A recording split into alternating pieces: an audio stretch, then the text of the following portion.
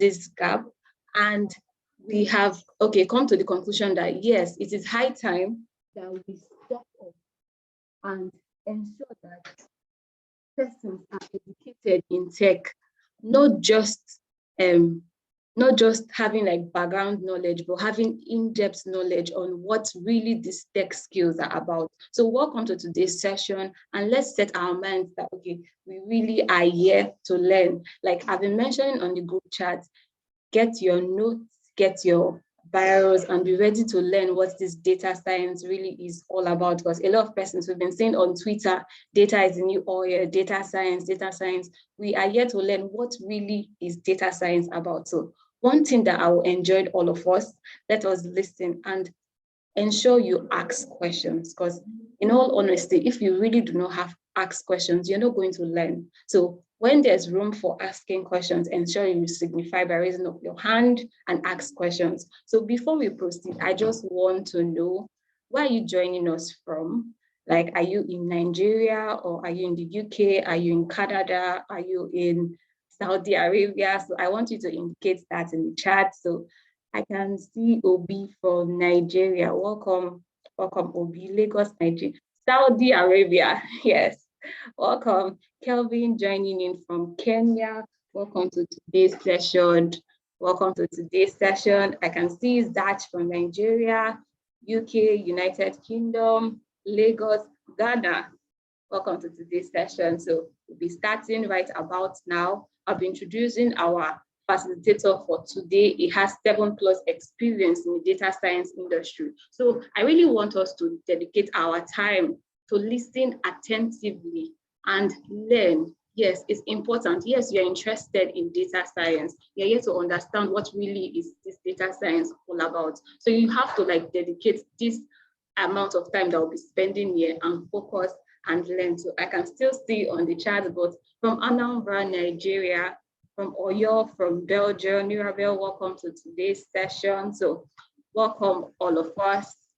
So we'll be starting right about now. And yes, the recording for this session will be available for us if we still till the end of the session. I can see somebody mentioning it in the chat box. So Efemina, welcome to today's session.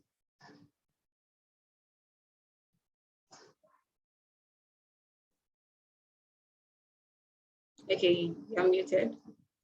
All right, yeah, thank you very much. Thanks a lot, Brahima, for that wonderful introduction. Thanks a lot. So let's jump into it again, guys. My name is Efemina Ipro. I'll be doing my introduction, right? Brahima has done an interview. I know where you guys are coming in from, okay? And that's a very fantastic. That's one thing. I think that's one of the benefits of learning virtually. All right, it's absolutely remarkable. People joining from across the world, trying to learn on a particular subject matter. Okay, so the next 2 to 3 hours maximum, ridiculously, is going to be 3 hours, but we're going to be learning, how to start your career as a data scientist, as a full stack data scientist. I would explain the meaning of that. I will explain the essence of the full stack in front of it. So everybody learns data science, but why did we call ours full stack? I would explain. Okay, I will be taking it step by step, because a lot of people feel data science is too technical to learn. It's too technical, it's too difficult, it's too advanced. I've seen people reach out to me to say that, oh, can I actually do this in the period, you said we're going to go through data science? Is it possible? It's absolutely possible. Have we done it? We have done it. Have people gotten jobs? I'm going to share all those stories with you. And that's what we're going to be talking about in the next 2-3 hours. Okay, so thank you everyone for taking our time to join the session. Okay, and I will guarantee you for a fact that you are going to learn a lot today. It's going to be practical.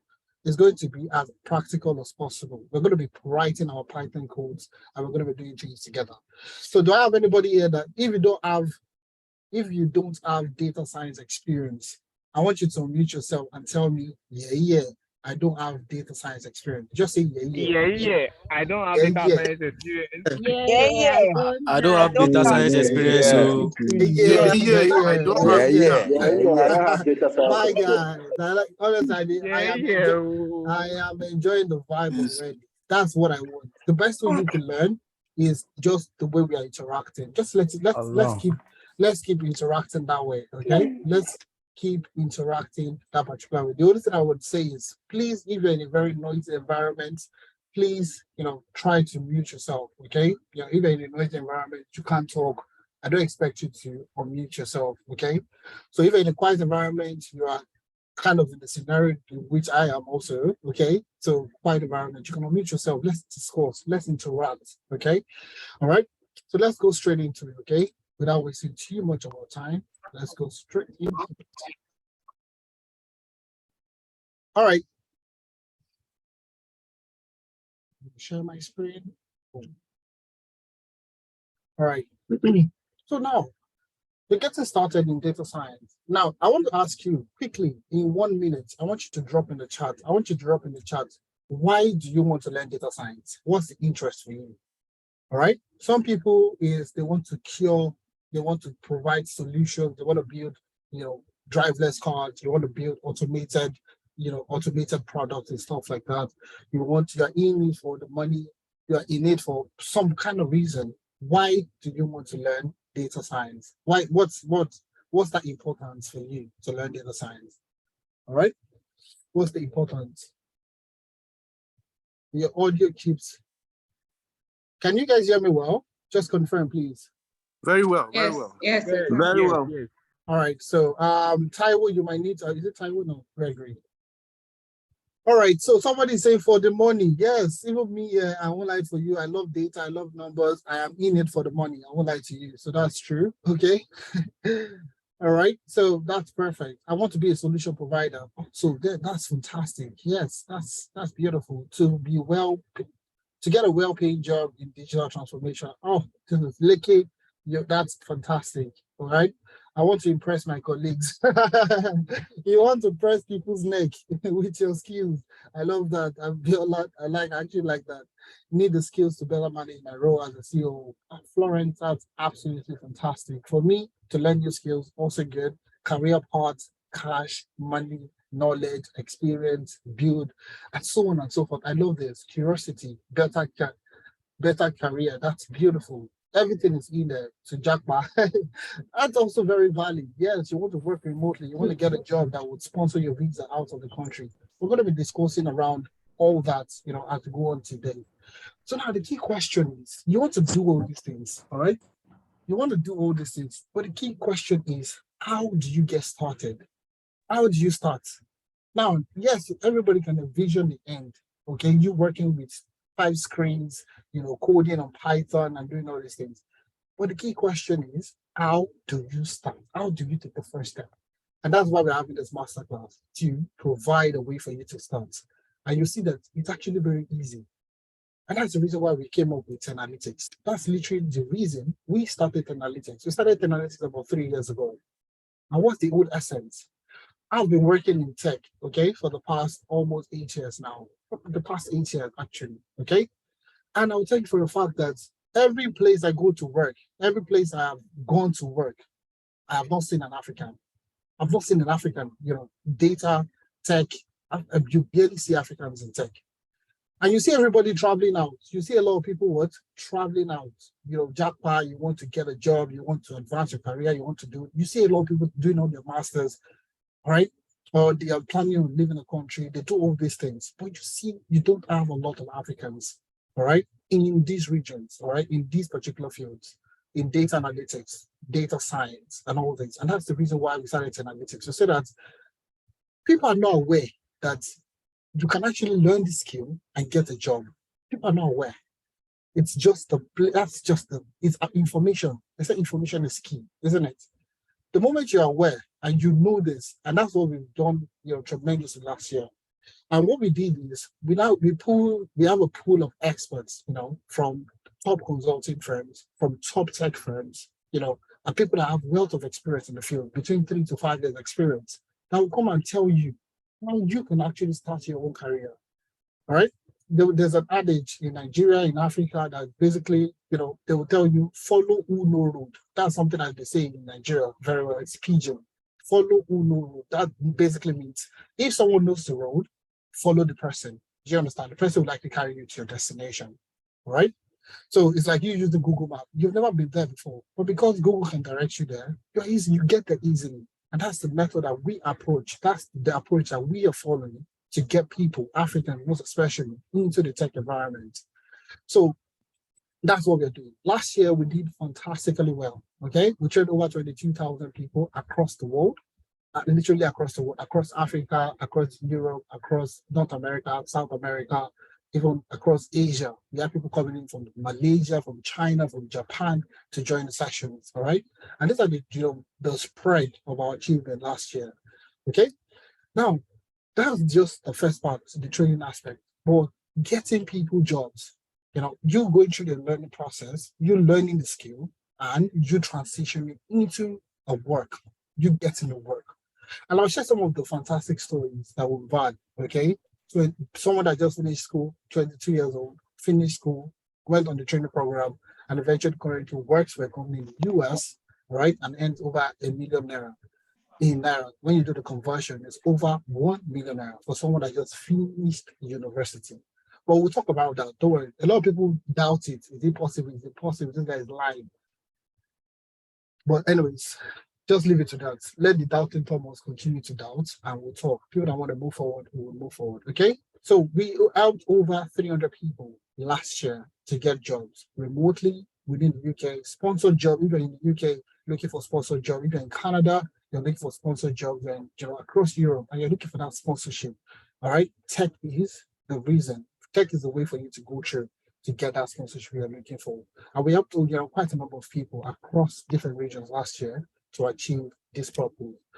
All right. So we even got featured on some local and some international papers. Okay. For Business Day in Nigeria, you can see Analytics helps Africa, Africans across 4 continents land tech jobs. And these are, they recognize that we're doing so much. We did a lot last year. And we actually plan to do more this year. All right. To get more people into the tech environment. Okay. We held one of the largest hackathons last year, and also it was featured in Nairametrics. You see the Punch also saying that Nigeria needs to make data-driven decisions. And these are the things that we are featured on, all right? Some of the articles you can see here, right?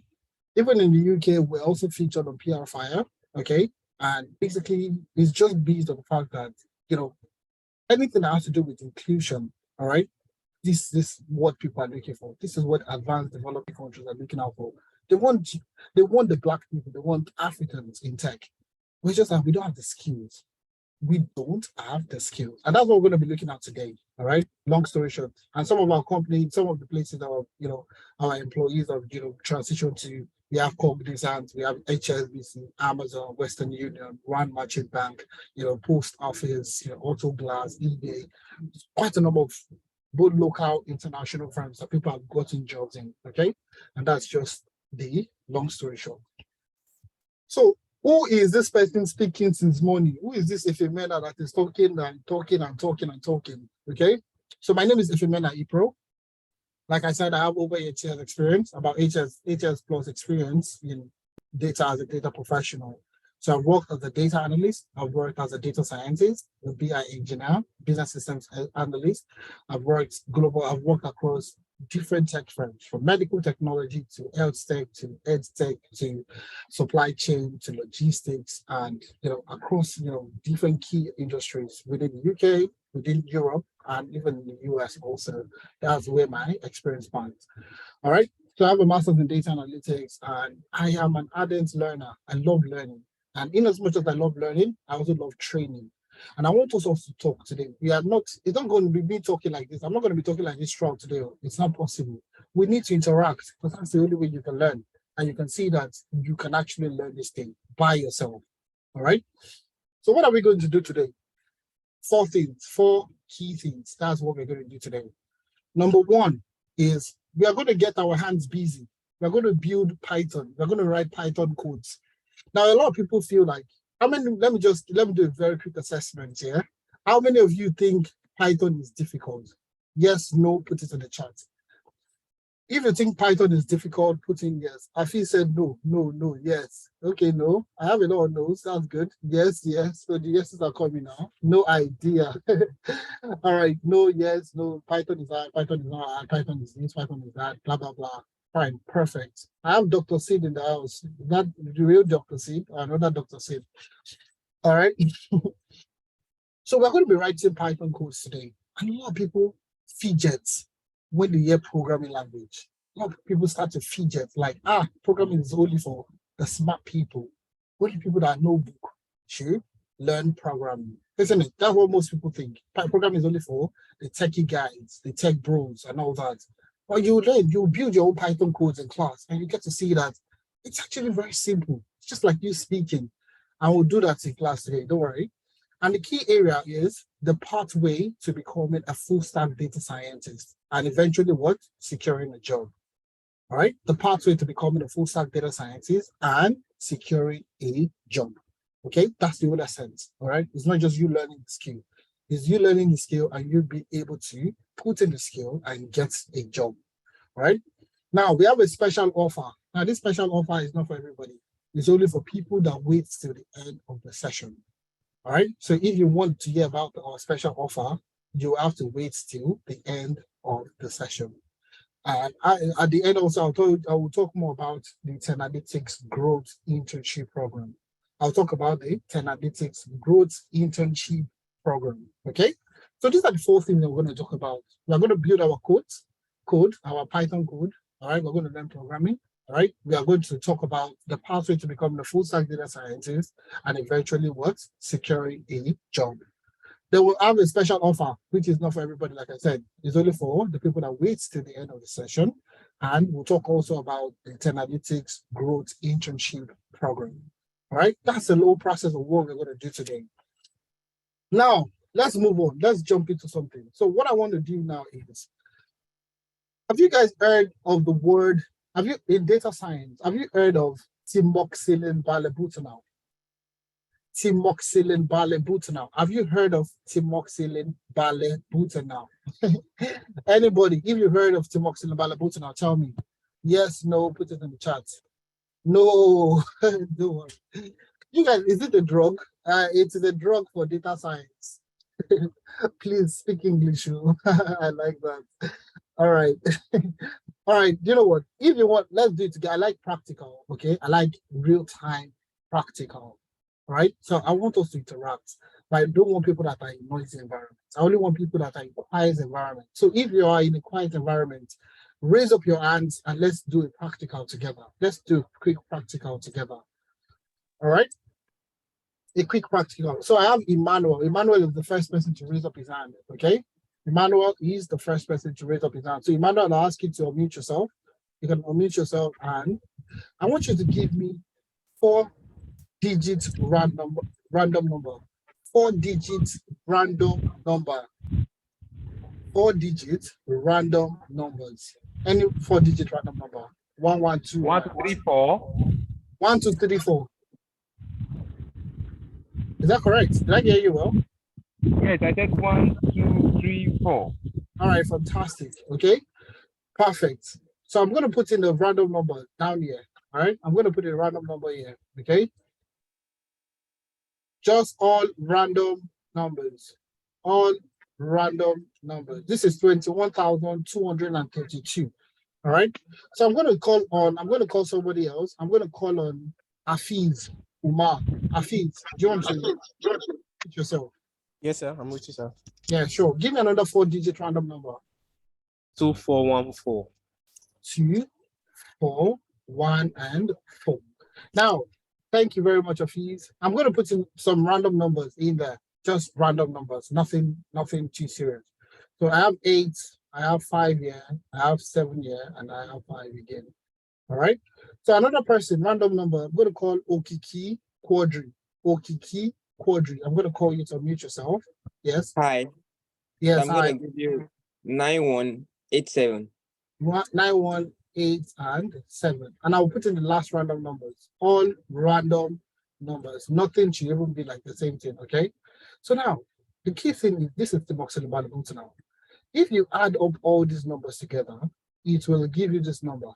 All random numbers from Emmanuel to Afiz to Kiki, you add all those random numbers together. It's going to give you this number. Do you guys believe? Yes or no? Do you believe this? Do you believe this? Do you believe this? No.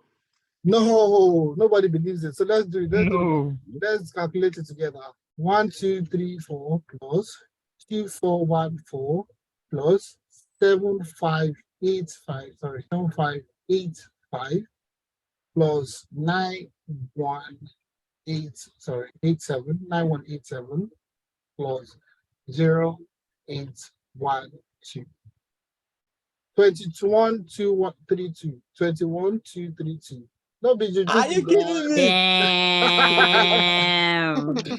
Juju. Oga, why not me? Yeah, Italy. Ah, Come That on, is show what me. we call Bella is here. Oh. Oga, Bella this is is here. magic. I mean, a magic they do for us. Bella is here. This is not magic. This is basically Okay. No, okay, no. Let's do Please don't another say one. it again. I don't believe what my Let's do all right. another You one. know what? Let's do You know Let's another do one. Please. another one. Let's do okay, another I one. love this. Please do another one. Don't worry, I'll do it for you. I'll do it for you. I want you to. Let's do another one. Let's do I it. like another one, interacting. Please. All right. Let's No supply. problem. This class is interacting. So you love it, yeah. Don't worry, that's our classes. Our Supply classes. all the numbers. So I want you to. Okay. I'm gonna call on some other random people, another set of guys, okay? Right? Because for you to believe me, okay? I'm gonna call on some other person. I'm gonna call Sam. I need you to change your name, because I can't call it Samsung something. So I want you to, put your own name, so I know to call. Okay, Samsung, go ahead. Since you're unmuted yourself. Okay, 3585. Come again. 3585. 3, 5, 8. 5. All right, fantastic. So I'm going to put some random numbers in here again. All random numbers, nothing, right? This is 23,583. So now I'm going to call in another person to give me a random number. Atanda, give me your random number. 1709. 70, 0, and 9. So I'll put in some random numbers, okay? Just random numbers. It doesn't have to be anything. Okay, another person, I'll call on Oladimeji Joel. Oladimeji. Oladimeji. Sorry, you're very low. Your I voice is did very online low. class and they hear which I did talk. Can you hear me now? I can hear you. Go ahead, please. Sorry, please. Okay, sorry. I'm going to call somebody. I can't hear anybody. I'm going to call on Question. Go ahead, please. Yeah, can you hear me? Question, I can hear you, yes. Yeah, 2951. 2951. 951. All right, and I'll put in the last figures, okay? All random numbers, nothing sequentials, okay? So once you add up all these numbers, like I said, it's going to give you this number, all right? All random numbers from different people in the same class, all right? So let me bring in my calculator again, and you see this is still the same value. So I'm going to clear this, and I have 3585 plus 7009 plus 2990 plus 951 plus 7048, sorry, 7048, 23,583, 23,583. So this random number I have a question. This number was gotten before you even gave me all the random numbers. I only needed these random numbers, okay? This number, and I was able to, I came up with these random numbers. So I guess the trick is the random numbers you added. All right, don't worry. Do you know what? Okay, let me be straight. Let me be straight, okay? There is nothing like timoxylin balabutinol, okay? There is nothing like that. I'm just joking. I'm actually just joking. There's nothing like timoxylin balabutinol in data science. There's nothing like that. It is a trick. But if you want to learn a little bit about the trick, okay, if you wait till the end of the session, I will tell you, okay? But for now, it's a trick. There's nothing like timoxylin balabutinol in data science. There's nothing like that. So that's basically, that's just me playing with you a little bit. Let me just massage you. I'm just massaging your interest in data, okay? Well, let's get started, okay? So you see, that's basically data for you, okay? And we're going to be looking at, like I said, the first thing we're going to be doing today is we're going to be working with Python. We're going to be building our own Python code. And you'll see how interesting it is. You see how interesting it is to program. All right. And you'll probably, you'll get interested after this session today. So, I'm going to ask you to open your browser. So open any browser of your choice. So I currently use Google Chrome. All right. I use Google Chrome. So do we have our browser open? So I want us to, let's be together. Okay. You can put out your hands. I'll tell you guys to put back your hands. If I need anything from you guys, I'll tell you to. I'll tell you guys to put your hands back so you can drop your hands so I know when people have questions easily. Okay. So now, yes, browser is on. Beautiful. Can I use Jupyter Notebook? Wonderful. You can use it. So I want you guys to, I think I'll just disable people from unmuting themselves. All right, so I'm just going to mute everyone. So if I want you to unmute, I would ask you to unmute, okay? So that people don't. All right. All right, fantastic. Fantastic. So just all you need now is a browser. That's only what we're asking for. Just open your browser. Now, if you're on the WhatsApp group, you would have gotten a link for you to download Google Colab. So we're going to be working with Google Colab. Now, if you've never used Google Colab before, it's understandable, okay? Even at some point, I never have heard of Google Colab and I was using it, okay? Now I use it frequently. So I want you to go to your browser and type in Google Colab, all right? Like collab, to collaborate, to collab, like collab. Sorry, Google what? Google Colab. Don't raise up your hands or use the chat so you don't distract the whole class. I would advise you to unmute yourself so you can, you don't distract the whole class. So you can just raise up your hands and I will try to get to you, or just put it in the chat. Preferable, if you have any question, just put it in the chat, then we can pick it up from there. Okay? Put it in the chat. Thank you very much. So I'll try my best to ensure that I get so it's Google Colab. Google Colab. That's what you're searching for. Right.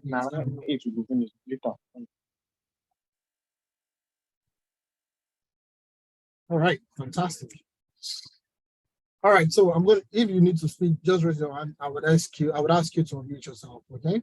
So Google Colab, okay, that's what we are going to be using. Just open your browser and type Google Colab. Simple and straightforward, okay? And I'm going to press enter, okay? Now, once you press enter, you would see all this. The first thing you see here is welcome to Collaboratory Google, okay? That's the first thing you see there. Yes or yes, that's what you see there, okay? That's all you see there. Welcome to Collaboratory Google. So all you need to do is click on that. That's what you need to click on. So the first step is for you to just go on Google and search Google Colab. Step one, go and search Google Colab.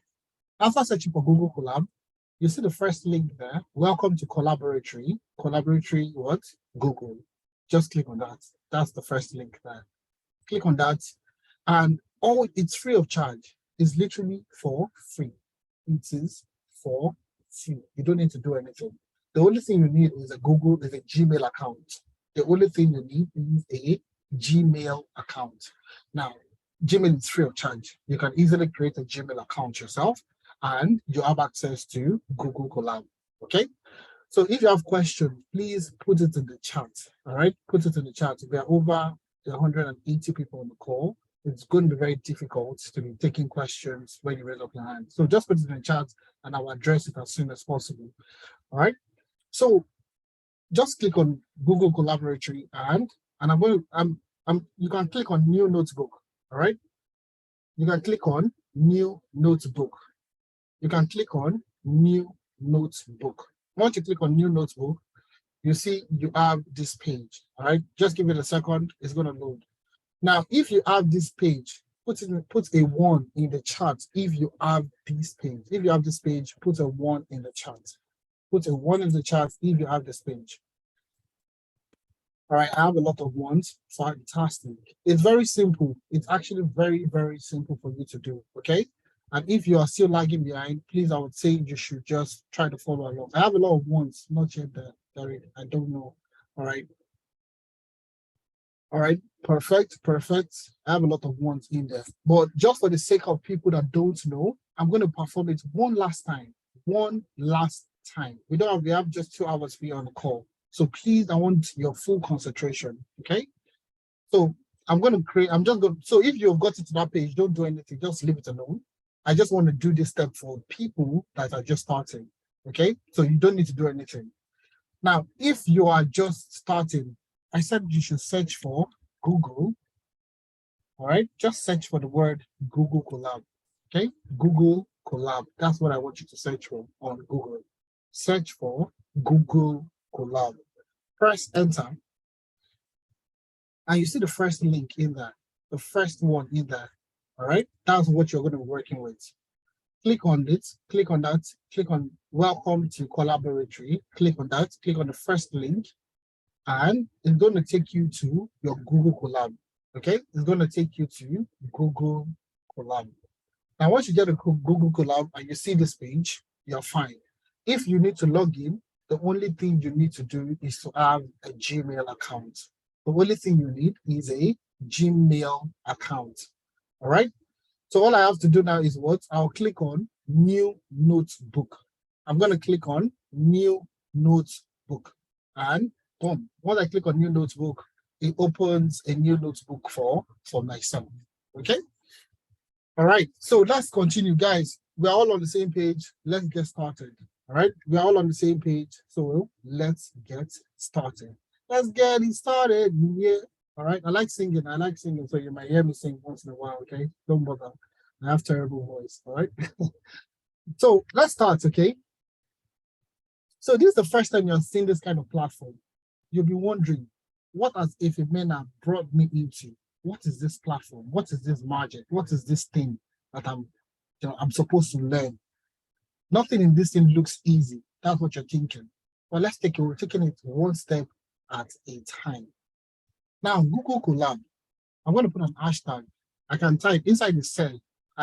You can actually type inside the cell. So I'm going to type hashtag, okay, and I'm going to say Google Collab is an IDE. Okay, Google Collab is an IDE. So what does IDE stand for? IDE stands for Integrated Development Environment. All right. So Google Collab is an IDE, Integrated Development Environment. Somebody will say that, FA, this thing is too difficult. This is too much big English. This is too much English. What is the meaning of integrated development environment? What does it mean? Do you understand? You're asking yourself, what does integrated development environment, what does it mean? If I just started, I don't understand what this means. Do you understand? This is too much English. So let me explain it to you. IDE is what I called already integrated development environment. Now, to bring it home to you, to bring it home for you or to you, okay? Take, for example, you want to write a document. You have to type your project when you're in university or you're in school and you needed to work on a project. You wrote your project in Microsoft Word, isn't it? There's an environment where you need to write your journal, your article. You write it where? In Microsoft Word. You want to create a presentation. If you want to create a presentation, would you go to Microsoft Word to create that presentation? Anybody, would you go to Microsoft Word to create a presentation slides, presentation slides? You would never do that. It makes no sense, okay? So you see, there's an environment that has been dedicated for what?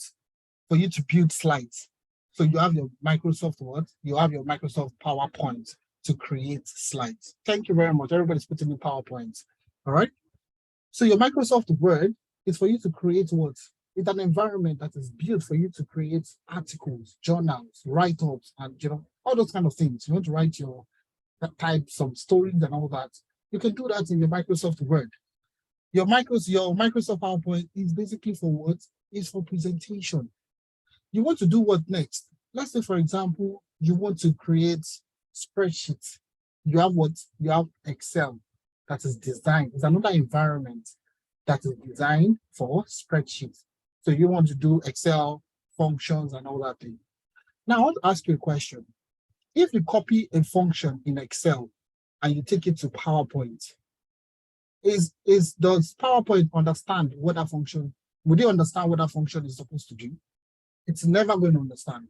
You take a function in Excel and you bring it to PowerPoint, it's not going to understand. If you take that same formula to Microsoft Word, it's also not going to understand. That environment is not built for that purpose, okay? So that is what we're saying. Google Colab, okay, is basically that environment that understands Python codes. All right, it is that environment that understands when you write Python codes, it's going to understand what Python means, you know, what that programming, those things that you're typing, is going to explain what it means. It's going to understand what it means. Now, Google Colab is just, there are so many IDEs out there. There are so many IDEs. There are so many, you know, applications out there. There is VS Code. Somebody said Jupyter. There is Jupyter Notebook. There is PyCharm. There is a VS Code. You know, there's so many out there. All right. The reason why we are using Google Colab is because you don't need to download anything. First of all, you don't need to download anything. All right. And there are so many advantages that we'll be talking about as we go on. Okay. That will be, I don't want to, you know, go too much. All right. So that's Google Colab. So it's that environment that allows you to do what? To write Python codes, and the environment will understand what you're writing. The same way when you write an Excel function in Excel, Excel will understand the function and it will give you an answer. But if you take that code, that Excel formula, you take it to Microsoft Word, it's not going to understand it. All right. So that's me. Do you guys understand? I hope you understand what integrated development environment. Okay. I hope you understand what it means. All right. So the next thing I want to talk about is this hashtag. This hashtag, okay, hashtags, okay, hashtags are called comments in Python. Okay. Hashtags are regarded as comment or are called comments in Python. So you know when you program, okay, when you are writing, take for example, you're writing a, let's say, an advanced formula. I did economics, okay? So I need to do physics, you do even any program. You know, even for a painting, you see a small description is there, produced by or art culture by, it's a comment just to tell you more about the painting. Do you understand? So if you have a painting, you see there's always, you know, some kind of comment underneath to tell you either the date of production, when they produced it, who the producer was, who the artist was, where it was commissioned, and all this, you know, small write-up to tell you more about the picture. Do you understand? So even if you're writing your projects, okay, there's sometimes that you have footnotes to give you, that gives light, that explains something to your write-up. So it's just like a comment. It's just a comment. It's not code. You're not coding, okay? You're literally just typing words, okay? It's literally just a comment. It's just a comment. It's nothing. It's not coding. Do you understand? Python doesn't regard it as a code. So once you start with an hashtag, it is a comment. Once you start with an hashtag, it is called a comment. Okay, so it's not going to take it as a code anymore. All right. So I know a lot of people are going to ask about that, but anyways, we'll be talking around it. Okay. Now, the next thing, the main thing that we're going to be doing in summary today, the main discussion we're going to be having today is data types. We're going to be talking about data types, or what people call data structures. All right. So some people will say, do you know data structures? Do you know, you guys would have heard of data structures. People would have said, use data structure to scare people away. But basically it's also referred to as data types. So it's either you call it data types or you call it data structures. So data types or data structures in Python. All right, and it's very simple. We're going to start with the number one. We're going to start with number one. Number one. Okay. So number one is what? Number one is numbers. So the first data types we're going to talk about is numbers. Okay. So numbers basically can either be, I'm going to say A, can either be an integer or be a float. Okay. So it's either, you know, we all know numbers 1, 2, 3, 4, 5, 6, 7, 8, 9, 10, 11, 12, all the way. So in Python, a number can either be an integer or a float. It can either be an integer or a float. That's the first thing you need to know. Okay, don't worry, I'm providing that introduction to you. Small. And if you don't understand, please, don't hesitate to ask questions. Please don't hesitate to ask questions. So I'm going to go to the second one, number 2, which is what? Text. So another data type in Excel is text, but they are called strings in Python. Strings.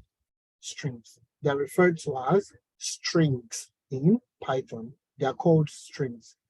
So numbers are referred to as integer or float.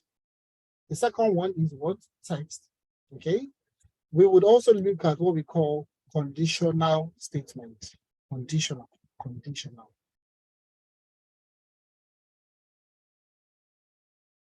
All right. And the last thing we're going to look at is number 4 is data visualization. All right. So these are the 4 things that we're going to look at today. Now, the first one is numbers, integer or float. Number 2, text. Number 3, conditional statements. And number 4, data visualization. So we're going to be looking at this. We're going to be looking at all these things. Okay. So now let me show you to run your code. To run, I need to introduce you to this. To run your codes, right? To run your code, let me just say code, press, right? You press Shift plus Enter. So when you want to run your code, so currently I'm on this cell.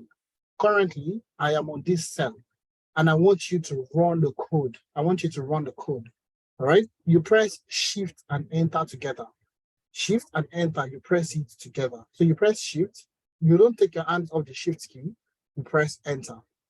You press Shift and Enter. Shift and Enter. Shift and Enter. So what do you press? To run this line, Shift and Enter. Now, I want to do a status check. If you are with me, I want you to put 1 in the chat. I want to put a 1 in the chat if you're currently following along with me. All right. Afusa, thanks a lot for that. Wonderful. Boma, Jeremiah, Afiz, Femi, everybody. Wonderful. All right. Fantastic. I love this. You guys are awesome. Some of us, sorry, not that some of us are not able to follow. Oh, don't worry. Wonder, that's fine. You can just listen in and you can practice whenever you get the recording. That's okay. That's actually acceptable. Okay. All right. I love this. I love the response I'm getting. I honestly love the response I'm getting. So we're going to be interacting, okay? Yes, don't worry, Wanda, you'll get the recording and you can practice after when you get the recording, you can practice. Everything is recorded, okay? Just wait to the end of the session, you get the recording. So let's jump into it. Let's look at the first data structure. Okay? Let's look at the first data structure. So I'm going to type. I'm going to say what? Integers. I'm going to start with integers. All right, or integer. Let me just say integer. So integer, okay, is basically what we refer to as whole numbers.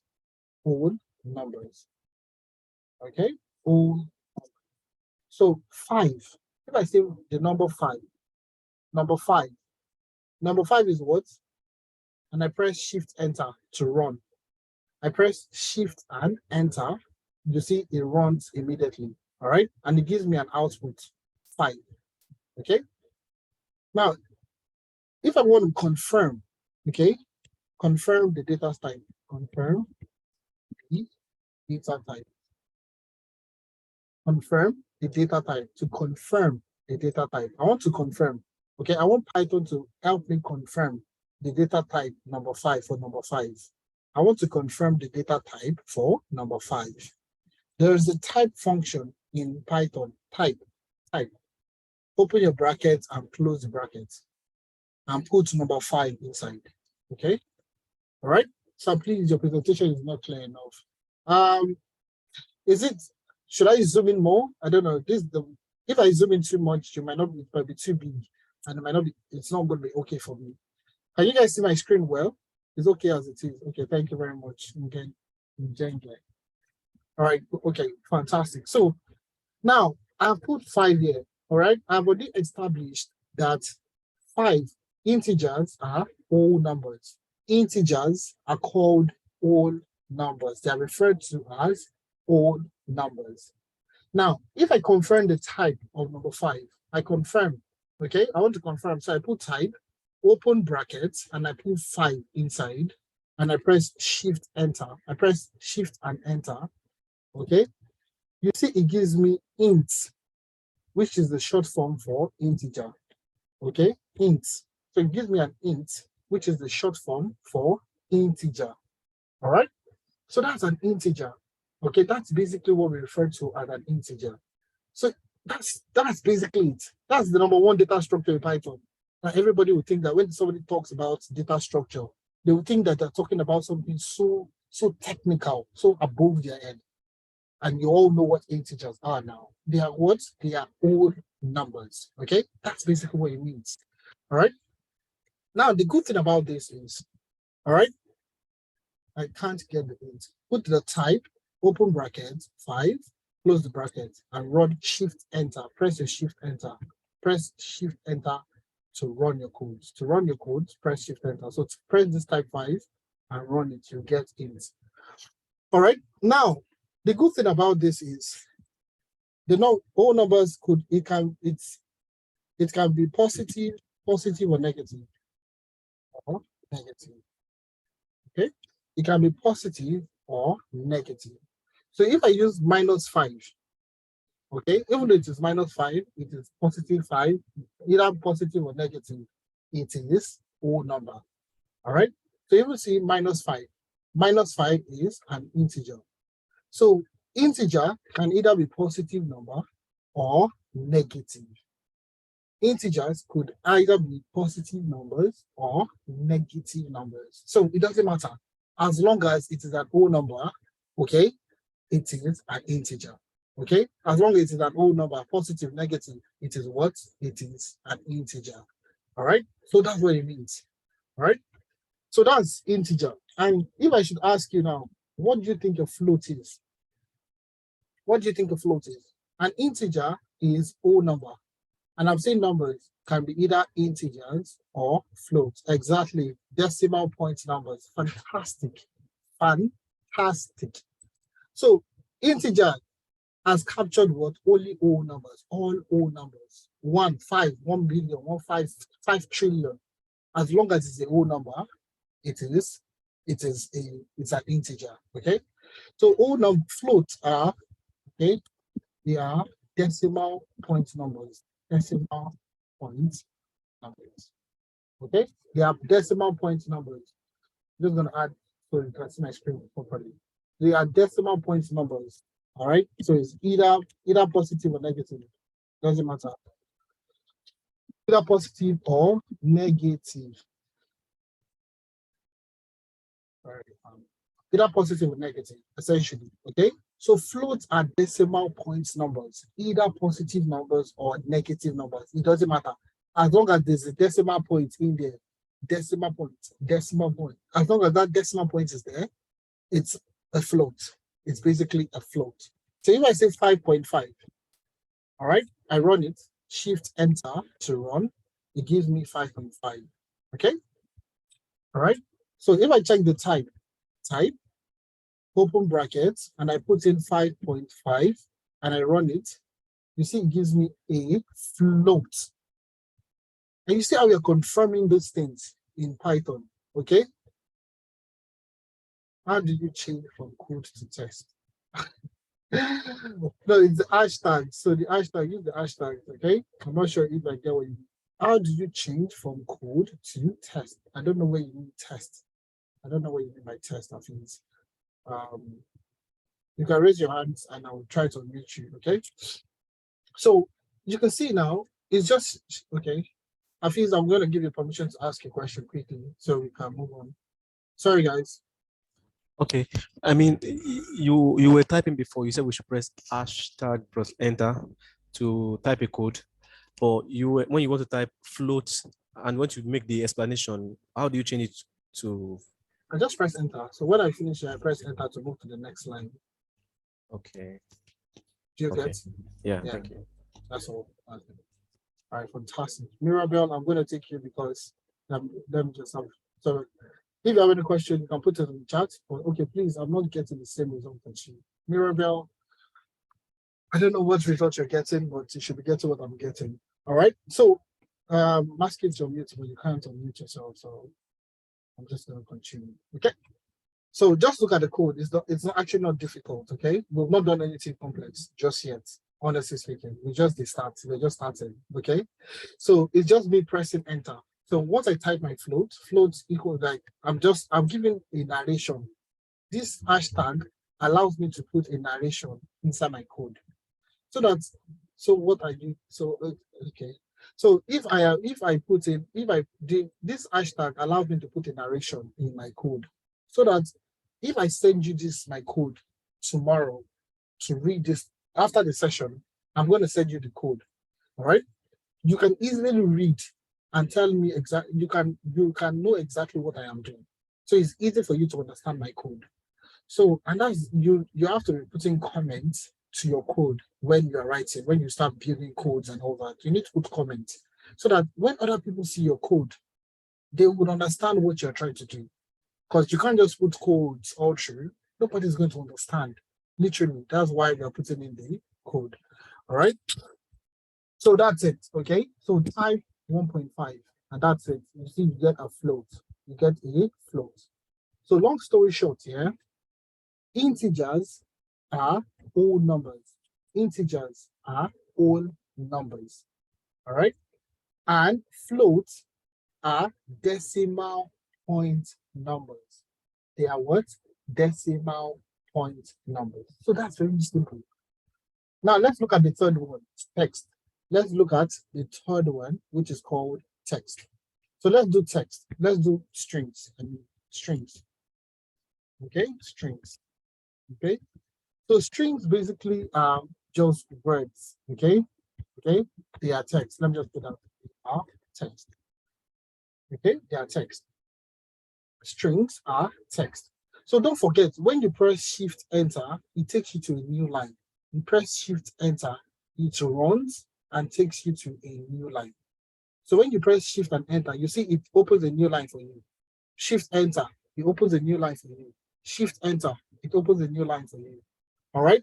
So that's basically the way it goes. Shift Enter and it opens a new line for you. All right. So we're looking at text. They are strings basically. We're looking at strings this time around, and I'm saying that what they are text. So let me put in my name. I'm going to put in my name, Ifemena. All right. So my name is Ifemena. Okay. Chinazam, okay, thank you. Okay, thanks, sir. I wanted to just confirm if you guys can hear me. All right, thanks a lot. All right, so if I want to put in a text, okay? So it is Ifemena, okay? Ifemena is a text. So, but you see, it is giving me an error. If I run this, Shift Enter, if I run it, all right, it gives me an error, okay? The name Ifemena is not defined. It's giving me an error. So whenever I want to write strings in Python, I must use quotation mark. Okay. So I'm going to put it here for you so you always remember. Okay. I'm going to put it here for you. always use quotation mark notation. Quotation marks. Okay, always use quotation mark. Okay, always use quotation mark. So when you're working with strings, okay, in Python, you want to type, you want to write words, okay, and we're going to do some practical together, so you see exactly what we're talking about. All right, it is what you need to put quotation mark. You need to put in a quotation. It can be single, yes, today, very beautiful. It can be single quotation mark. Don't worry. Either single or double, it doesn't matter. As long as you have that quotation mark there, you're fine. So I'm going to run this now, and you see it gives me a femena. No error anymore. I have no error anymore. Now, in order for me to check the data type for a femena, how would I check it? Anybody? What do I do to check the data type for a femena? To check the data type or the data structure for a femena? How do I check? Can anybody try? I use the type. Wonderful. I love that. Oluwatobi. Type. So just put in type, open brackets, and put a femena in there. All right? And you run it. And you see it gives you str. str. So if you're not even sure about the data type, you don't need to cram anything. Just put a type, open bracket, and put the what they call it, the data structure, close your brackets, and run it. And you can see this one is giving me str. str. So float is float, integer is int, which is int. So that's basically it. Okay. All right. So fantastic. I love this response I'm getting from you guys. You guys are too much, honestly speaking. You guys are too much. So now let's go into something. It's slightly more technical. Slightly. All right, slightly more technical. And that's what I call variable assignment.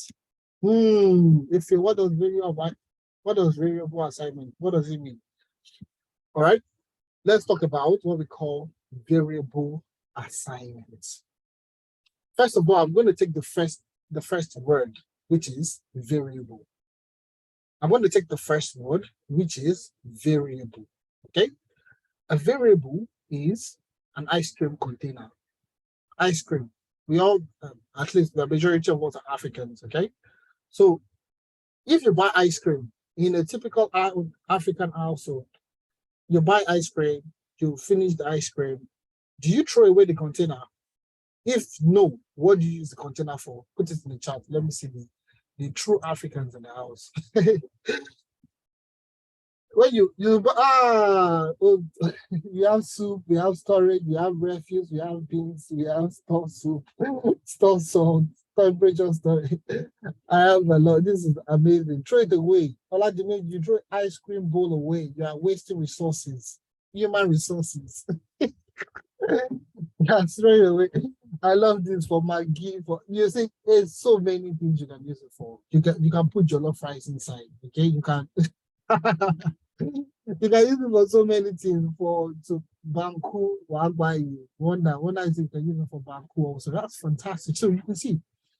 All right. The initial purpose of that ice cream bowl was to store ice cream, was to preserve the ice cream so that when you buy it, you lick it and you can do whatever you do.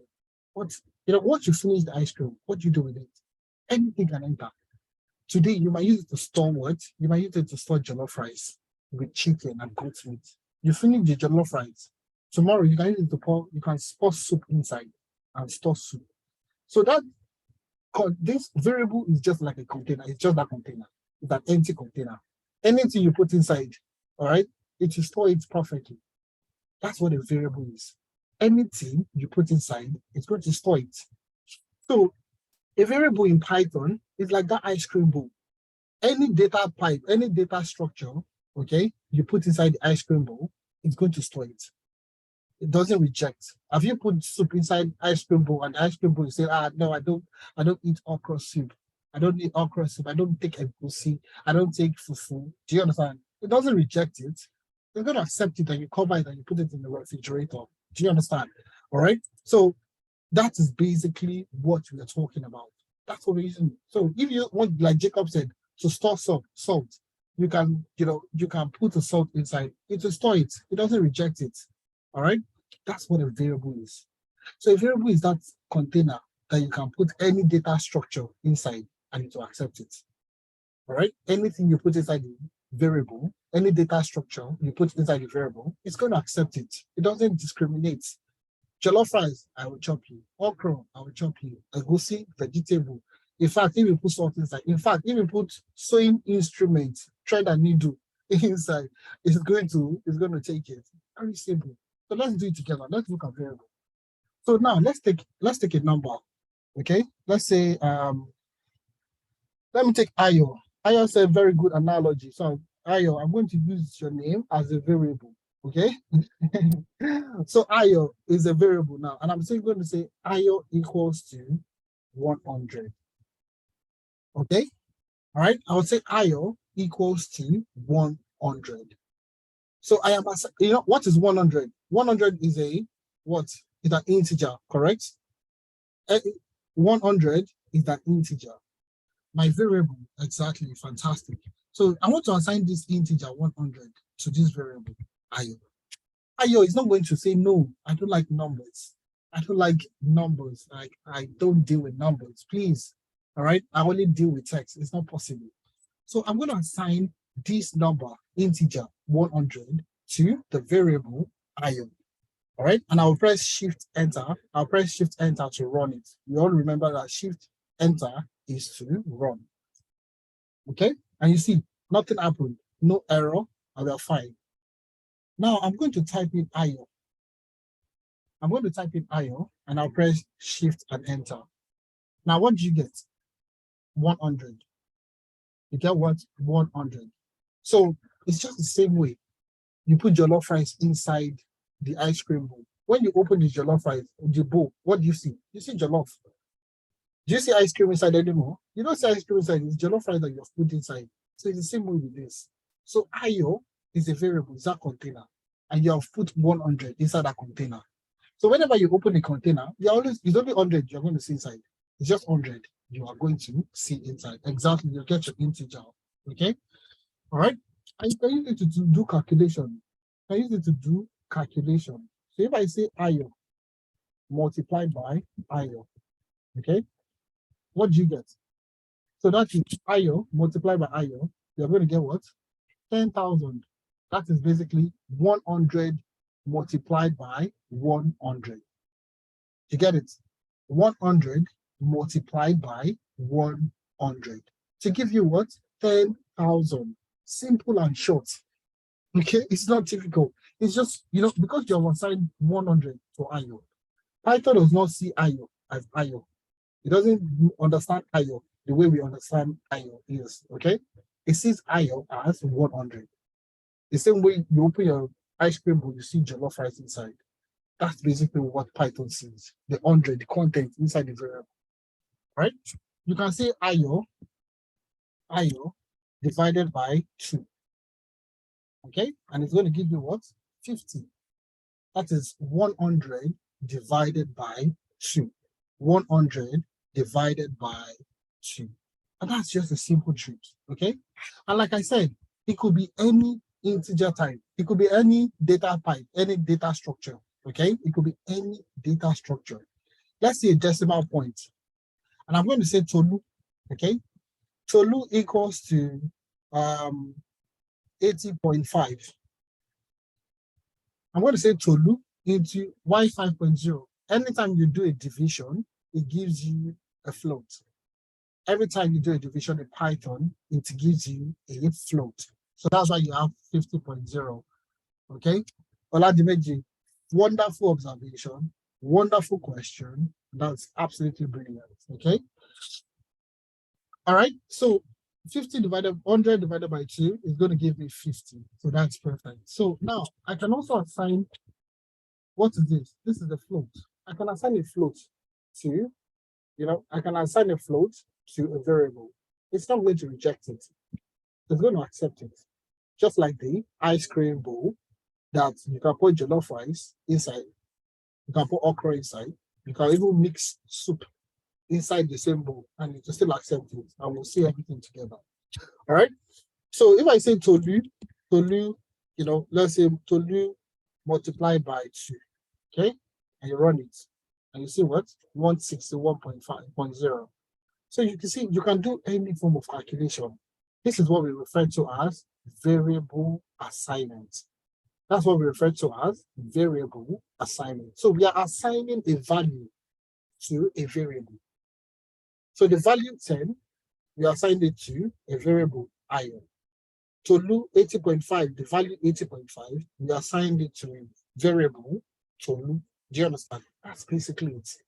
That's as simple and as straightforward as possible. Okay? I don't need print just yet.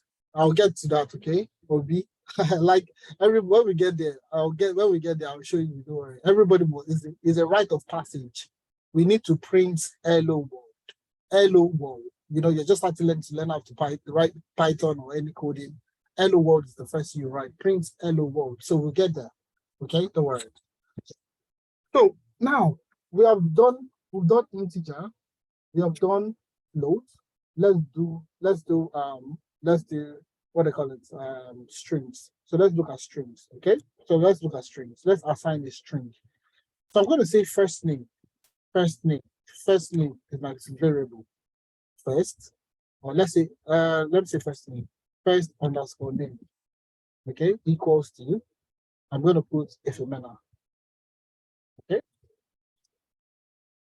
I'm going to put last name, I would say what? I would say Tenalytics. Ifemena Tenalytics is my name. Ifemena Tenalytics is my name, full name. So now, what will be my full name? Can anybody tell me what my full name would be? Full name. Full name equals. Full name equals. What will be my full name?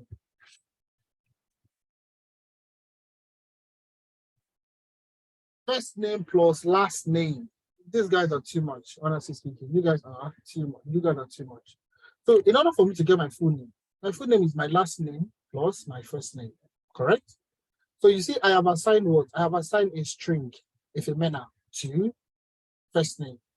I've also assigned another string, Tenalytics, to my last name. So my full name is going to be first name plus last name. All right. So somebody's asking the question, what are we using Python for? Adeolu, just wait a second, yeah, and you see some of the things that we're doing, and you start to add things together, you add 1 plus 1 together. But we are still going to talk, don't worry, we're still going to talk, okay? There's still going to be a theoretical part, when we get there. Just wait till that part, all right? So my full name is first name plus last name. That's my full name. Why underscore though? Oh, wonderful. I love that question. Joyce, that's a very good question. Please, what's underscore used for? You guys, I love it. I love those questions. Okay, I love those questions. And I would explain them. I actually did it intentionally so that you would see it. So, but don't worry, just put the underscore. I would explain, but I would explain in just a few seconds. I would explain, but just put it for a start. So let's just go through with this, then I would explain. Okay. So my full name, don't understand. So my full name is first name plus last name. I'm going to press the space, enter, and I'm going to write full name. Okay, I'm going to put full name to run the full name. So what I have done, very simple. I have assigned Ifemena to first name. The underscore, I will come to the underscore, okay? Don't worry, I will come to it. Just put it for a start, okay? I will explain. Don't worry, there's nothing I will not explain. I will explain everything.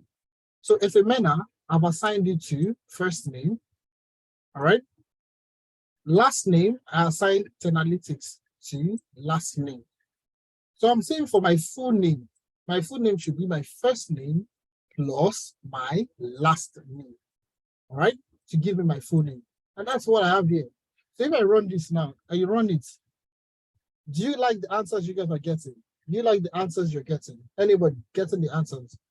This is Ifemena Tenalytics, but there's something missing. Does anybody see anything missing? No. No space. Wonderful. Somebody has given me the answer already. Let me see. Space is missing. Space is missing. Space is missing. Space, space, space, space. Wonderful, wonderful, wonderful, wonderful. Absolutely wonderful. Now, let me show you how simple Python is. Now, this is first name. Okay, this is last name. So you see, there is no space.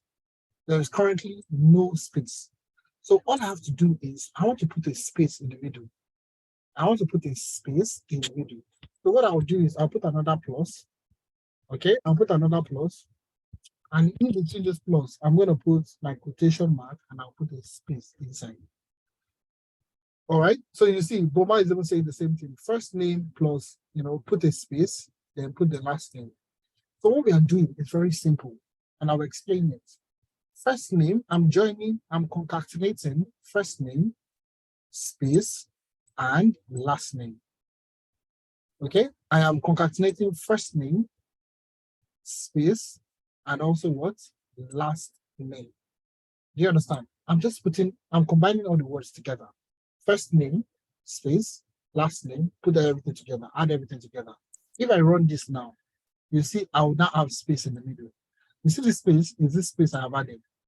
So Ifemena plus space plus last name, that's basically the long story short. Okay? First name plus last name plus space plus last name. And that's just the situation that we have. Okay? All right? I hope that's okay though. I hope you understand what we just did. I hope you understand what we just did. If you don't understand, you can always raise up your hands and okay, yes, wonderful, wonderful. Now, going back to variable. Please, if you want plenty space, what if you put all the space inside? If you want 10,000 spaces in which you can put it inside, you see it here. You have all the spaces that you want. Well, obviously you don't want plenty spaces, okay? You only want one space. So you run that, you have 5. I got an error during the last name part. Ensure that you have the quotation mark in there. Ensure you have quotation marks in there. Please, I know why you are not using praise. Yeah, I know. Okay, don't worry. I'm going to tell you. Don't worry. We're taking it one step at a time. Now, to the people that to the people asking, all right, must know about variable assignment. Must know. All right. I'm just putting a must know for you creating variables when you're creating variables. All right. Number 1. All right. It is case sensitive. So variable names are case sensitive. So if I say, let me pick somebody's name, I'm going to put Sunday. All right. I'm going to take Sunday, for example. Sunday equals to the number 10. And I press enter. Once I come down here and I want to write Sunday, I put it in capital T. Sunday. And I put it in capital T. This is small letter T. This is capital letter T. The moment I run this, you see, it's going to give me an error. Even though it is Tunde and Tunde, it's going to give me an error. And people will sit down for hours trying to figure out what the issue is. Meanwhile, it is just capital letter. Do you understand? It is literally just a capital letter. So when you're working with variable assignment, when you're trying to define a variable, all right, ensure that you know it is case sensitive. So Tunde and Tunde are not the same thing because of this capital letter, because of the capital letter. Okay? Because of the capital letter. So it is case sensitive. If I change this to small t and I run it, you see it gives me 10. It gives me value 10. All right? The second part is what we are talking about. No spaces. No spaces allowed. All right? So you see here, we have first name. So if I say, I want to put Tunde Bakari, okay? This space is not allowed when I'm trying to create my variables. When I'm trying to create my variables, space is not allowed. Space is not allowed. So I can't put space. So rather than using space, you would use what? An underscore. Do you understand? That's the reason why we are using underscore. So when you're using, you can either use what we call an underscore, okay, underscore, or what we call camel case. Have you guys heard of camel case before? Have you heard of camel case? I actually want to, I would have really loved to hear from you guys, honestly. But some people are they are very, very bad, I would say very bad Zoom etiquette. They keep unmuting themselves, okay? All right. So, but anyways, what is it? I would explain it. Don't worry, it's fine. Camel case. So, what is camel case? So, rather than using underscore, I say either you use underscore or you use camel case or you use a camel case. So, what's camel case? It's basically like this. So, if I want to write Tunde Bakari in camel case, I'm going to say what? Tunde, capital T. All right. Then capital C. So, no space. Well, you see the first word, each word starts with a capital letter. It doesn't matter. The first word can be a small letter. It doesn't matter. Okay? All right? Or it could be a capital letter. All right? But as long as each word is capitalized, that's what we call a camel case. All right? So all these things, all this grammar that people are shouting up and down, variable. You need to assign a variable. You would think they're talking about something too technical, something too off the top of your head. But it's very simple. But that's what we're trying to tell people, that to get started in these things just requires you to have a very good lecturer, someone that is good to teach you, and to hold your hands and guide you through the process.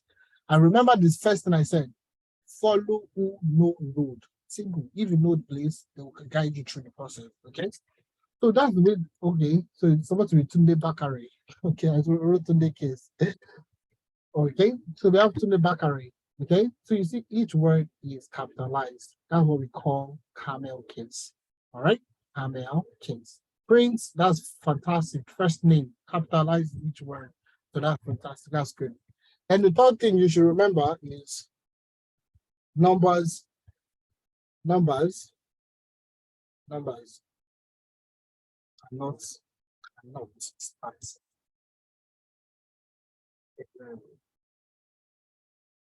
Variable. Okay, numbers cannot start it. Okay, so if I want to write analytics on my variable, it can never work. It's impossible. Okay, I want to assign analytics. Okay, analytics, you know, it is 10 analytics. Okay, right? This can never work because it is starting with a number. This is starting with a number, so it's never going to work. Okay, and that's why numbers cannot start a variable. So I can never use analytics to start my variable. It's not going to happen. Do you understand? Because numbers are not allowed. All right. So that's the case. That is the three things. Now, do you understand what we have discussed so far? Did you understand what we have discussed? I want you to put yeah in the chat if you understand what we have discussed so far. Yes, yeah. That's good. Yeah. Wonderful, fantastic. You guys are amazing. To be honest, you guys are the best set of people. That's the reason why we're doing this. Honestly speaking, this is the reason why we're doing this. All right. Now let's do something a little bit more responsive. Let's build what? Our responsive code. Let's build a responsive code. Okay, build. Okay, let's build now. Build a more responsive code.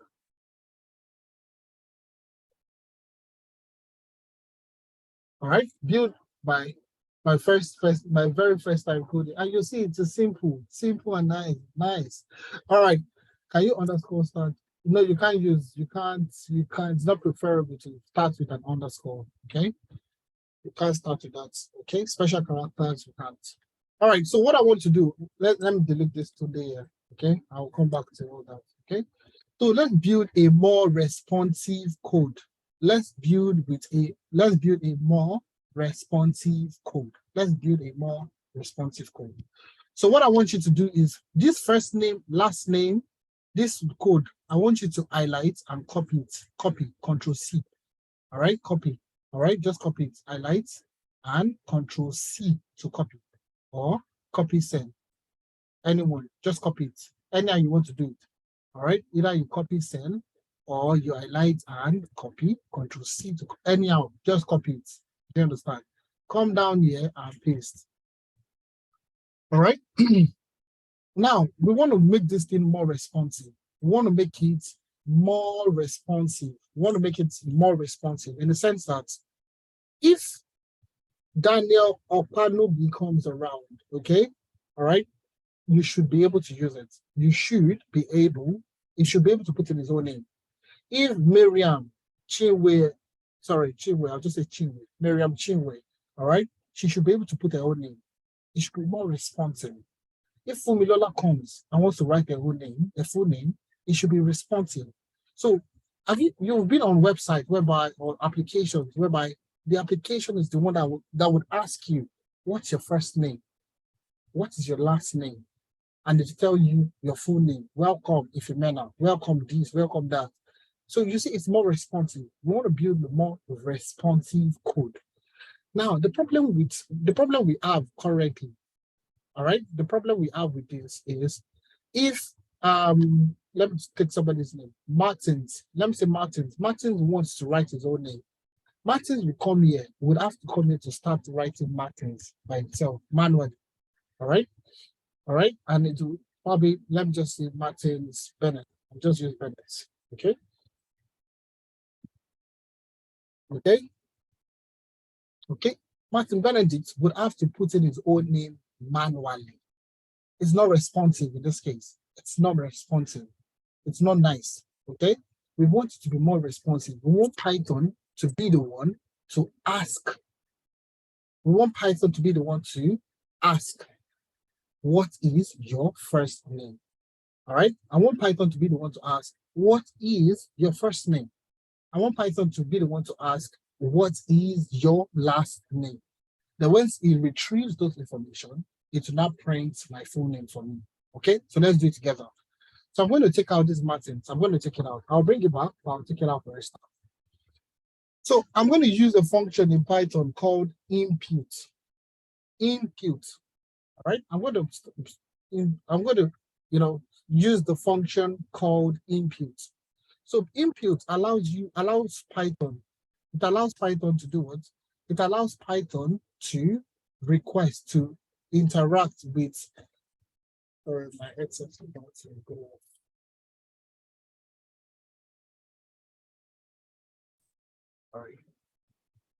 All right. So the impute function allows Python to interact with users. To interact with user. You are a user. The way you're coding at the moment, you are a user. You're using Python. Do you understand? So you're a user. All right. So what you want to do is inside this impute, I'll type in something. I'll type in, what is your first name? Okay.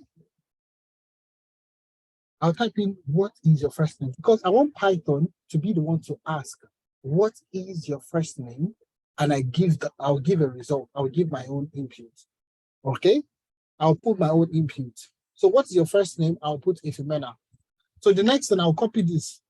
Okay, this input, I'm going to copy, Control-C to copy, and Control-V to paste. So obviously for last name, first we change to last. First is going to change to last, and that's the way we're going to work it out.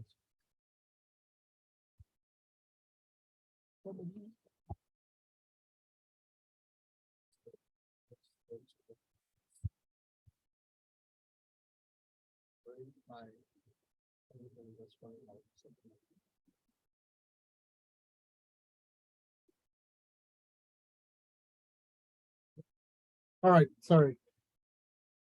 All right, so what we have done, all right, sorry, no, it was me, sorry, iPhone. All right, first name, so we have done this input. So this input allows Python to be the one to ask the question, what is your first name? Last name also, what is your last name? All right, so full name is basically concatenate everything together. So let's run this code, let's run this, okay? So let's run it, Shift Enter to run, and you have this. You can see now, you have what? What is your first name? You see Python is asking a question now. What is your first name? What you asked Python to input. So the user will come inside this box and put in, all right? the user is going to come into this box and put in the name. I'm going to use Ifemena Analytics. Ifemena. All right. That's my first name. I'll press enter. What is your last name? It has moved to the second line. You see this green line? It has moved from here. It has moved downwards. Last name. What is your last name? I'm going to put in Analytics. Okay. And I'll press enter again. And you see Ifemena Analytics. Ifemena Analytics. Okay. All right. Now, and you can run it as many times as you want. I run it again. I can write Ikena. Ikena. I can write, press enter, and I'll write Bruno. Bruno. Okay. And I'll press enter. You see Ikena Bruno. So it's more responsive now. I have built a more responsive code for it to be more responsive. Does that make sense? Does that make sense? Anybody? Does that make sense? Does that make sense? Is that okay? Yes, it is. Yes, it is. Yes, it is. Yes, it is. All right, fantastic. Now, I want to show you. So people have been talking about print. Let me introduce you to print a little bit into print. So if I say print, I'll put print. All right, I'll put print, open brackets, and I'll put hello world. Hello world. Okay, and I run this. Print, hello world. Now this is a rite of passage. Everybody that learns how to program. When I started to, somebody told me to write hello world, and I'm asking you to now to write hello world. So the rite of passage. Everybody, everybody's, we're all going to do it. So we're doing the same thing now. All right. So hello world, and I press shift enter, and you see I have hello world. Now, a lot of people looking at this, like, what's the difference between this and this? Now, you see, without me using the print function, this one, I did not use the print for the full name here. I didn't use the print function for this. I did not use the print function for the full name. But you see, I have this quotation mark. I have this quotation mark at the front and at the back. But when I use the print, I don't have a quotation mark. I don't have the quotation mark. So the print function allows you to print neatly, first of all. It allows you to print neatly. It allows you to print in a meter format, first of all. So if I put print first name, print, all right, print first name, print full name, print full name, all right? And I press what? Shift enter. And I put, let me say Grace. Last name, I'm going to say Rafi. Grace Rafi. All right. All right. You see, I have what? Grace Rafi. But you still notice what? That quotation mark is not there anymore. The quotation mark that was there in Ikena Benedict is not correctly there anymore. So I have just, a cleaned up approach, a cleaned up word. But you see, and that's one of the major functions. That's one of one. Okay, there are so many other things that you can use the print for, but that's just the first one. That's just the first thing you need to learn. Basic. We're just starting. We don't want to jump straight into the deep end. We're taking it one step at a time. Okay, we don't want to jump straight into the deep end and you're all confused and everything. All right. So now let's look at something. Let's do something slightly different. Let's look at the data. Let's analyze data. Let's look at something. Let's look at data visualization. Data visualization. All right. Let's look at data visualization. All right. Because as a data scientist, the reason why you're learning Python is to be able to work with data. All right. Is to be able to work with data and make sense out of data as a data scientist. Okay.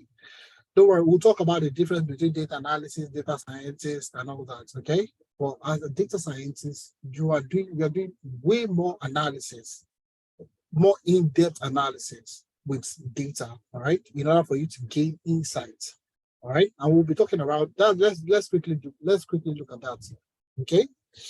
So we're going to be doing data visualization.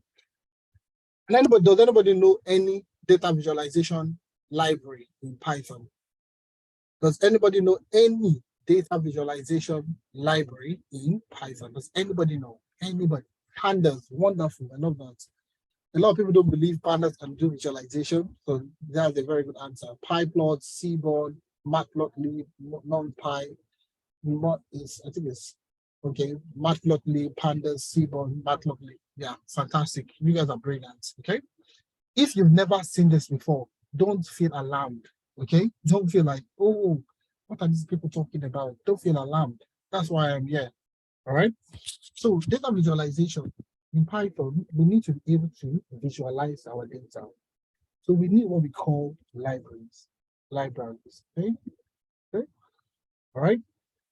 Now, Python is like a Python.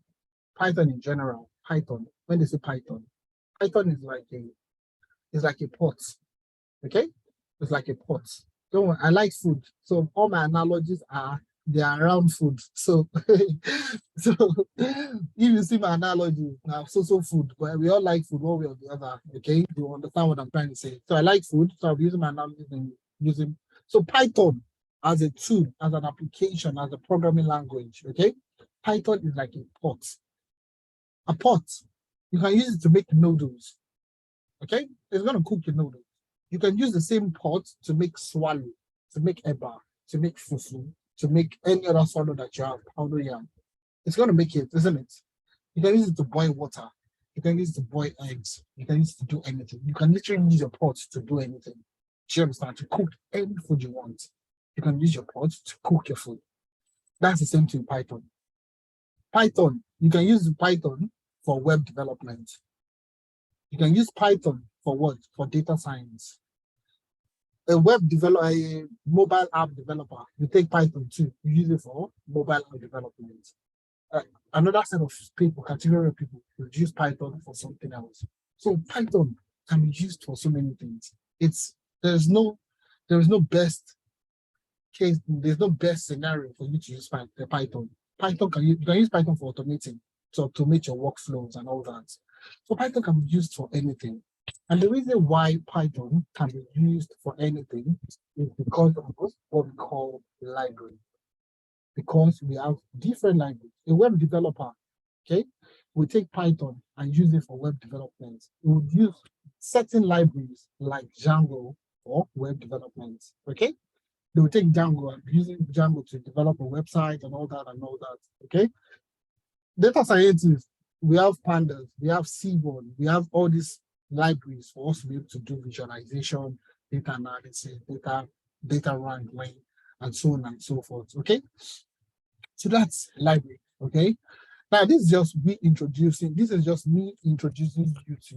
data science. So if even though you still don't get it, it's not a bad idea. It's just 2 hours. We don't expect you to open your head and put everything inside in 2 hours. Okay. All right, so let's see. Let's do this together. So let's look at this library. We're going to be using Seaborn.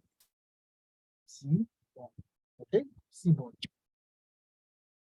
All right, so if I open, I'm just going to create a new tab and I'll show you Seaborn.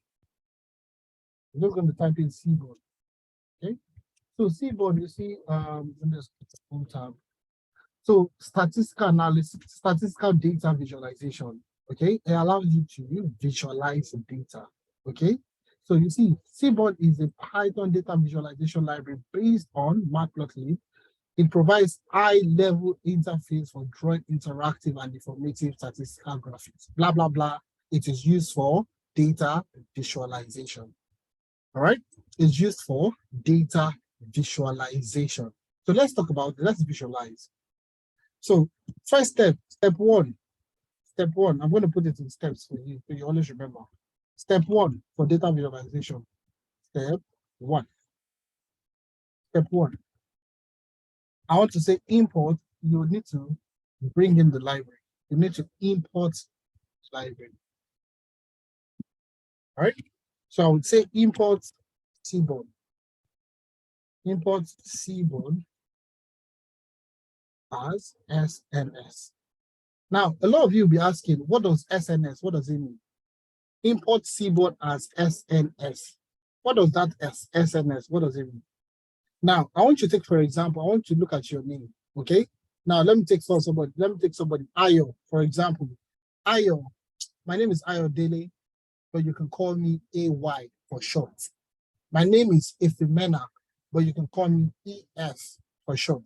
Do you understand? So rather than calling me Ifemena in full, what would you do? You call me EF. All right? Boma. Oh, my name, Boma should be your full name, I guess. So Boma is full. All right? But you can call me BO. Do you understand? Basically short form, alias. Like they've said, Boma and DK are said. All right? They are aliases. Okay? So rather than saying Seaborn, it's too long. Just call it SNS.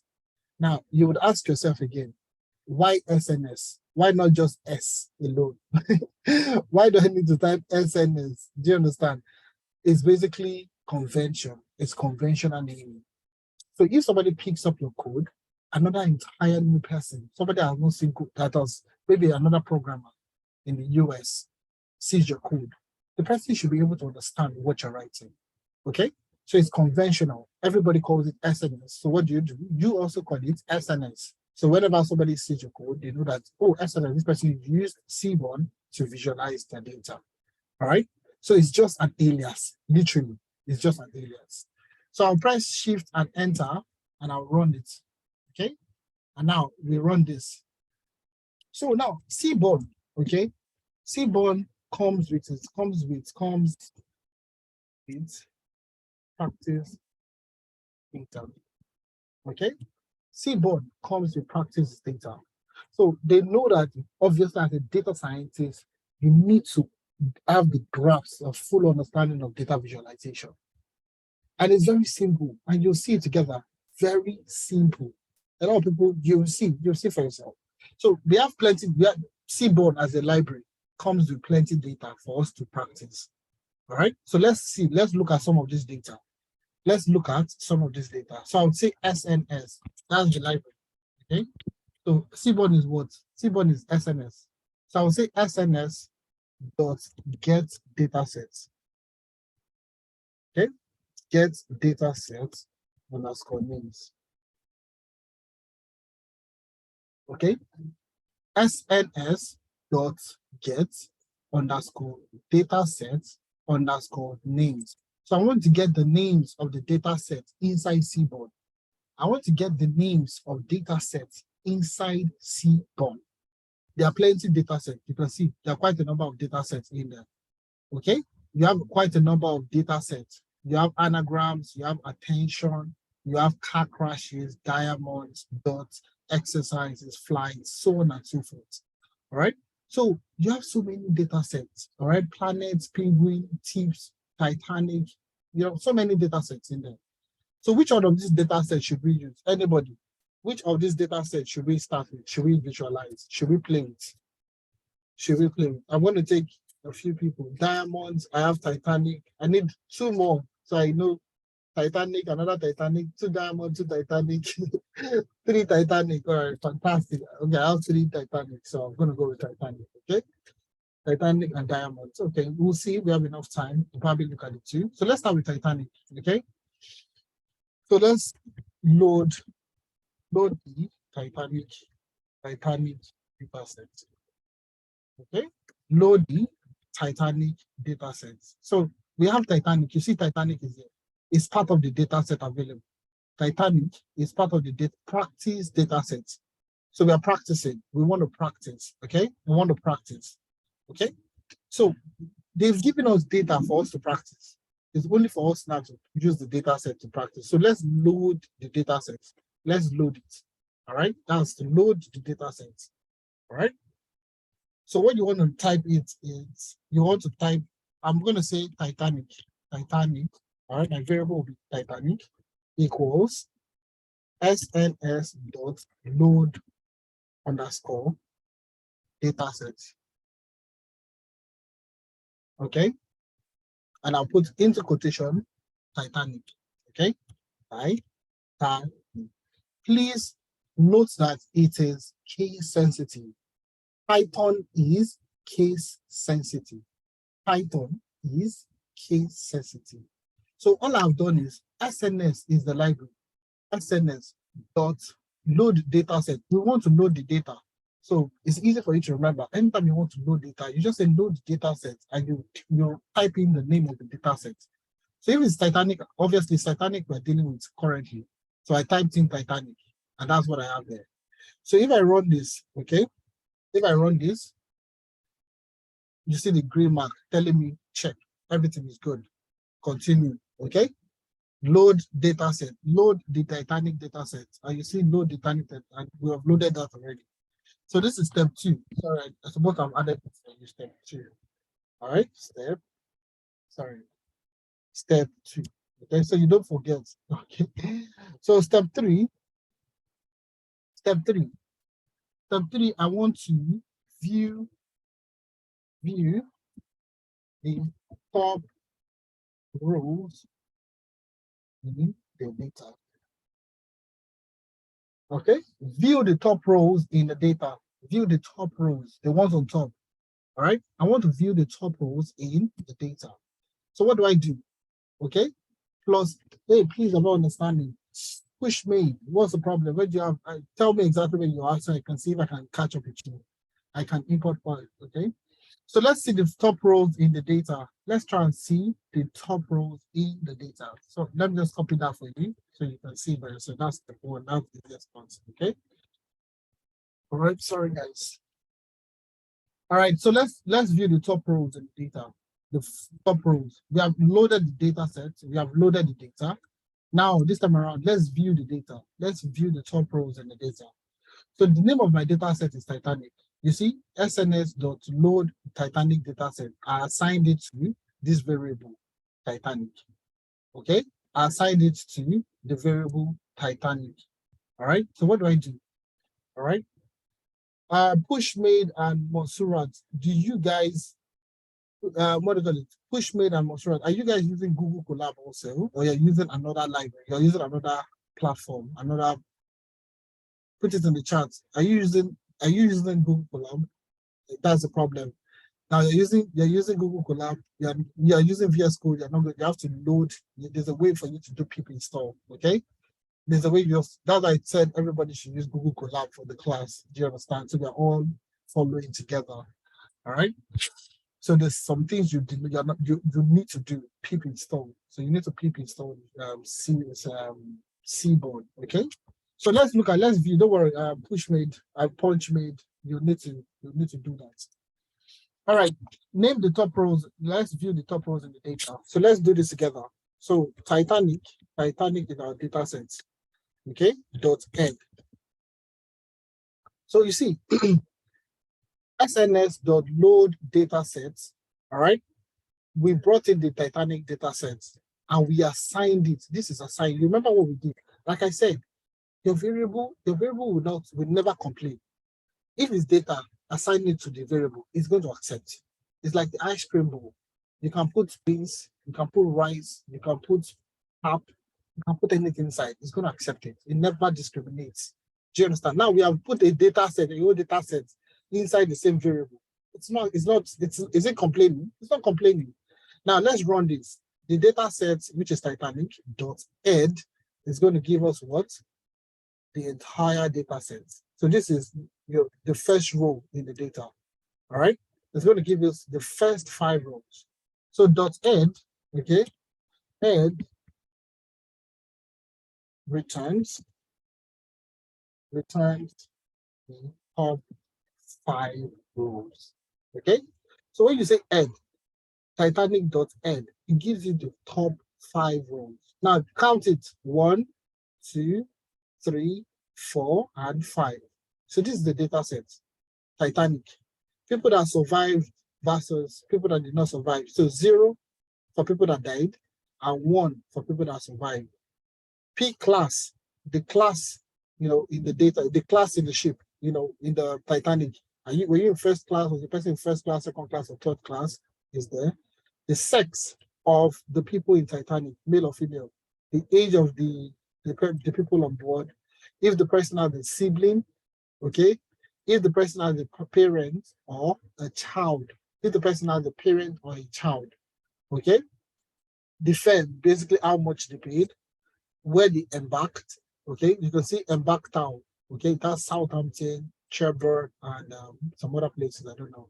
Okay, so we have alive, if the person is alive or dead, basically survived. Okay, alone, true or false, if the person was alone or not. Okay, so on and so forth. So we have all these. So Titanic.ed gives you the top 5 rows in your data. It gives you the top 5 rows in your data. Now, can anybody guess what the bottom 5 rows would look like? What would I do for the bottom 5? Boma.stale, wonderful. So Titanic, so you have Titanic.tail. So once you remember the normal Bible verse, I shall be the head and not the tail. Just remember that, you're fine. Okay. You remember bottom 5 and bottom, top 5 and bottom 5. So you see now, this is going to give you the bottom 5. This is going to give you, right, tail.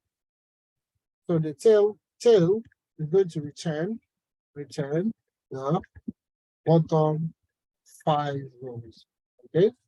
All right. So if you remember the Bible verse, you would always remember that. That's perfect. So you see, this is giving the bottom 5 rows: 890, 889, 888, 887, 886. The bottom 5 rows. And we have the top 5 rows. Okay. It's likely you are doing magical. I'm lost. Hey, and this is the problem, yeah?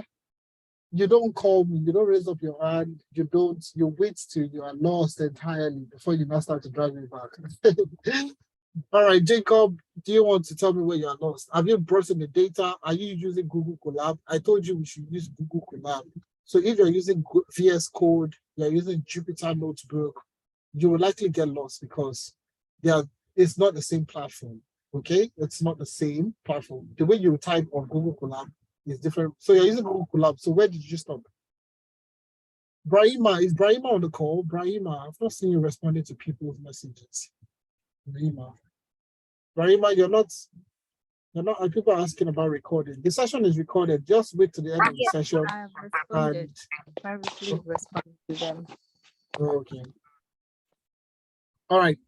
So I'll continue this. Okay, we don't have enough time. Don't worry. I'll try. Just watch the when you get the recording. Just try to practice. I'm very sure you're going to get ahead of it. Okay.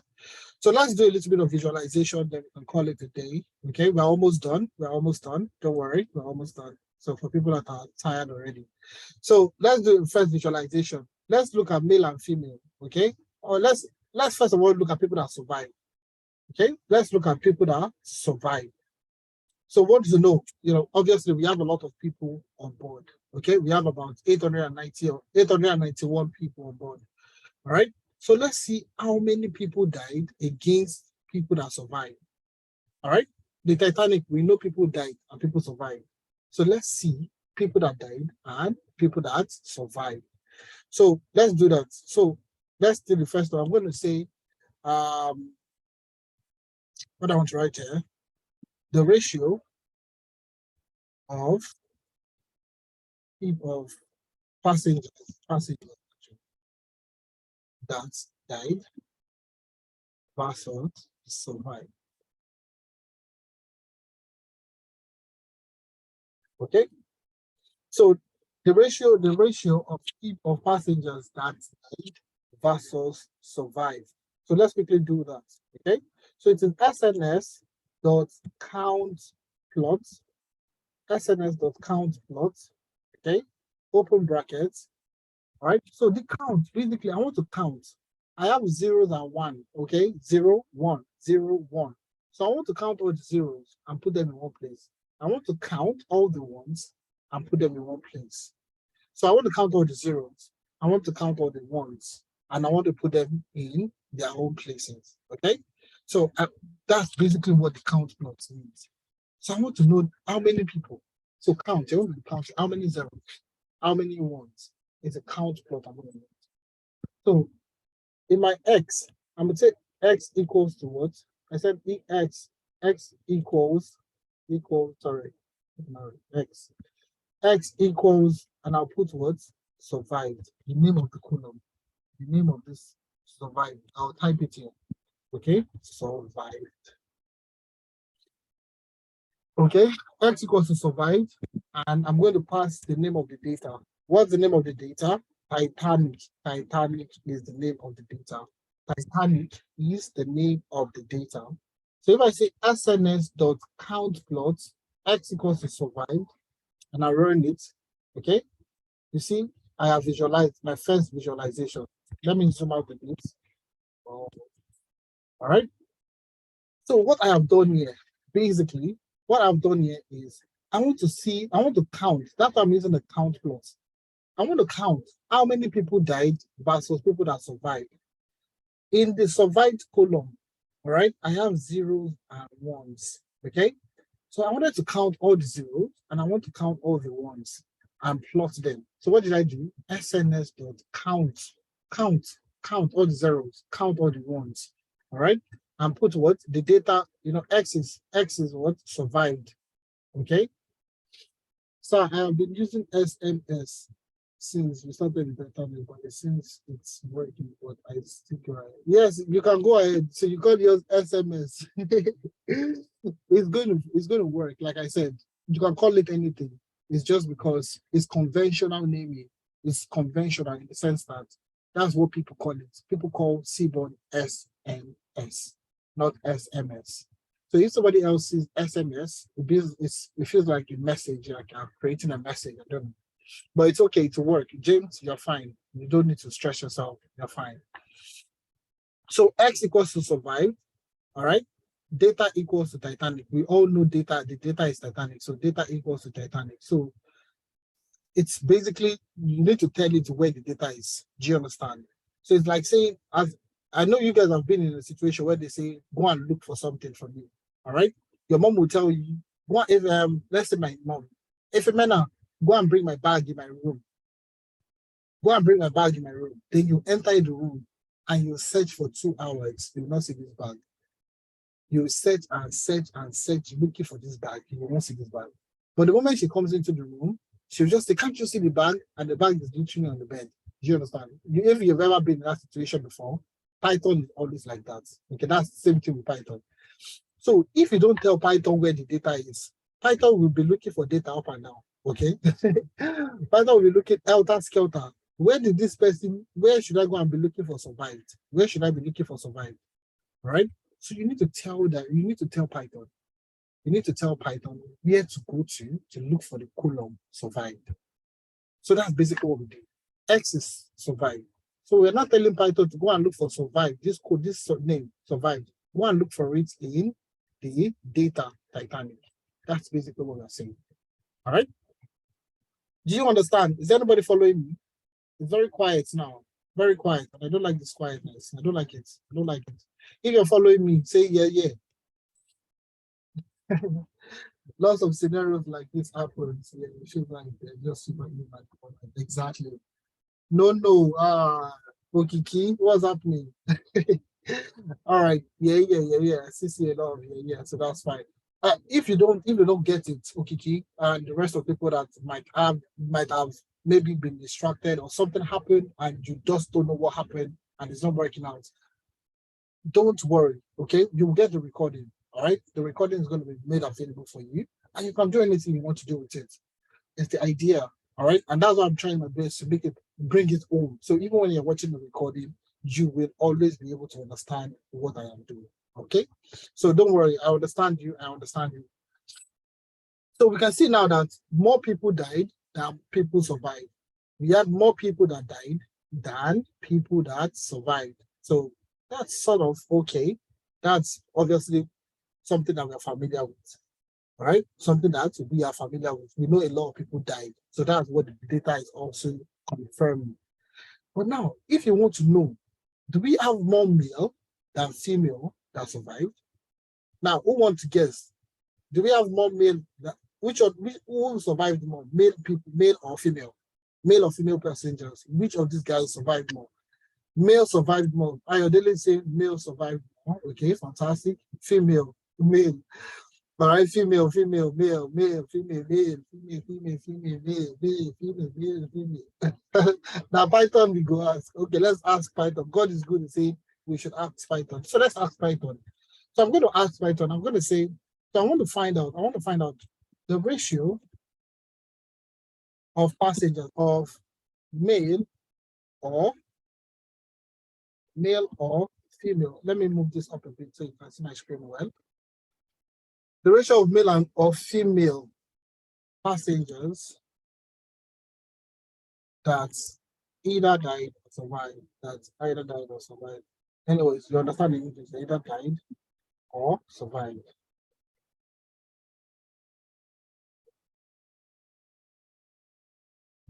Okay, so let's look at this. Okay, so what we're going to do now is we're going to say this. We are still using SNS dot count plots. We're still going to use a count plot, open brackets. Okay, SNS dot count plot. We want to examine, what are we examining? We want to examine the ratio of male or female passengers that either died or survived. So we want to know who are the people that, if they died, how many male died, how many female died? If they survived, how many male survived, how many versus real female that survived? So let's do the same. X is what? X is survived. In quotation, X survived. Okay? Data is still what? Titanic. Comma. Okay? The next thing is what? I would introduce a new variable, EU. EU is now going to be gender. Okay, sex. EU is going to be sex. All right, EU is going to be sex. All right, so this EU is going to split the data. It's going to split the data. Let's run it so you see better. Visualizing is better. So now you see it. EU is going to, initially we had just survived and data. Okay, all right. So the EU is another category. It's a category. So you're seeing it by sex. Let me just put it that way to make it bring it home for you. Is to bring it by sex. EU allows you to bring it a second variable, a second column in your data. So the first one that we add, sorry, let me just zoom out a bit so you can see both of them at the same time. So this first data that we visualized, we saw people that died versus people that survived versus people that survived. But now you want to see by field, by gender, who survived versus in each of these. So looking at this now, we can see that based on people that died, 0. 0 is people that died, correct? You can see you have more male people that died. You can see you have more male people that died than female. Okay, so you don't have a lot of female that died. You had less than 100 people that died. Okay, even if survived again, male people barely survived. You still have what? More female people surviving. Okay, so that's something you should know. That's something you should know. So if you can bring in another variable, say first class and second class. Let's see people. Do people die? Is it first class people that survive more than second class or third class? So if you want to do that, can you try? Can you try to do that? Let me see. Can you try to do that? So I want to see the ratio. Basically, what I want to do is see the ratio of people, okay, of passengers that survived, died by class, okay, by class, okay, by class. So what would you think? First class, second class, third class, which of these people survived? Let me hear your assumption. So who would you think survived the most? First class, second class, or third class people? Who would you think survived the most in this particular situation? Chinazam is saying, first class, third class, because they are rugged. The people say third class, but I don't know why in depth. I feel like people are saying third class because they feel like those guys are rugged. But let's test it. It's good to have assumption. It's also good to test. So let's look at it. Okay. So we'll see use the SNS dots count plots. Okay, count plots. Okay, open brackets. X is equals to survive. Okay, sorry, I'm going to put this in quotation mark actually. Sorry, quotation mark. Okay, comma, data. Data equals to data is equals to Titanic actually, Titanic. All right, then E is class, isn't it? E will be my class, this class here. All right, U equals to quotation mark class, and I run this. Now you can see people that's, people that zero, okay? Zero people that died. So third class, a lot of people shall not wale. A lot of people in third class died, okay? All right. In terms of survived, you see, you have a lot of people survived in first class. You have a lot more people in first class that survived compared to, people in second class, almost the same number of people died and survived. But you see, third class, again, just a few people, actually still survived. So you can have your assumptions. All right. This is what we call hypothesis testing. Okay. You can have your assumptions, you can have your hypotheses, but you need to test this hypothesis. And that's what we've just done. Okay. So, anyways, there are so many things that we can actually do. You can see the embarked town, people that embarked in Southampton, did they survive more? And all these things, female in first class, did they survive more than female in second class? All these things are the things that we need to look at. And that's what a data scientist will be paid to do. All right. We're making money in Lagos State. We're making money in Kampala. We're making money in New York, in London.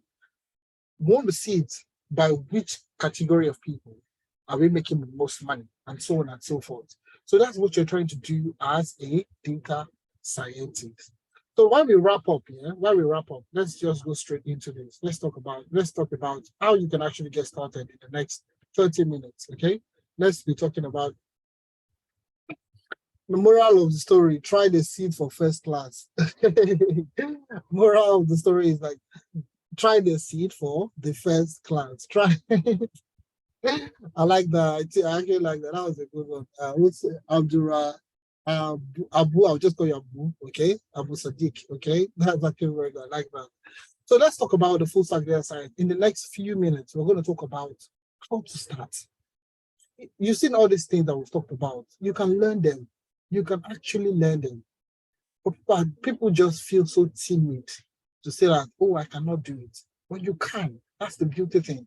So let's talk about the full stack data science program, okay? We're going to learn statistics, Microsoft Excel, Tableau, SQL, Anaconda, Python, and GitHub, okay? We're going to learn all these things together. Now, this training program is 100% virtual.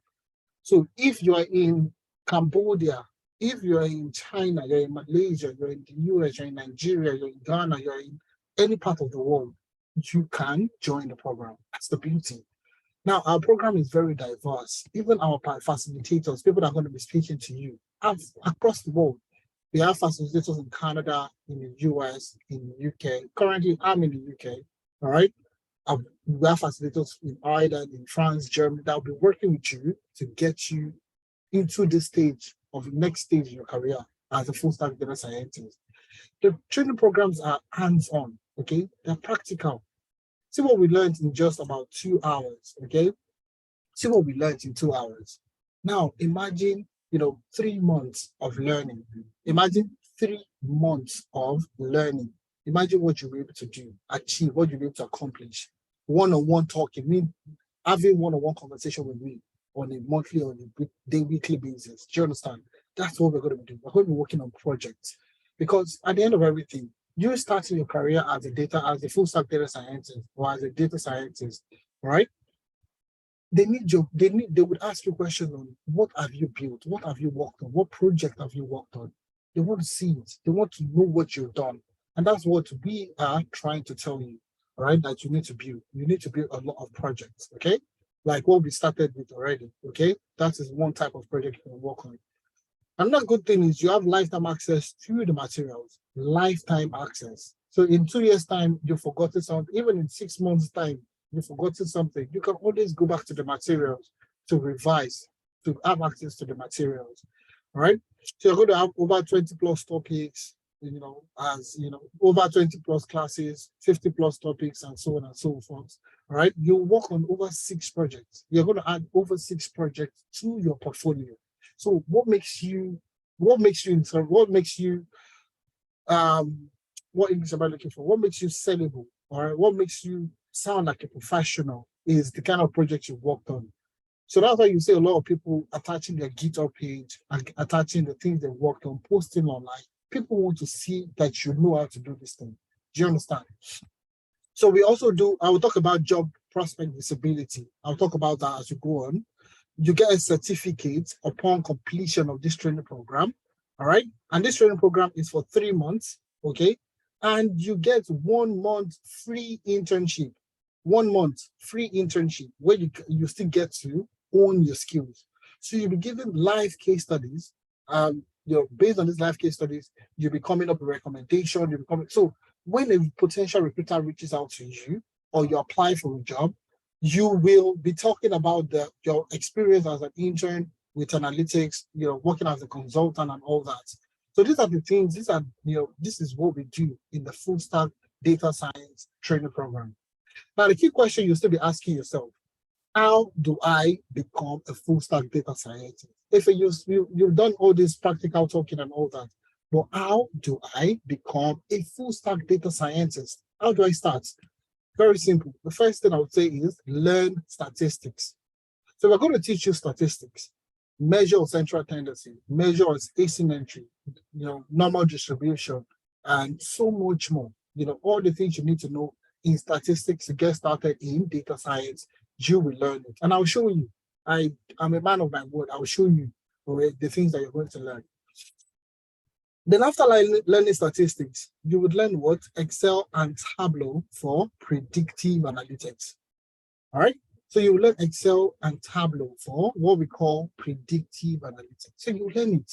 All right? And you'll be able to build projects on this, and you'll be able to start doing things by yourself. All right? The next thing is learn SQL. You need to learn SQL. So as a data scientist, nobody's going to give you data. The way we brought in data from our project, for this Titanic project, data does not exist like that in the real world. Data is not inside SQL, all right? The business data is stored in what we call a database. It's stored in a database. Now, in this database, okay, you need to be able to communicate with the database. You need to be able to extract data. Say you're working with Amazon. Amazon will have a data warehouse, okay? Now, as a data scientist, you need to be able to write Python script. You need to be able to write SQL syntax to be able to extract the data from the database. That is why SQL is very important. So I'm going to teach you SQL. It's part of the training program. We'll start from statistics. We'll move into Excel and Tableau for predictive analytics. You would also learn SQL, which is what we call structured query language. Thereafter, we'll now jump into Python, because as a data scientist, you'll be working with a lot more data, right? So you need to be able to use Python to do what we call data wrangling, data mining, and so much more. Okay? After learning Python, and a lot of people have this misconception that Python is difficult. All right? So you see what we did in class, it doesn't pass that. It doesn't pass someone good enough, all right, that has comfortable knowledge of Python. I learned the hard way. I learning Python out. I was writing code with my pen on a sheet of paper back in the days. All right, that's how I learned. And that's why it's so easy for me. People say, oh, wonderful analogy. That's the way I understood it when I was learning. So it becomes very easy for me to also teach and also pass that knowledge across to people. So Python is actually very easy to learn, okay? So we're going to learn, after learning Python, you would also learn machine learning and computer vision, okay? You will also do what we call machine learning and computer vision. So I will talk a little bit about machine learning, okay, and computer vision. So machine learning basically allows you to predict, all right? Allows you to automate certain tasks, okay? Take, for example, you work in a bank, okay? I'm just going to use a typical example. You work in a bank. Now, how do you identify fraudulent transactions? How do you, let's leave fraudulent transaction, okay? When I went to Ireland, I traveled to Ireland when I traveled to Ireland, I had my master's in Ireland, all right? So I just started working, okay, part-time as a student. So they gave me a check, all right? They gave me a check for me to cash the check in the bank and everything, Basically, I had not gotten my bank. I had not gotten some verification numbers, so they couldn't pay directly into my bank account. So they had to give me a check. So I took the check, went to the bank, my own bank. Nigeria now, you have to queue. You have to queue, and the person will collect the check from you, go upstairs, verify the check, come downstairs, go downstairs, carry the check in different places to verify the check and all that before they can give you the money. All right. So I went into the bank in Ireland. Just new. I was absolutely new, just about few weeks in Ireland. All right. So I went to the bank, give them the check, and the lady at the cashier was looking at me like, "What are you doing? What are you doing with this? What are you doing bringing a check to the bank?" And I was looking at her like I wanted to get the money from the check. And she was like, "No, you go to the ATM." So the ATM actually accepts cash, the check.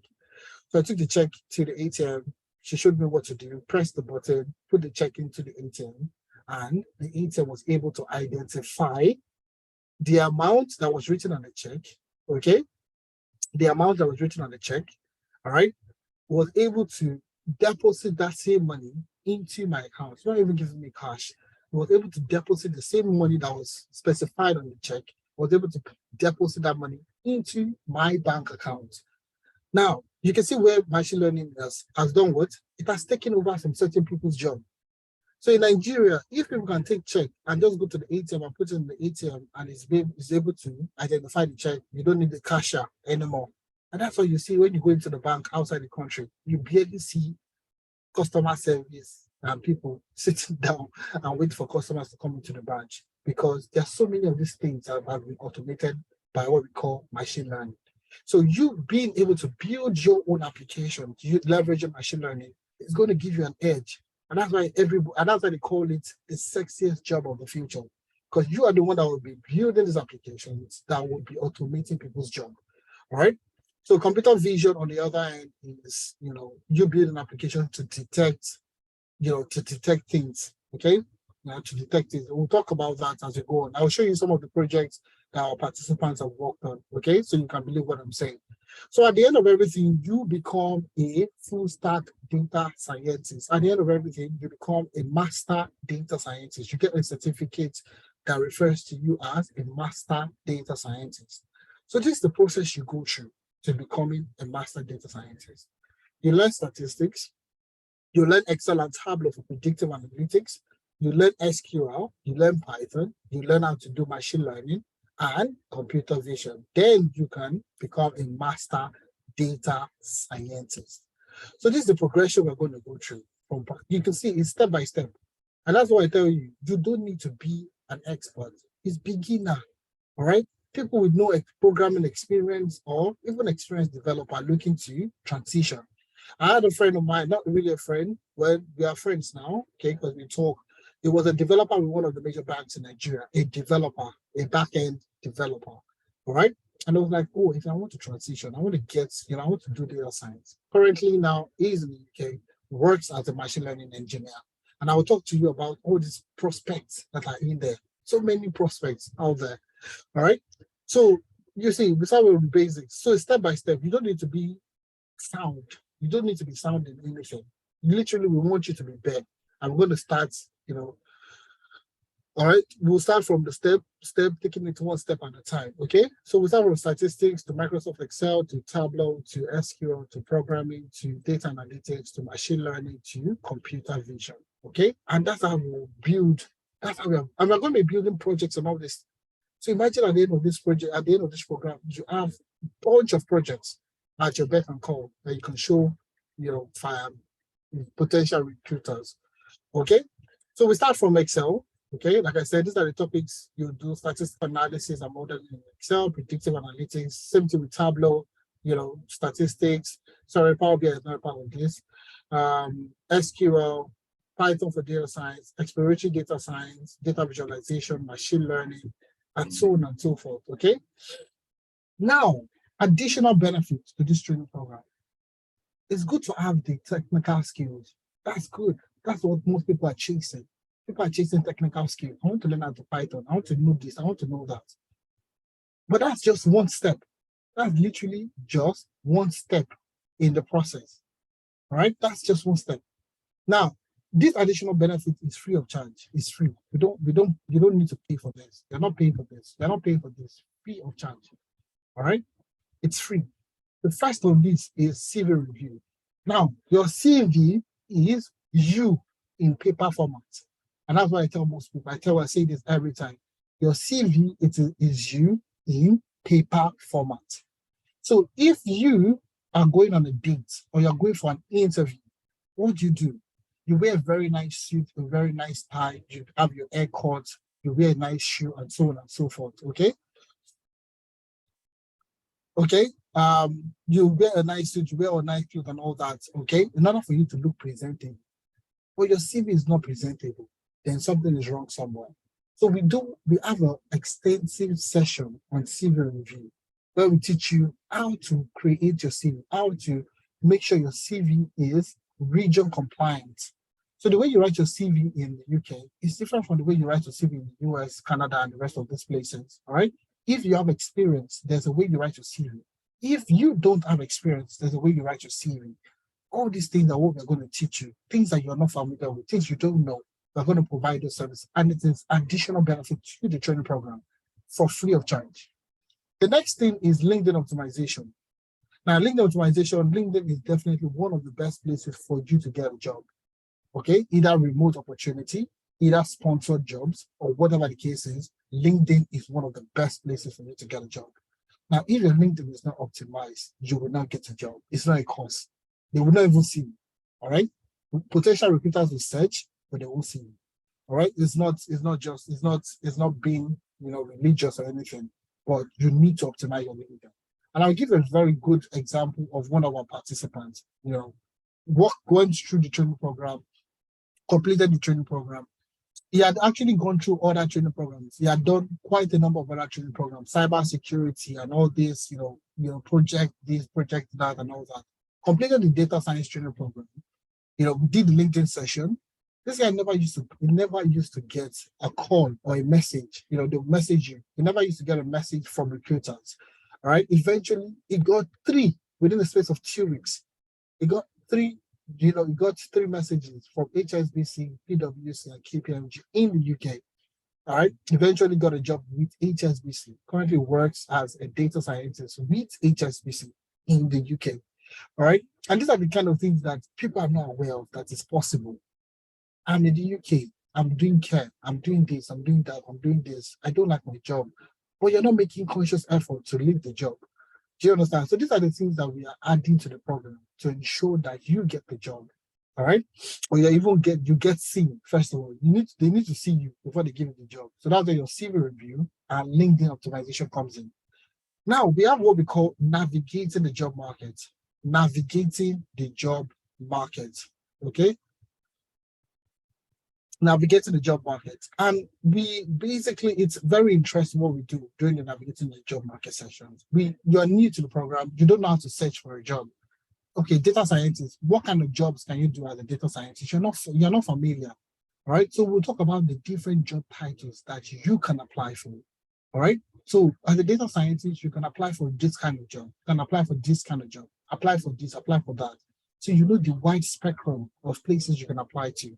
All right. Plus, we show you what we call the hidden job market. All right. Things that people will always go to one particular place to look for jobs, but the other places you can actually get jobs that you're not familiar, that you don't know. All right. And these are the things that we're going to be exposing to you, all right, to get you on board, to get you that job. Because essentially what we're trying to do is not just you learn the skill, but you being able to get a job eventually. All right. We also offer recommendation and reference letter.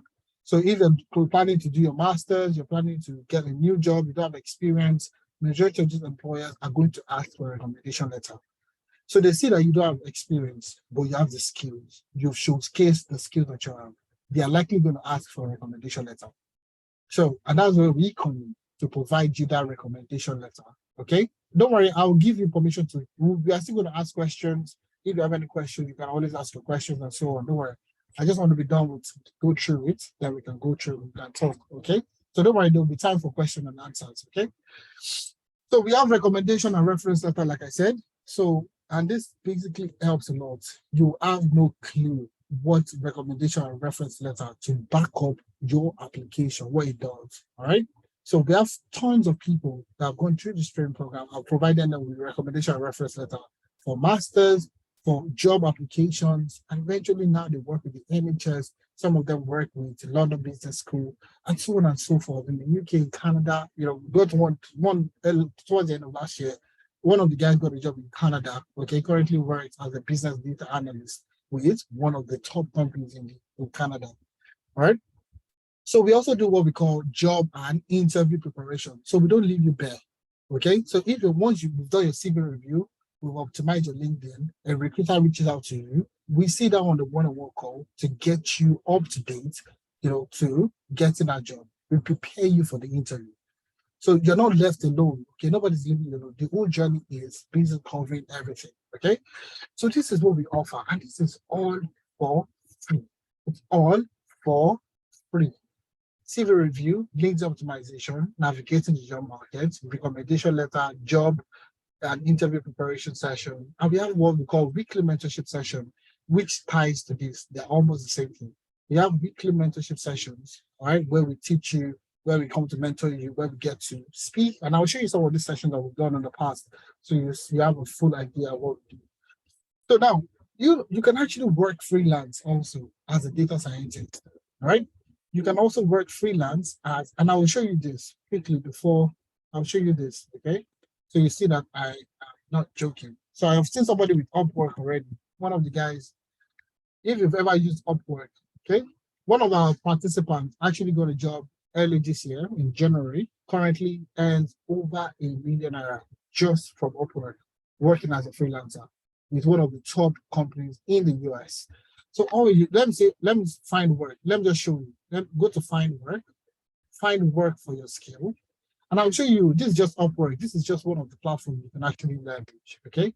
So if I come down here to data science, you see data scientists, all right? So you can see a lot of data roles. You can see data extraction specialist, you can see data miner, data scientist, data analyst, data analytics freelancer, you can see data entry specialist, data scraper, data jobs, basically.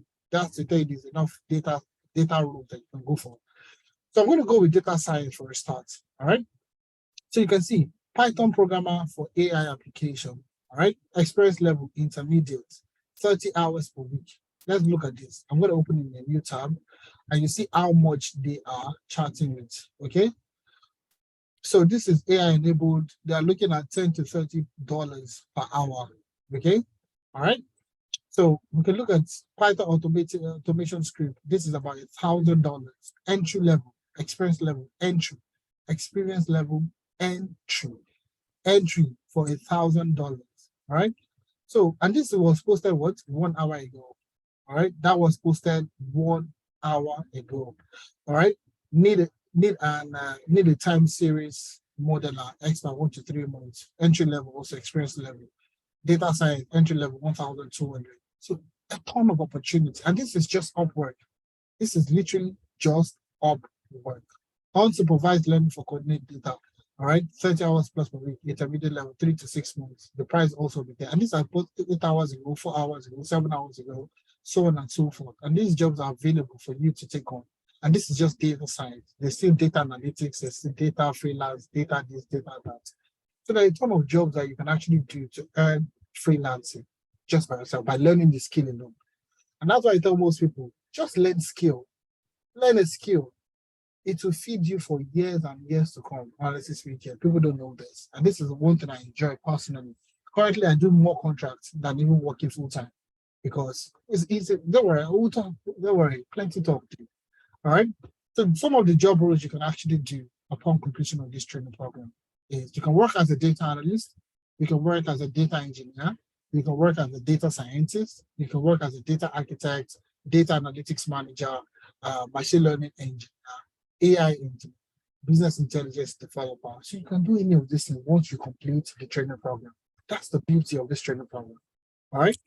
So some of the tools that you're going to work with, we're going to work with Python, we're going to work with Google Colab, we're going to work with GitHub, we're going to work with Slack, Kaggle, Excel, Tableau, Medium, so all these platforms, they're going to work with all these platforms to get you up to date to what to do in the industry. That's what we're going to do. It's practical based. So you get 1 month free internship, like I said, 1 month free, where you get to work on more projects, okay? So the training program itself, you get to work on 6 key projects. Okay, you would have small projects on the side, and you work on 6 high-end projects. We are going to be replicating real life scenarios. All right. The only thing we're going to be changing is the name of the businesses so that you can actually gain experience. Now, I'll tell a little bit of the story. Okay, I will talk about the growth internship as we go on. Okay. So you get online presence and job visibility. I will speak about that. So we show you how to the Indeed job market, like I said. We show you places you can apply for a job. To show you sessions like I showed you Upwork. There are other places you can actually get freelance opportunities and so on. I will show you also. We also have what we call coaching and mentoring. So we'll talk around that. Okay. Now the growth internship, you can add it to your CV to tell people that you have worked with analytics. All right. You own your skill. You just don't know how to use data. You just don't know how to use Python. But you've worked on this kind of projects, while you were with analytics. And let me tell you a very, very quick story. One of our participants, okay, she's currently in the UK now. Everybody has moved, honestly speaking. All right, but she used to work in Nigeria. She used to work with a company, an insurance company. Now, during the recruitment process, all right, the CEO asked that question. All right, have you worked on any insurance projects? What insurance project have you worked on? And she confidently talked around, how she has used data science to identify claims fraud in that was the project we worked on. Claims fraud predictions. All right. So the insurance firm, the case study was an insurance firm that was trying to detect claims, insurance and claims. So people who want to damage their own product in order for them to get the claims. Do you understand? So we wanted to be able to predict. I should talk confidently around this case study. The observation, the data, where they got the data, how they built it, how they did that. And the man was amazed. And that was how she got the job. Honestly speaking, that was how she got the job. Now, so these are the kind of opportunity that you're going to get and working on real life scenario case studies. And I'll show you some of the case studies you work on. All right. So this is the growth internship program. It's free of charge. All right. Somebody is asking the question, is it free? It's free of charge. You're not paying for this. The only thing you're paying for is the training. All right. And I'll talk about the price. Okay. Don't worry as we go on. So let's meet some of the facilitators. Myself, I'll be one of the people working with you. Also, we have Obina. Obina currently is in Canada. He used to work with one of the largest banks in Nigeria, even Africa, so not just in Nigeria. Okay, so you can see he has been instrumental in technical product support for flagship digital and retail products, generating billions of naira annually. So these are the kind of people that have industry experience, that have built products that can actually do what, that has generated billions of naira. So if they tell you what to do, won't you do exactly what to do? Currently works in Canada. He relocated just a few months ago. Currently he works in Canada at the moment. So he will be part of the training program. We have Ibrahim and Marshall, machine learning engineer with Brian Dental, the UK also. So you can see here, he has worked in, he completed the data science fellowship at Faculty AI, where he created a Bayesian toolbox to predict the chances of survival in patients. Currently, he's still a doctor. Don't get it wrong. It's just a machine learning engineer now, with Brian Dental in the UK. So we have Abdurrahman Diwura, currently a data science consultant with one of the big four, company in the UK. All right, and also basically works with small medium organization, multinational organization to deploy AI, to deploy data science within the organization. So these are the people that will be working with you. We have Chinazam, also a data analyst at DPD, one of the definitely the largest logistics company in Europe. That's what he does. He provides data science, for this company itself. We have Emmanuel Aruwudo, the lead, data and insight analyst with Softcom. All right, so Softcom, it basically leads it. And these are the people that you'll be working with, that will be training you to get started. Now, let me just show you some of the things that some of our participants have. So these are some of the projects that you will get to work on. This is the computer vision project, okay? This is the computer vision project. So you see them building their applications. You see they've built their project and they're showcasing the project. See hand detection, facial detection, smile detection, and detection, pose, full body pose detection. So these are the kind of projects you are going to be working on. These are the kind of projects you'll be working on, okay? So the training program is absolutely detailed. See what we did in 2 hours. Take, for example, just what we learned in 2 hours. See what you learned in 2 hours. I imagine 3 months of engagement, training, mentorship, all right? Guidance, putting you on the right track. That's basically what we did. That's what we are doing. And you can see all these people showcasing the training programs. That is basically what we need to show you. That's what we want to do for you, okay? To get you in the right place. Now, join the next cohort starting on the 26th of February. Sorry, that's a mistake of this. It's going to be on the 26th of February. I'm just going to change it real quick. Right? So you don't start. All right. So the training program is starting on the 26th of February. 26th of February. Okay. It's going to be starting on the 26th of February. Okay. And it's good. I'm going to talk about the price in a second. Sorry about this. Okay. So the program is starting on the 26th of February. All right. And it's going to be £400 if you're in the UK, or 320,000 naira. Now you can make the installments, you can pay in 2 installments, okay? Of what? Either 250 and 300, 250 and £150, or 200 naira, 200,000 naira and 120,000 naira. So you can pay in 2 installments, all right? But we're running a discount, okay? We're running a discount for the first 20 people to apply. The first 20 people, not everybody. It's only for the first 20 people. So rather than you paying £400, you can pay £300. You can pay £300. All right. And the good thing again is you can pay in 2 installments. You can pay in 2 installments. So to secure your space, you can pay £200 and pay £100 later. Okay. All right. You can also pay in naira of 270,000 naira, pay in 2 installments, 180 and 90,000. All right. If you're paying in dollars, you can pay in dollars, $400, $300 for a start. Then you can balance $100 later.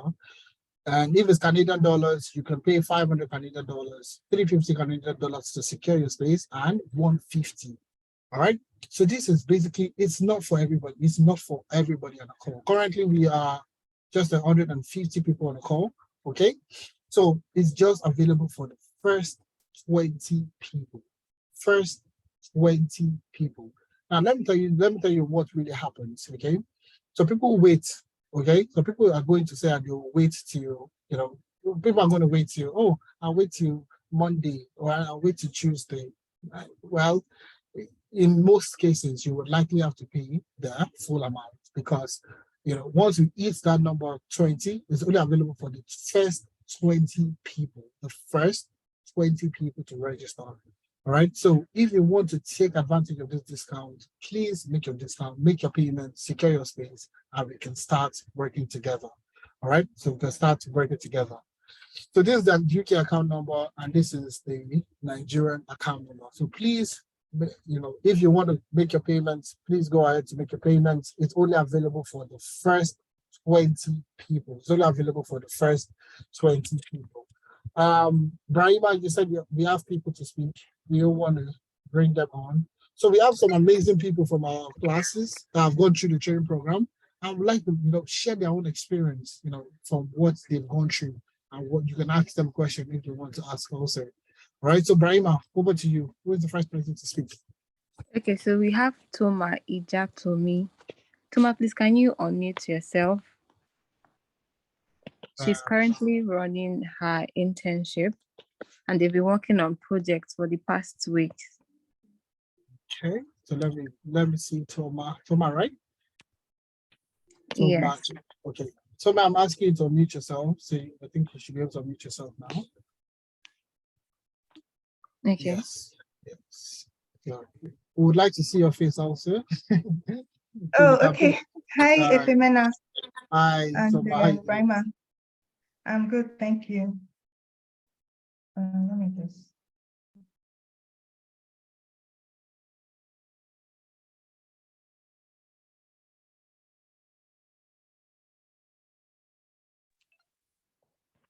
Can you see me now?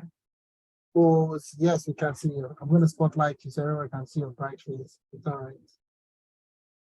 Fantastic, fantastic. Yeah, we can see you now.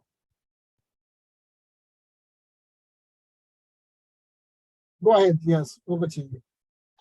Okay. All right. Hello, everyone. My name is Toma.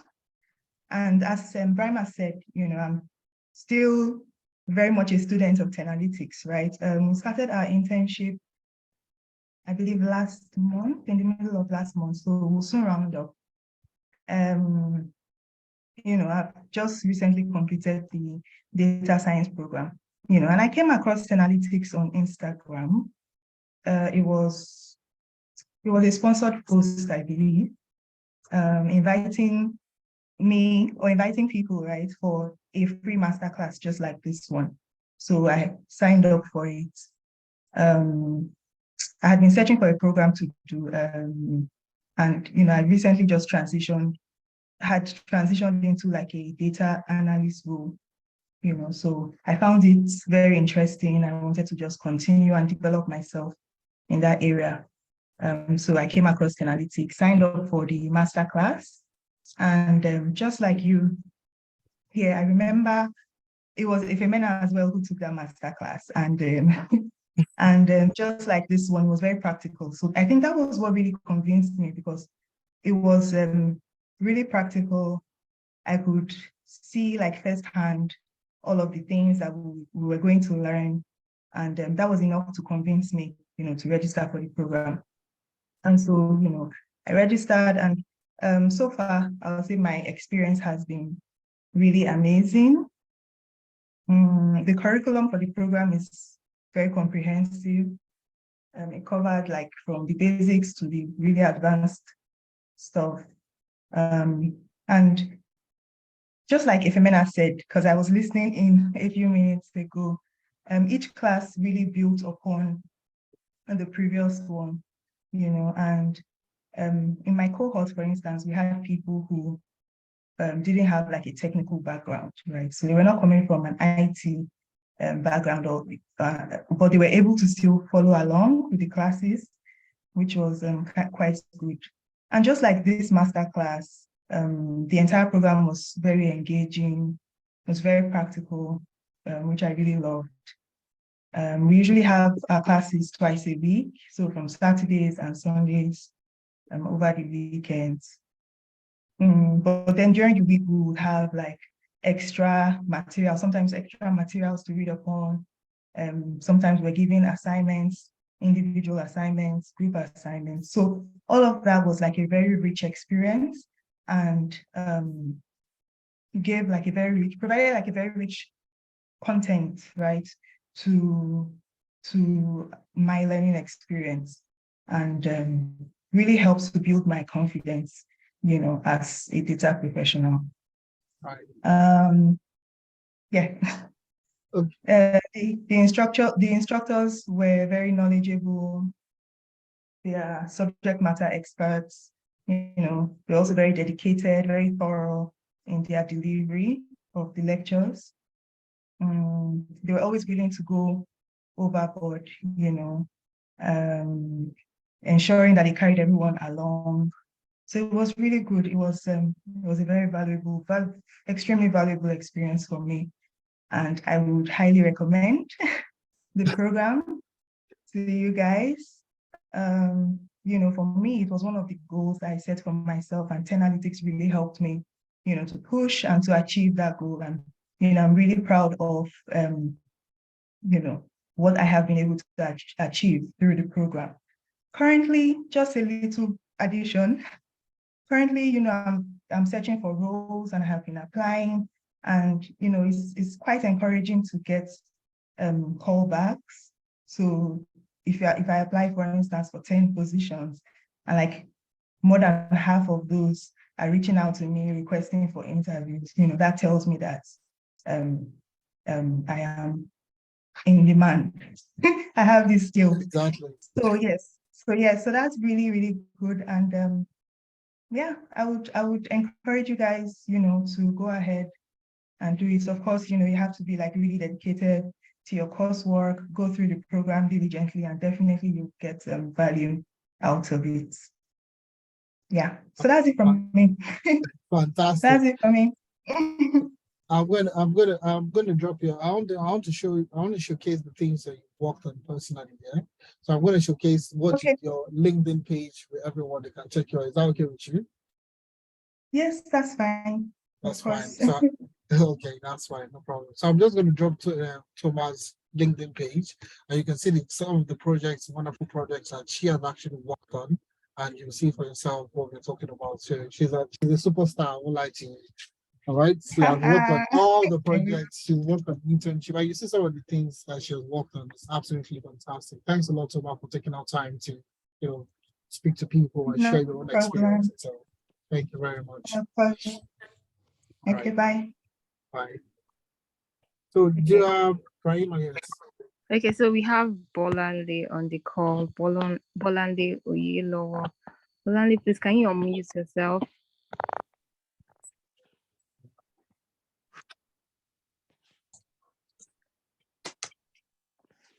Hi, everyone. Hello. Can you hear me? Yes, we can hear you. Can we see you too, if possible?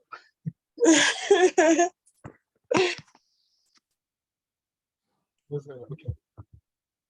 Hello, Bolale. Can you see me now? Yes, you can see. I can see you now. Myself. I can see. We can see you. You can see you. All right. Okay. Hi, everyone. I'm Bolanle. So we all heard what Thomas said. So I would try to just keep mine short. I started with Analytics last year after I participated in the Masterclass with Efemina. It was actually an interesting one. I learned a lot in the space of 1 hour or 1 hour, 30 minutes. I jotted a lot of things and I was like, okay, let me just give Analytics a chance because I was totally convinced, like 100% convinced after the Masterclass. And when I joined the real class, I was not disappointed. I was not disappointed in any way because they really taught me a lot. I learned a lot of things. We did a lot of things in class as regards case studies. We worked on real life projects. We worked on things that you would be given to do at your place of work. So many things I learned. I studied mathematics actually in school, and I did statistics in school. But one thing I could remember when I was in class with Analytics is just that I was able to do the practical aspects of everything that I learned in class as a mathematician that was not taught in class after how many years. But Efemena made me understand, oh, this is the reason for this thing. This is the reason for this thing. This is this and this is that. So I actually mentioned it during that time in class that, oh, now I know the reason for this thing. Enough of Lacram, Lapo and all of that. This is practical.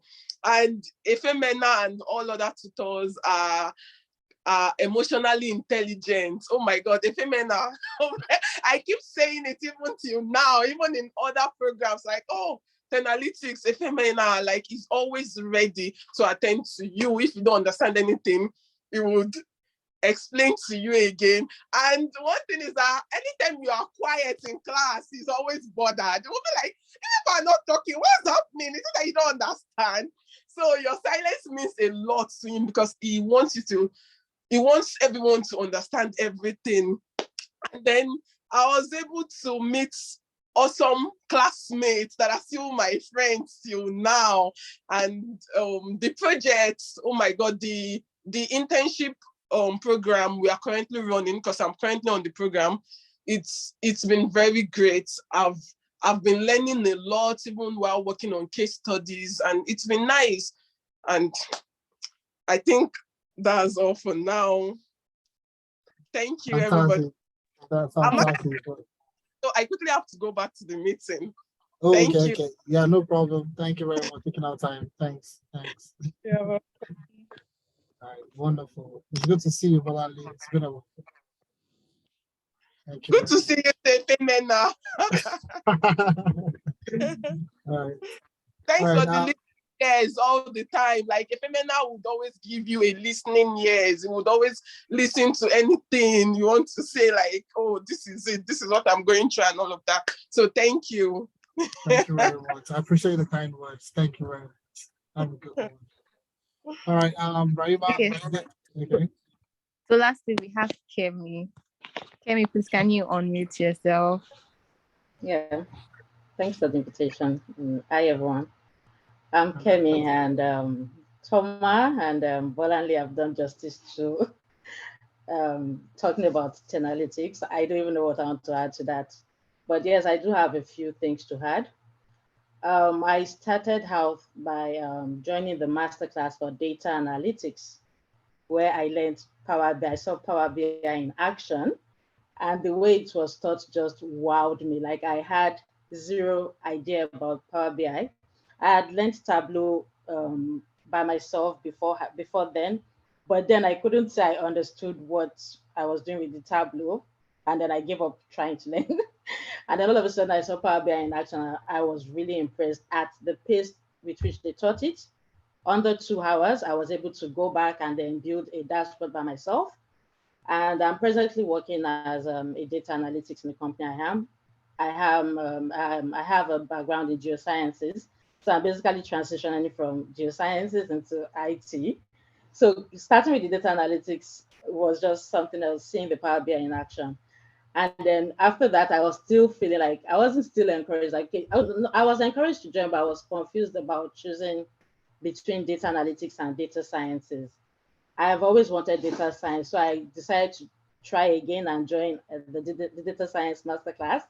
And then Ifemena taught Python then, and it was just the same impression again, like the pace at which they teach. It doesn't matter whether you have a background in sciences or if it was Yoruba you learned in school. Just come with your brain, with an open mind and a willingness to learn. That's all you need. No prerequisites. No, oh, you have to have mathematics background, you have to have statistics. No, nothing like that. Just come with a willingness to learn. So on taking the 2 master classes, I was so convinced. And then we talk about the finances, about the cost. Like, is this too much to pay? But then I had taken an SQL class with a different company prior to that. And although I got on that course on scholarship, the people that had to pay to get on the course paid over $1,000. It's a school in US. And they did not get the additional benefit of this CV interview, CV and job preparation. If you have to go through that stage and also learn the advanced SQL, which was just purely SQL, you would have had to pay $15,000 that they will deduct from your salary on getting a job. So when I saw a price of 300 pounds, 400 pounds, I couldn't beat that. Like, no, I just have to jump on, and I'm getting to learn SQL, Excel, Tableau again, Python, machine learning. I'm getting to learn everything. I couldn't beat that or even beg for any lesser price, because you can barely get the same offer out there. Maybe you can go on Coursera or on YouTube and start doing self-learning. Guess what? It's not the same. You don't get to interact with these experts. You don't get to build a network of people that you can converse with later, that you can build knowledge with, or you can even throw questions at later. You get a physical presence that you can always interact with. I remember there was a day on the job that I had issue working with Excel on my job in the office. I was panicking. I called Efemina right there in the office. Like, Efemina, I need your help right now. I've been struggling with this and I need to submit it.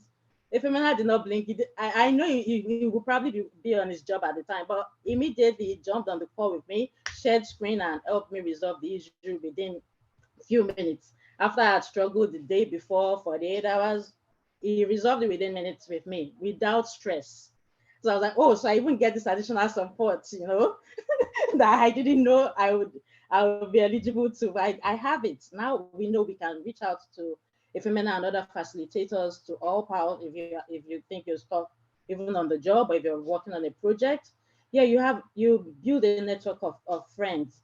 Bolande that just spoke, that the last speaker, we just met on the internship. We weren't in the same cohort, but we are now friends just because the internship brought us together. We're working on projects together, and it's been nice interacting with her. And also another thing I liked about the program was the game night. even though I was absent because I was scared to look like an olodo sometimes. But the game night really helps you recap on what you've learned, like how did you really understand what you've learned so far? So you've taken the course and then you have the game night, which is like a question and answer. Yeah, like you're taking a quiz section and you get to like have a recap. Like, do I really get this? Do I need to learn more about this? Do I need to go back and let you know or ask more questions? So that was really, really good. And yeah, it's basically hands-on learning every day.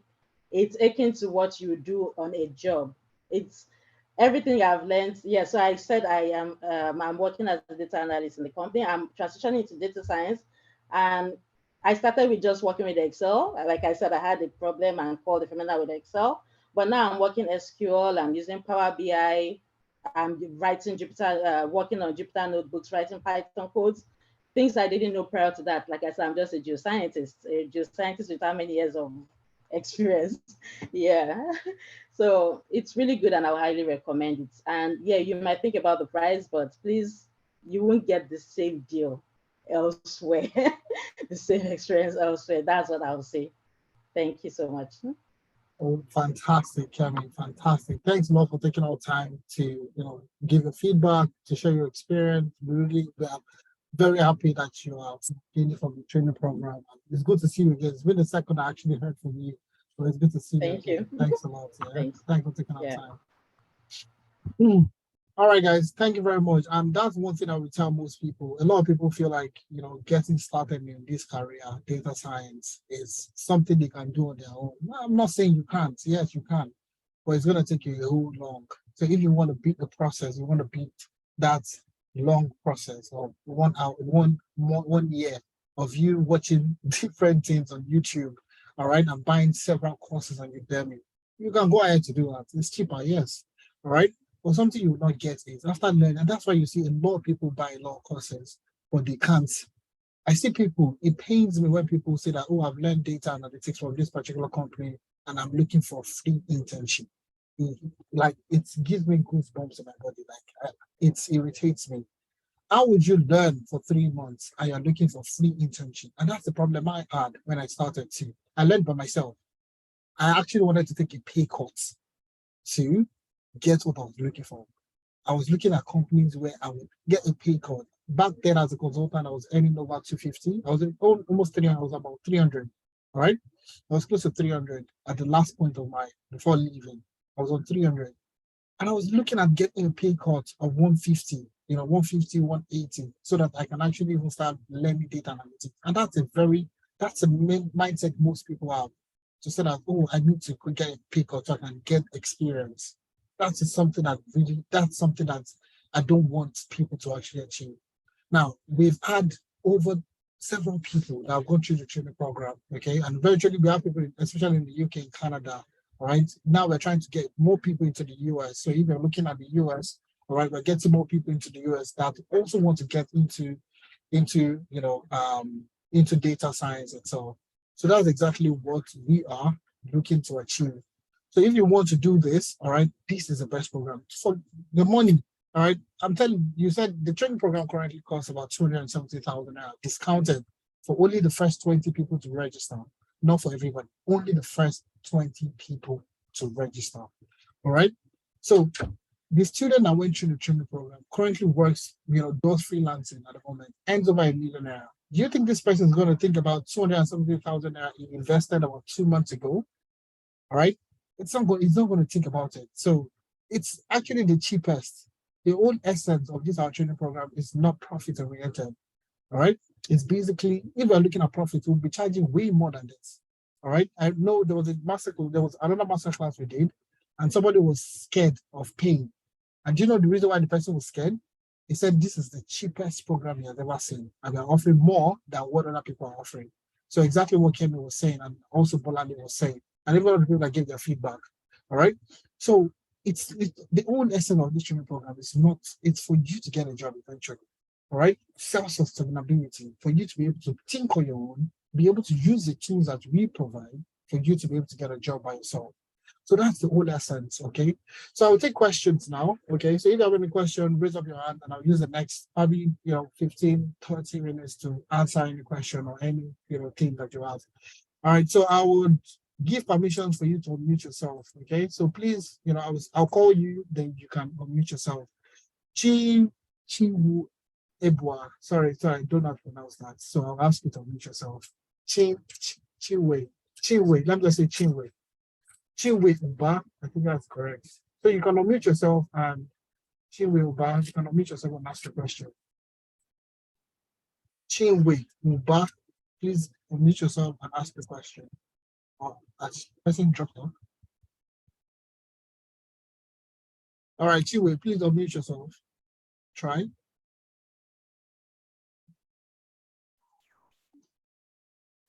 Good evening, all. Good evening. Actually, yes, I've been trying to connect through my laptop all this while, but the thing is not working out. In fact, I am enjoying the lecture through my phone, but I couldn't join through my laptop so that I can be seeing the illustration very well. That's my problem. So what you want to use your laptop? So you want to connect Zoom to your laptop or what? Or Python? Yes, even I copied the link to my browser URL, but the thing couldn't open. So I come back to my phone, going through my laptop to my phone, the thing was like stressing me, but I'm enjoying it through the phone, but I want to be using my laptop. All right, fantastic. Don't worry, it's fine. What you can do is log on to WhatsApp, or don't worry, you can we can send you an email. Don't worry, you're going to get the recording, okay, in your mailbox. Okay. Are you on the WhatsApp group? Yes, I am. Okay, Actually, I'm working on the payment, but I don't know if the number has completed. Last time I received on the mail that about 7 person or 8 has paid. That the remaining number, I don't know if it has completed. But due to Nigeria, this Nigeria, you can only withdraw 10 or No, you don't need to 20,000 withdraw. now. It's a transfer. You don't I wanted to do transfer, of course. Even if I withdraw, I will still make transfer because it's not a physical payment now. I'm working on the payment so that. But another problem I'm having is that I don't really know the course to take on, whether business analysis or data analytics. Okay, don't worry. Yeah, you can send a message for that particular one. Don't worry. We have one-on-one. You can reach out to me personally, and we can actually talk on a one-on-one basis and we can finalize on what you want to do. Is that okay? How will I communicate to you personally? You're on the WhatsApp group, yeah? Correct? Yes, I am. Send a message to any of the any admin you see there. Send a message to them and tell them you need to speak to Femena. Is that okay?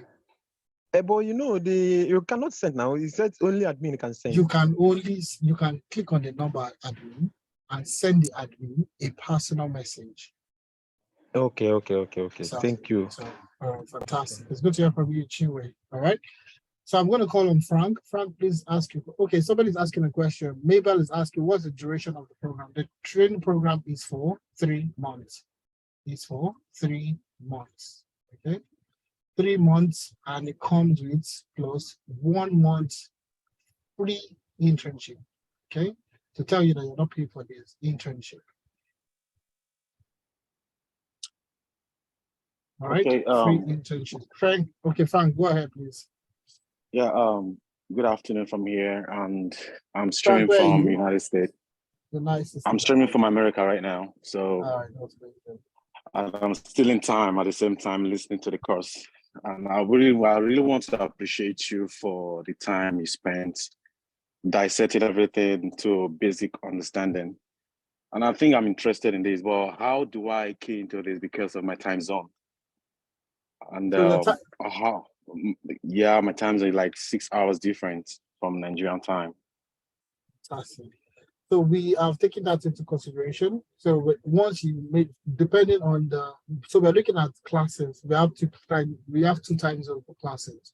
So we have the American region, and we have the timing also for the Nigerian, the Nigerian, the European, and GMT time. Okay. So basically, So for your own time, it's going to be 11 to, it's still going to be the normal morning time, 11 to 2 p.m. Okay, it's going to be 11 a.m. Okay, to 2 p.m. Okay, and in the evening, it's going to be your own time. Okay, it's going to be between the time of on Sunday 2 p.m. to 5 p.m. Okay, so it's going to be evening classes. So there are going to be morning classes and evening classes. So guys in Nigeria, it's called evening classes for them because it's good for Saturday. In Nigeria, it's going to be between that would be 5 p.m. to 8 p.m. 5 to 8 p.m. And on Sunday, it's going to be 7 p.m. to 11 p.m. or 7 to 10 p.m. Sorry, 7 p.m. to 10 p.m. That's Nigerian time. So when it's 7 p.m. to 9 p.m., 7 to 10 p.m. Nigerian time, it's going to be 2 p.m. to 5 p.m. your own time. Does that make sense? Okay, so it's gonna be like twice in a week, if I'm correct, Saturday and Sundays. Saturdays and Sundays, yeah. Saturdays and Sundays. So for this, it's going to be Saturdays and Sundays. But we're working on making it as flexible as possible. We're working on the strategy to making it as more flexible. Because in as much as we understand that you're working Monday to Friday, it's a lot I of work work. to Sundays. I work to Sundays. I work Exactly. to So Sundays. it's a lot of I work in the retail sector, so I'm the kitchen designer there. Oh, So, amazing. yeah. So it's about, we're trying to see how we can make it more flexible. Currently, we've deployed it with this particular cohort. So with this current cohort, they only have classes on Saturday. All right. And that's the beauty. And they still get to work on projects. And I'll show you some of the projects we've worked on, and you'll see what the beautiful things that they're doing at the moment. Yeah. So yes, we're trying to make it as flexible as possible so that regardless of the time zone, regardless of your schedule, you should be able to work it out. You Okay. understand? So the last question is that are you taking all the courses all by yourself, or you have someone else that is supporting you? Because I feel the way you started the whole thing, it really made me to show some interest, because if you start this way, I think everybody will be carried along. You know, not like some kind of courses I've been through here. There's no help, nobody to make you understand properly the way you're supposed to understand. But the way you dissected everything, I think I would like to proceed to register for the course. Yeah. all right, fantastic. So yes, I'm going to be part of the people that work with you, and we have a pool of experts. So it's not, they say it takes a village to raise a child. Okay. So we have a pool of experts. Okay, and these people Okay. are picked. We actually selected these people. All right, it's not just random people. We actually selected people, and these people work with us to skill young professionals, people that are looking to start a career in data science. They help you guys. So these are the people experienced, Obina, Ibrahim, and these guys have wealth of experience working and deploying data analytics, data science, machine learning within their own organization. Okay. So they will be working with you, and I'll show you some of the classes. Okay, there's no need to worry. Okay, these guys, okay, professionals in their own space, and they'll be working with you together. Okay. Okay. Sounds good. But I am going to be there 100%. So at any point in time, yeah, is there any way I can reach you directly, to talk to you? Because I need some coaching. I need to understand better what I'm going to do. Are you on the group chat? Are you on the group chat? Are you on yeah. I just signed up for that now. Okay, yeah. Just send a message to any of the admins and request for my number. They'll give it to you. All right. Okay. Just so you want to speak to your Okay, sounds good. Sounds good. Fantastic. All right. It's good to hear from you. All right. Thank you. I appreciate you. All right. Yeah, thanks a lot. Anywhere.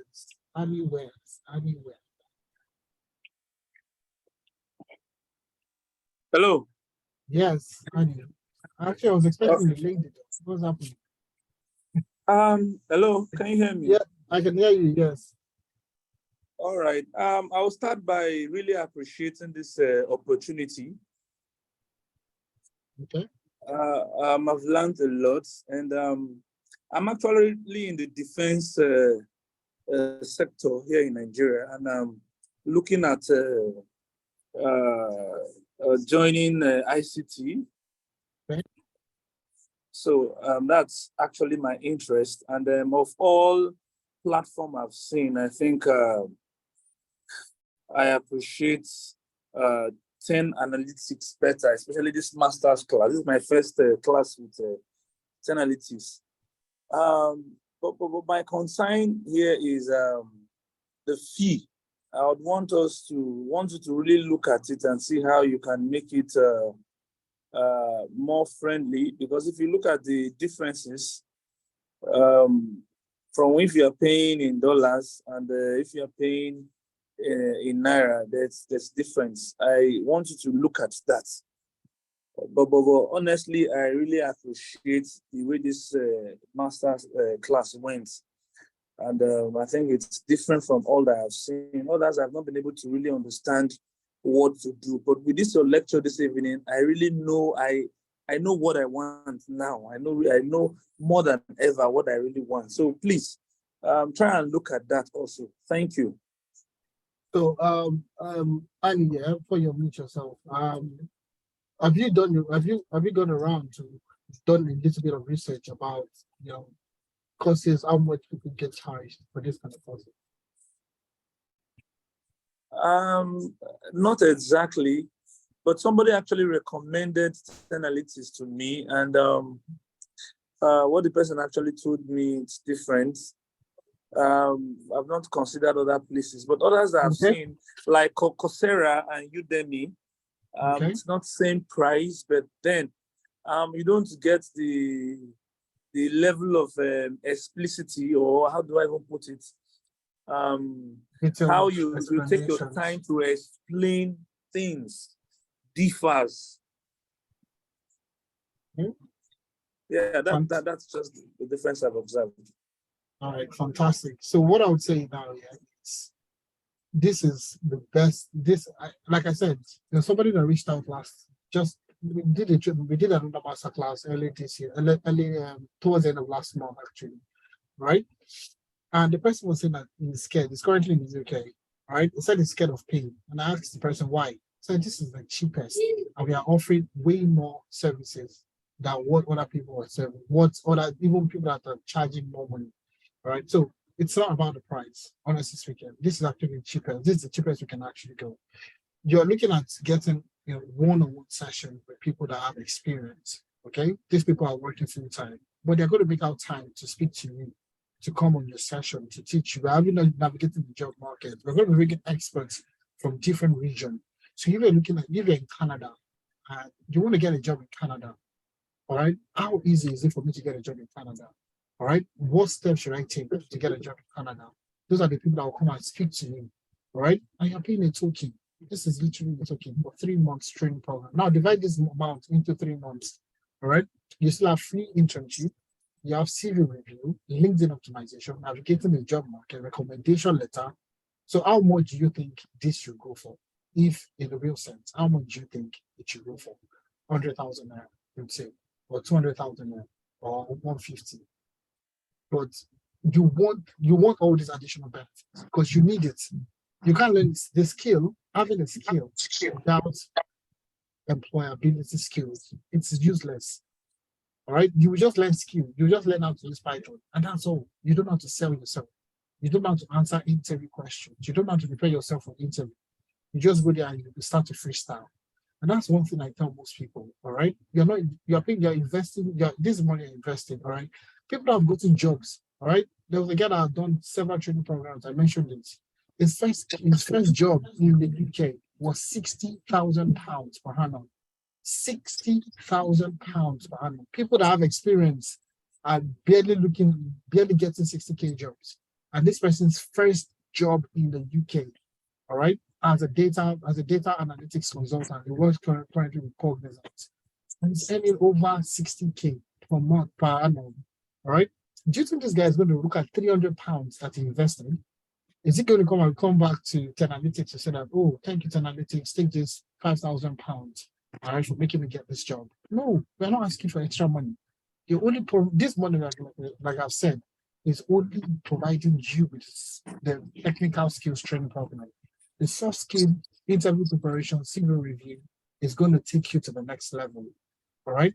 So, anyways, it's I know it's relative. Okay, being expensive is absolutely relative. We've factored in so many things to ensure that we can get the right set of people. We can reach make it as affordable as possible for people to be able to afford it and jump on the train. Because the aim for us is to have more Africans in tech. So when I enter into a new organization, or one of you enter a new organization, you are seeing a Nigerian. And I'll tell you a very small one before I take another question. The current company I work with, okay, I went for December hangout, okay, and I was the only black person. I was the only black, not even African. I was the only black person, and they were playing their own games, and I was there looking like, what am I supposed to do now? Do you understand? What if I see an African brother of mine, a Ghanaian, a Malawian, or a South African, I can relate better. Do you understand? I can relate and can start to talk and laugh, and you're free. But you barely see those things happen. We Nigerians, Africans, what are we doing? All right. So that's the whole aim for this training program. It gets more Africans, indigenous people into tech. And let's build our own community for ourselves. That's what we're looking at achieving. So Annie, thanks a lot for the question. Regarding the price, I would say for a fact it is a steal. If I'll tell you what you're gonna get. Anyways, I would show you. Okay. Thanks a lot, Annie, for that question. Thank you. Thank you. Thanks. Mirabel Ekewa, let me take a question. Oh, thank you for the presentation. It has been very insightful. So I think the questions that I had in mind, anyway, sorry, I'm calling from Belgium. I'm participating from Belgium. And I've been on this road to sit to the IT field. So I've come across some classes like others are saying, and I see that this is really different and it is really encouraging. The price, the expertise, seriously, it's really encouraging based on what I've experienced as well. So I think most of my questions have been answered, because what I wanted to actually know was everybody in Europe and America, they are friendly, they are okay with the price, but they will not look at Africans. Yeah? I hope I'm not live. You're live, oh my girl. Everybody's going to be happy with. Okay, no problem. It's all right. No, but one thing we should look into is that maybe for the people who are talking in Europe, maybe there are people who have actually been interested in this field and have made some moves. You understand? So if you've not been out there, you will not know. You will not know to make the difference. So maybe that's why we are talking the way we are talking. And secondly, I wanted to know about the time, the schedule for the program, because I'm also studying a program. I'm also doing a course in programming. So I want to know if it clashes or not. So I think that has been answered for the weekends. Okay, fantastic. Yeah. Okay, for the weekends, it depends on your time zone. So classes normally, for now, okay, classes is every Saturday, okay, between 11 a.m. in the morning to 2 p.m. Okay, that's when we have our classes. Does that make sense? In for the Central European time? Yes, Central European time, London time, UK time. 11 a.m. No, sorry, this is West African time. So 11 a.m. this is West African time. And if you're in Belgium, I don't know what Eastern. It's 10 a.m. to 1 p.m. London time. So I don't know if that's. Are you currently the same time in the UK? No, I think we're 1 hour. I think it's 11 a.m. Yeah. That's okay. That's 11 a.m. 11 a.m. to 2 p.m. So that is the only session on Saturday? Yes, your private classes 11 a.m. to 2 p.m. every Saturday. Then the rest of it you'll be given. Let me show you the platform. And that's what I'm telling most people that the program is only for the first 20 people. It's not for everybody.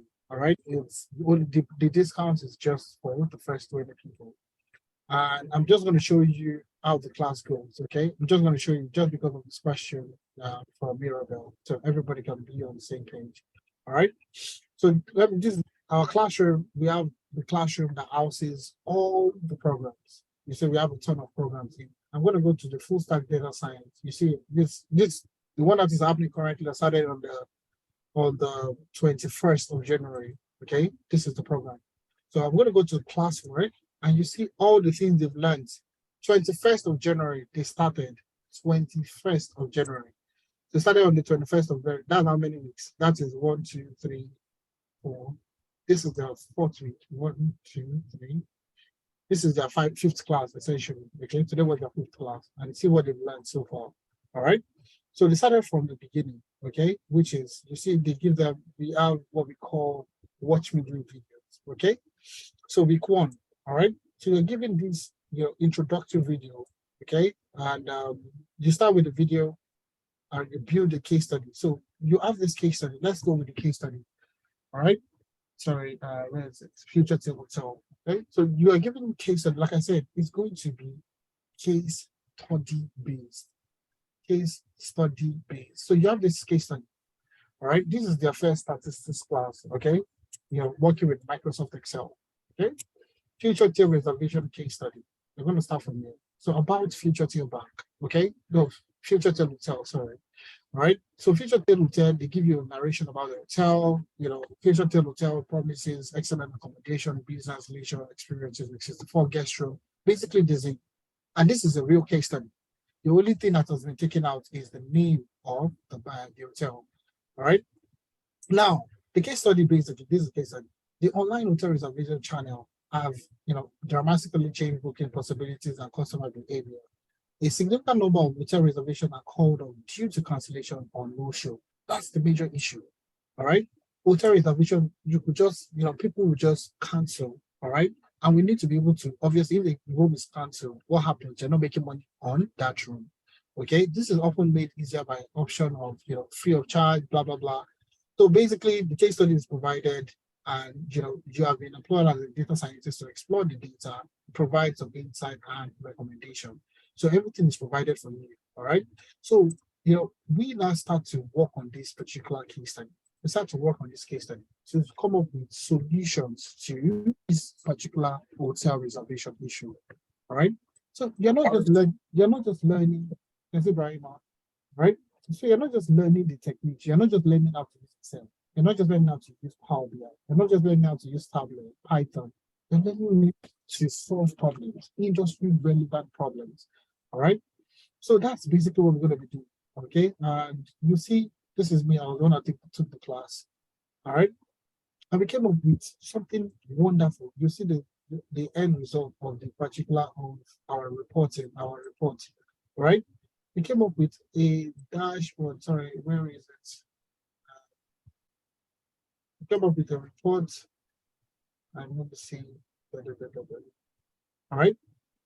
We came up with a report. And in this report, all right, people came up with recommendation to what would happen. And this is Microsoft Excel. Oh, don't think this is Tableau. This is not Tableau. This is not Power BI. This is Microsoft Excel. All right. This is Microsoft Excel. And you see how responsive it is. All right. In the sense that if I click on the button, everything responds to, to the dashboard, to the reports, basically. So we built this in Excel. And we're able to decide what was the recommendation, what should happen, what should the business do. We're going to come up with our recommendation. So, and that's the thing, those are the things you're going to learn. You're not just going to learn the techniques, you are going to learn, the reasons why you're doing this particular thing itself. All right. So you can see the mentorship sessions, you can see the sessions and everything. Let's look at what they did. There was a class today. So we're going to have a look at what they did in class today. Today was predictive analytics using Microsoft Excel. So all these things that you see people talk about to do, all right, this is right? This is Chinatown, and you can see they are currently working on forecasting, all right? And you see they are building their own forecasting techniques. And this is what everybody's together. It's life, and they're working on all these case studies together. And you think this is too difficult, okay? Until you see people working with this, okay? Until you see people building their own predictive analytics. And it is case study based. This is what crude oil imports, monthly barrels. How do we solve this problem? How do we predict what is going to be the crude oil imports at a certain period of time next year, in 2 years' time, in 3 years' time? How do we do this? How do we achieve this? So all these things are what we are talking about. Practical, industry relevant case studies. All right. Practical, you can see, putting descriptions on the screen and putting all this. So these are the things that you're going to learn. Okay. Practical case studies, right? Practical case studies. All right. So let me see if the presentation was here. I actually think, Rayman, do you know where you put the presentation? Because I can't see the presentation in. All right. Brahima is the one leading this particular session. So, okay, let me just show you that from core 10, okay? What they've done in core 10. All right, so this is the full program. These people have completed, they're currently working on their capstone projects, okay? They're currently working on their capstone projects. You have machine learning classes, you have computer vision projects. So look at one of the things that you would also work on. This is the post-detection program. So you see, everything is beginner friendly. Every single project, everything that you're going to do is beginner friendly. You can see the way we started. Right. So this project, the way we started today is the same way you are going to start. The same way. You're literally going to start the same way. And we're going to be building that project step by step. Explain every detail of what you are doing. You can see starting from the first line, this is what you're doing, this is why you're doing it, and all the things. Just the same way we had the section, all right? And at the end of everything, to be able to build your own post-detection project. And that's what we're talking about, okay? So there's so much, there's quite a number of things that we can actually do. There's so much that we can actually do, all right?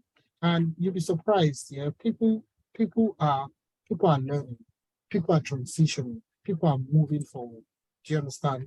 And we're trying to make our best that you also transition, you also make it easy for you to transition. And that's what we're talking about. So anyways, let me take a few more questions and I will call it a day. Mirabel, I don't know if that's answered your question. I don't think I was very clear with the timetable, please.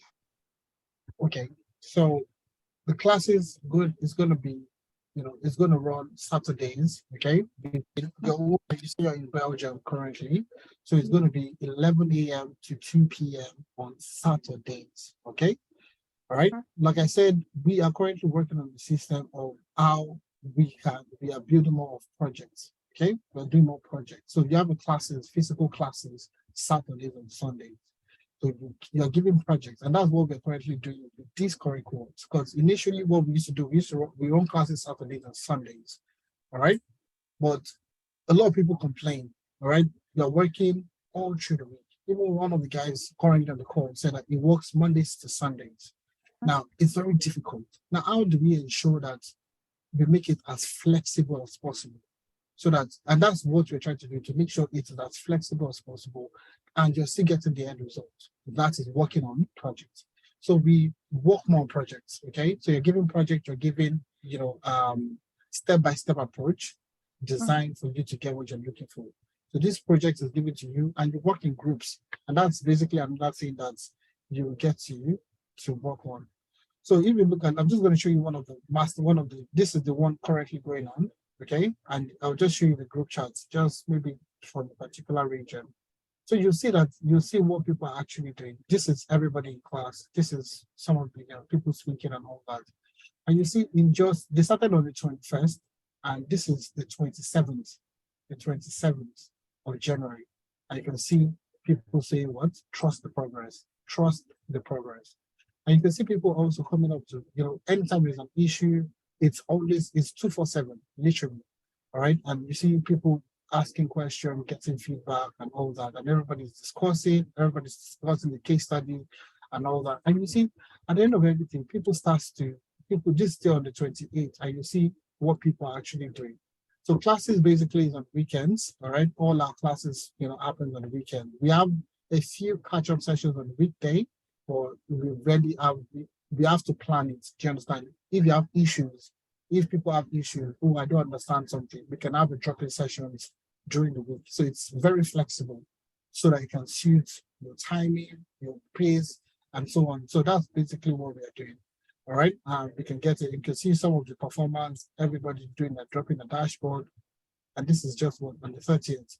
And you can see people dropping in their own reports. Okay, this is what, I'm really enjoying this, I don't know how to pronounce this word, unfortunately, but dashboard I can pronounce. Okay, and you see everybody talking about the dashboard they've created, the reports they've created, and all that. So somebody also created this.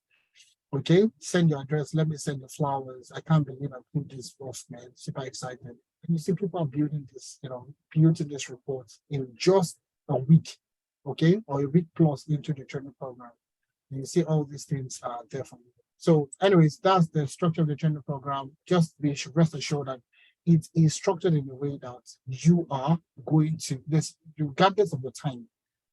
All right, it's going to suit you. The physical class, the live classes we're going to be having is between 11 a.m. to 2 p.m. every Saturday. Does that make sense now? Yeah. All right. Thank you. All right, no problem at all. No problem at all. So please, I wanted to show you guys something also, depending on the number. So this is Full Stack Data Science Core 10 people. We had 99 people in class. Okay. Only the first 20 people actually paid the discounted amount. Now we also have this particular one currently going on, which is Full Stack Data Science 11. All right. And I'm going to show you the people, and we have 58 people in class.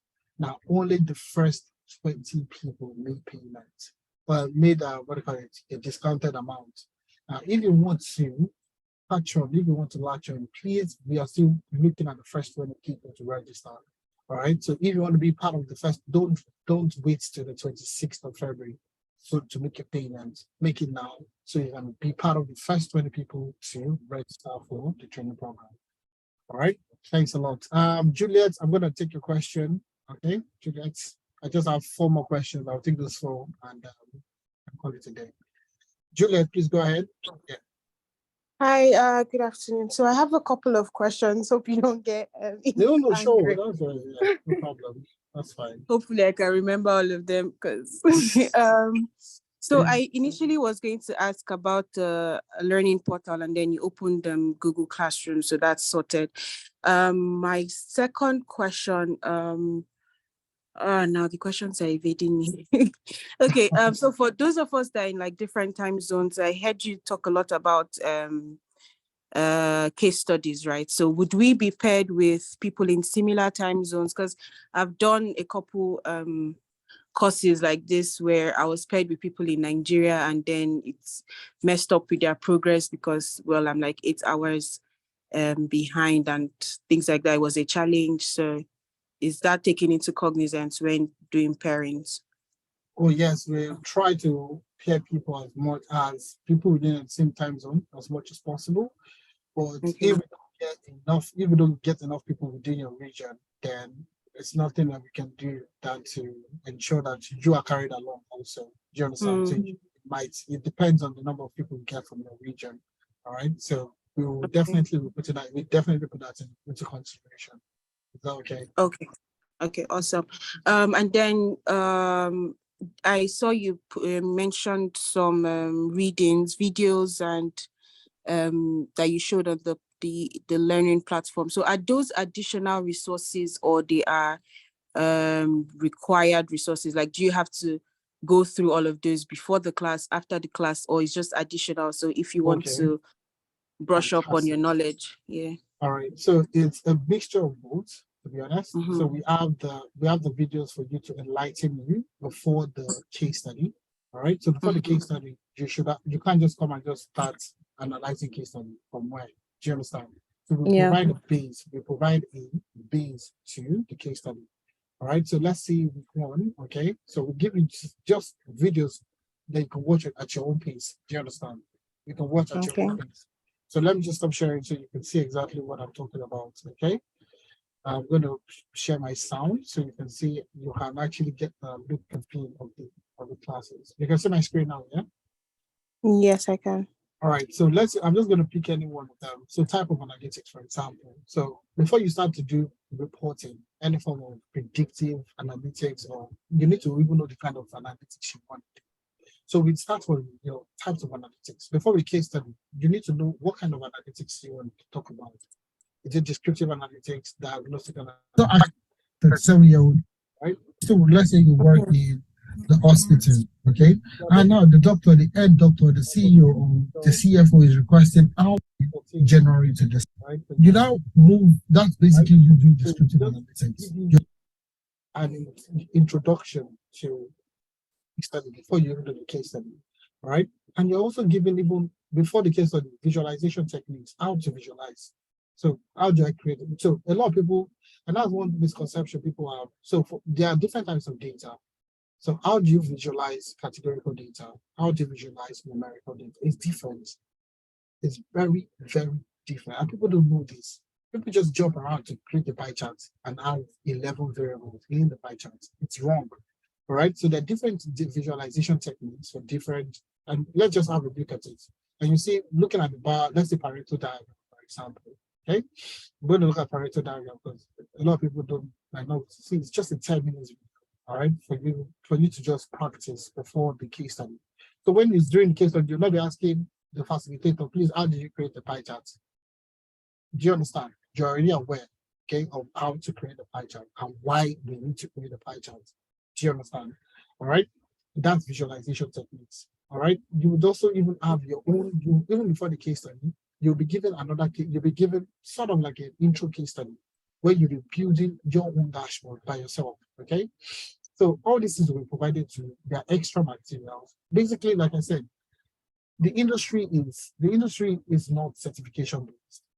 The industry is case study based, is project based. What have you built?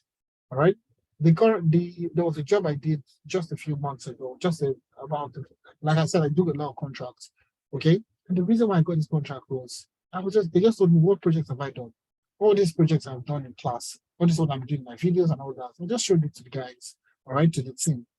All right, they needed to develop a BI solution for the department or the organization, and they needed somebody that had experience. Okay, so I just showed them what I've done, all this dashboard I've created, the right teaching.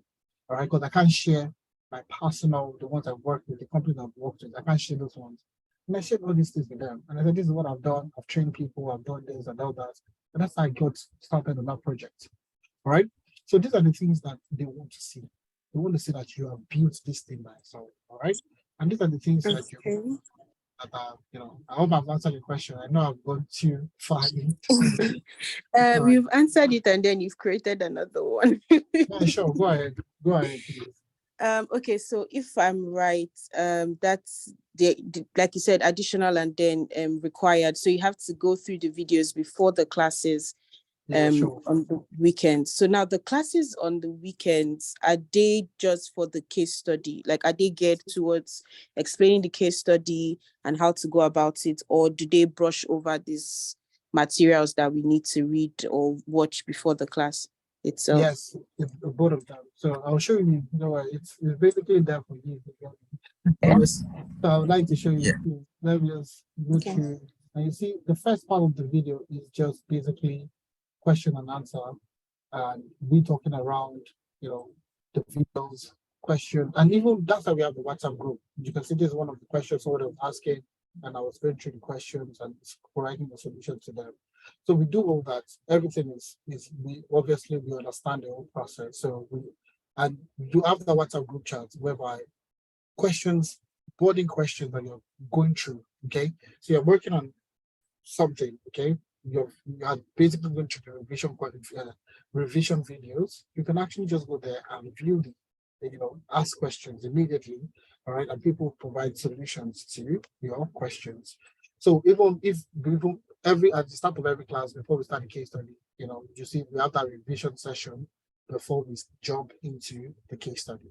All right. So the case study is just going to walk you through, a real life scenario-based case study, something that you would start to build upon. All right, that we are going to build up. All right. So it's not just from data set, you just get data set that starts. It's really a real life case study. All right. This hotel is going through a particular issue. It's going through reservation cancellation, and they're trying to look for a solution to why people cancel. Why do people cancel their reservation? What sort of people cancel their reservation? What kind of recommendation are we looking for? Do you understand? To ensure that people don't cancel their reservation. Because the more people cancel their reservation, the more, what do you call it, the more less money they make, the less the revenue they make and stuff like that. So these are the things that we're going to be talking about. I hope that answers your question. Yes. So we watch the videos, gain the knowledge, come to class, work. Have any questions we have from the videos, we then ask and then go into the case study. Exactly. So would this be the same for all courses? So SQL, Python, like the ones that you have to code, machine learning as well. So you'd learn from the video and not directly from a tutor. You're learning from the tutor. Do you understand? Now, the way it works is, like I said, you're going to rebuild it. It's going to be your own pace versus what we're actually doing in class, right? So we have the normal session whereby I'm going to go through another classes. Take for example, yeah, see histogram. Okay, what's the essence of having an histogram? Okay, so you can see. All right, the histogram trick here you shared is nonsense to me. I love it. Okay, and it's just basically providing the reasons why you need to learn it. The reason, so like I said, the way you visualize categorical data is different from the way you visualize numerical data. So the way I'm going to show you how this works, okay? So you have, it's still me that I'm the one. You can see me on the top right corner there. It's not somebody else, okay? It's just me introducing you to histogram, what histogram is useful. Why do you need to use histogram? As a data scientist, you have your data, numerical data. How, and why do you need to use histogram? Do you understand? So having done, we need to explain. Let me introduce myself. Now, this is the first histogram I'm going to show you, okay? And this is the simple way of doing it. Simple way of doing the histogram. Now, I'm not saying this is the appropriate way, but I'm saying that this is the simple way of creating the histogram. And you did it in how many steps? 3 steps, and we have our histogram, okay? But now, when you look at it, okay, customer age is a discrete data. It's discrete. But Excel doesn't know this. So that's the step-by-step process. You can see step-by-step process. All right. Okay. Now, So the just reason why the reason why we do this, all right, there's a reason why we do this, because in class, if we do this in class, honestly, the way we did the session today, oh, my own is not running. Oh, mine is not running. Oh, my. But if you are prepared before the class, all right, the case study, normally to us to do the same case study normally before, all right, it will take us two sessions. We would have stayed Saturday, maybe another Saturday, Sunday, and maybe during the week we'll complete it. Because, oh, my own Python, I don't know, how did you create this in Python? Oh, how did you do this? All right. But if you have the sound knowledge before class on how to perform this, on why you have to do this, it becomes easy for you to now say that, oh, this is the reason why I need to do this. Oh, okay, yes, in real life scenarios, this is how I can put all these things together. Not just you creating a dashboard, okay? Creating a dashboard is one thing, right? But the interpretation, the recommendation is what really matters, all right? And that's why I'll tell you that's the whole process. So rather than, how did you create a slicer?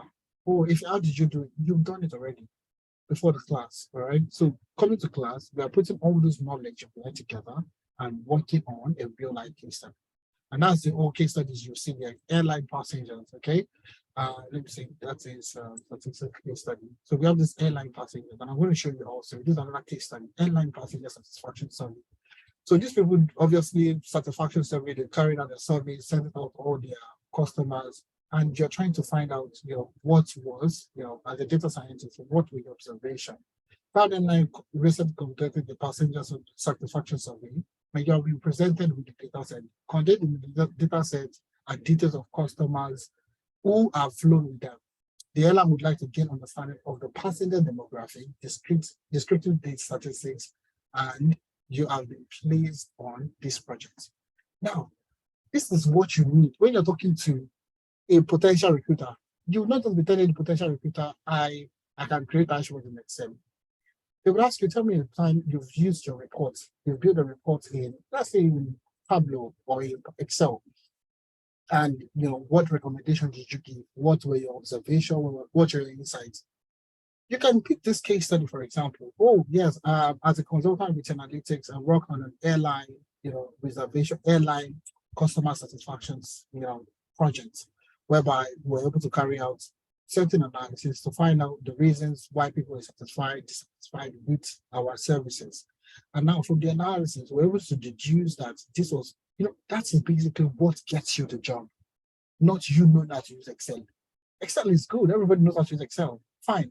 But what have you used Excel to do? Is the key question that we're telling people to say that it's project based. And that's the kind of project you're going to be working on. And let me show you the class. And I just keep showing you the class team. What happened to my video? This is Chinazam, all right? Also, a data scientist, data analyst working with DPD Ireland. And these are the things that we're going to be breaking down step by step, statistics, using visualization. And you can see, a lot of description. You can see the charts. Everybody is still there. Even if you miss a class, you can literally feel as if you're still in class because you can see the charts and everybody is talking, laughing, and everything. You see, everybody is learning together. All right. So basically, that is what we are referring to. That's what we're talking about. All right. So it's not about you using Excel.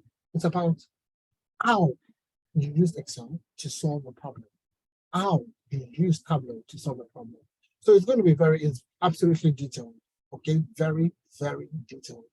And like I said, the reason why we have the videos to prepare you for the case studies is so that when you get to class, you have a predefined understanding of what to do, all right? So when you get to class, it's like bread and butter. It's like using a hot knife to slice through butter. You understand already. So you're just going to class and you just add it to us. Oh, this case study, this is what I did.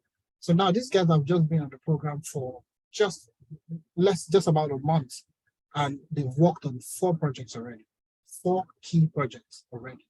Okay, they've built forecasting techniques, they've worked on statistical model, they've worked on dashboards, all right, in just about 4 months, and they still have 2 months to go. Trust me, that is what we are saying we will do. All right, I showed you the WhatsApp group chat. This is the WhatsApp group chat, Full Stack Data Science 21-2301. I can see all the things they are doing. I have been up late working on this dashboard. It's almost 1 a.m. Now I'm going to bed. I really love bringing it together. All right, this is what I brought together. So it's not just, it's you coming up together to do things, to work on these things. Okay, so they've finally done this. All right, fantastic. So these are the things that you work on, and this is just 10 days into the training program. They started on the 21st. This is just the 31st. 10 days into the training program, and they're working on key projects, future hotel reservation. So anyways, I can keep talking all day, to be honest, but to very honest, all right, there is so much, okay? And this is just the learning. You still have the mentorship session, and I will tell you about, okay? The mentorship session, all right? They had the mentorship session, civil session, that was this week on Friday, all right? Where we got to work on time management feedback. So this is a civil review session where you get to work on your CV. You have experience, you don't have experience. I have a master's, I don't have a master's. How do I present my CV to a potential recruiter? Basically, this is what we're going to go through. So you see, all this step by step is essentially for you to get a job, not for you to be, we had the mentorship session also. So these are to the mentorship session, and it was on. It was the STAR technique. Okay, sorry. Okay, how do you answer questions during interview? All right, how many of you know the STAR technique here? STAR technique of answering questions when you are faced with an email. So you go through every single thing. All right, and this is basically a mentorship session. People just go and interview and freestyle, but that's not the case. You need to be able to ask questions. You need to be able to know how to answer this question. I'm looking at this now. I'm just going to mute it. All right, you see what was the outcome / impact. Now, these are the projects you worked on. So the project you worked on, future tail hotel reservation, okay? How did you analyze, what was the impact of your analysis? Do you understand? That's the part, that's what we're talking about in results. So you see, I recommended and meters located in the homes. Of course, no, this is not for this is just I'm reading the slide, but I'm just explaining it for you. All right. So this led to a 90% decline in losses within the first month after implementing recommendations. By the second month, the business user was in profit. I received the CEO Commendation Award that got me ready. So during the interview, how do you present yourself? So there is no how you want to go by yourself, that all these things will be provided for you. So, have take homes and all that, and these sessions are there for you. So it's part of the learning process. These are the same people that I told you about that started in January, and they've achieved all these in just a month of learning. And they still have 2 months to go. So trust me, I'll tell you for a fact, you have a lot to do. All right. We mean it when we say we are literally here for you to get the best. All right. We are literally here for you to get the best. All right. I have 30 questions in here. I hope I've been able to answer your question. Ibrahim Adejumo, I think. All right. Ibrahim. Hello, good evening. Yes. Yeah, it's been an amazing time here. Taking my time because of this masterclass. I've lost so many things within the last 2 hours, but I think it's worth it. If you know what I mean. If you said you're in the UK, so I am in the UK myself. So definitely I know what I've lost. If you understand what I know. It is what it is. At times it is just fine to give it that time that you need. It's something I've been doing, like self-learning here and there, and making efforts on my own before I came across this on Twitter. And I think it is something that is worth it. It is just that I have this issue. I've been into a lot of these what's it called? I call these master classes, I call it marketing classes. The reason the reason I said that is that I've seen a lot of them on different sector, different fields. And I'm the type that loves to learn. So I always, if I have time, if I'm not busy on the job, I always try to give my time to, that 1 hour, 2 hours, to give my time to it. And at times I try to buy into the idea that's been sold. If I see that, oh, it is worth it, my understanding is that you use money to find money. Exactly. If you understand what I mean, you can't be stingy with yourself and you want to acquire everything. No. If you work, you should be able to spend your money on valuable. At times you lose, at times you gain. But one of the challenges that I always have as the person with 8 hours differences said is that the last experience I had, I was paired with Indians, and we were like 8 hours, 7 hours differences. So at times when they are time differences, rather, when they are active, ready to work, ready to learn with the tutor, that was the time that I would just be resuming from work 9 p.m.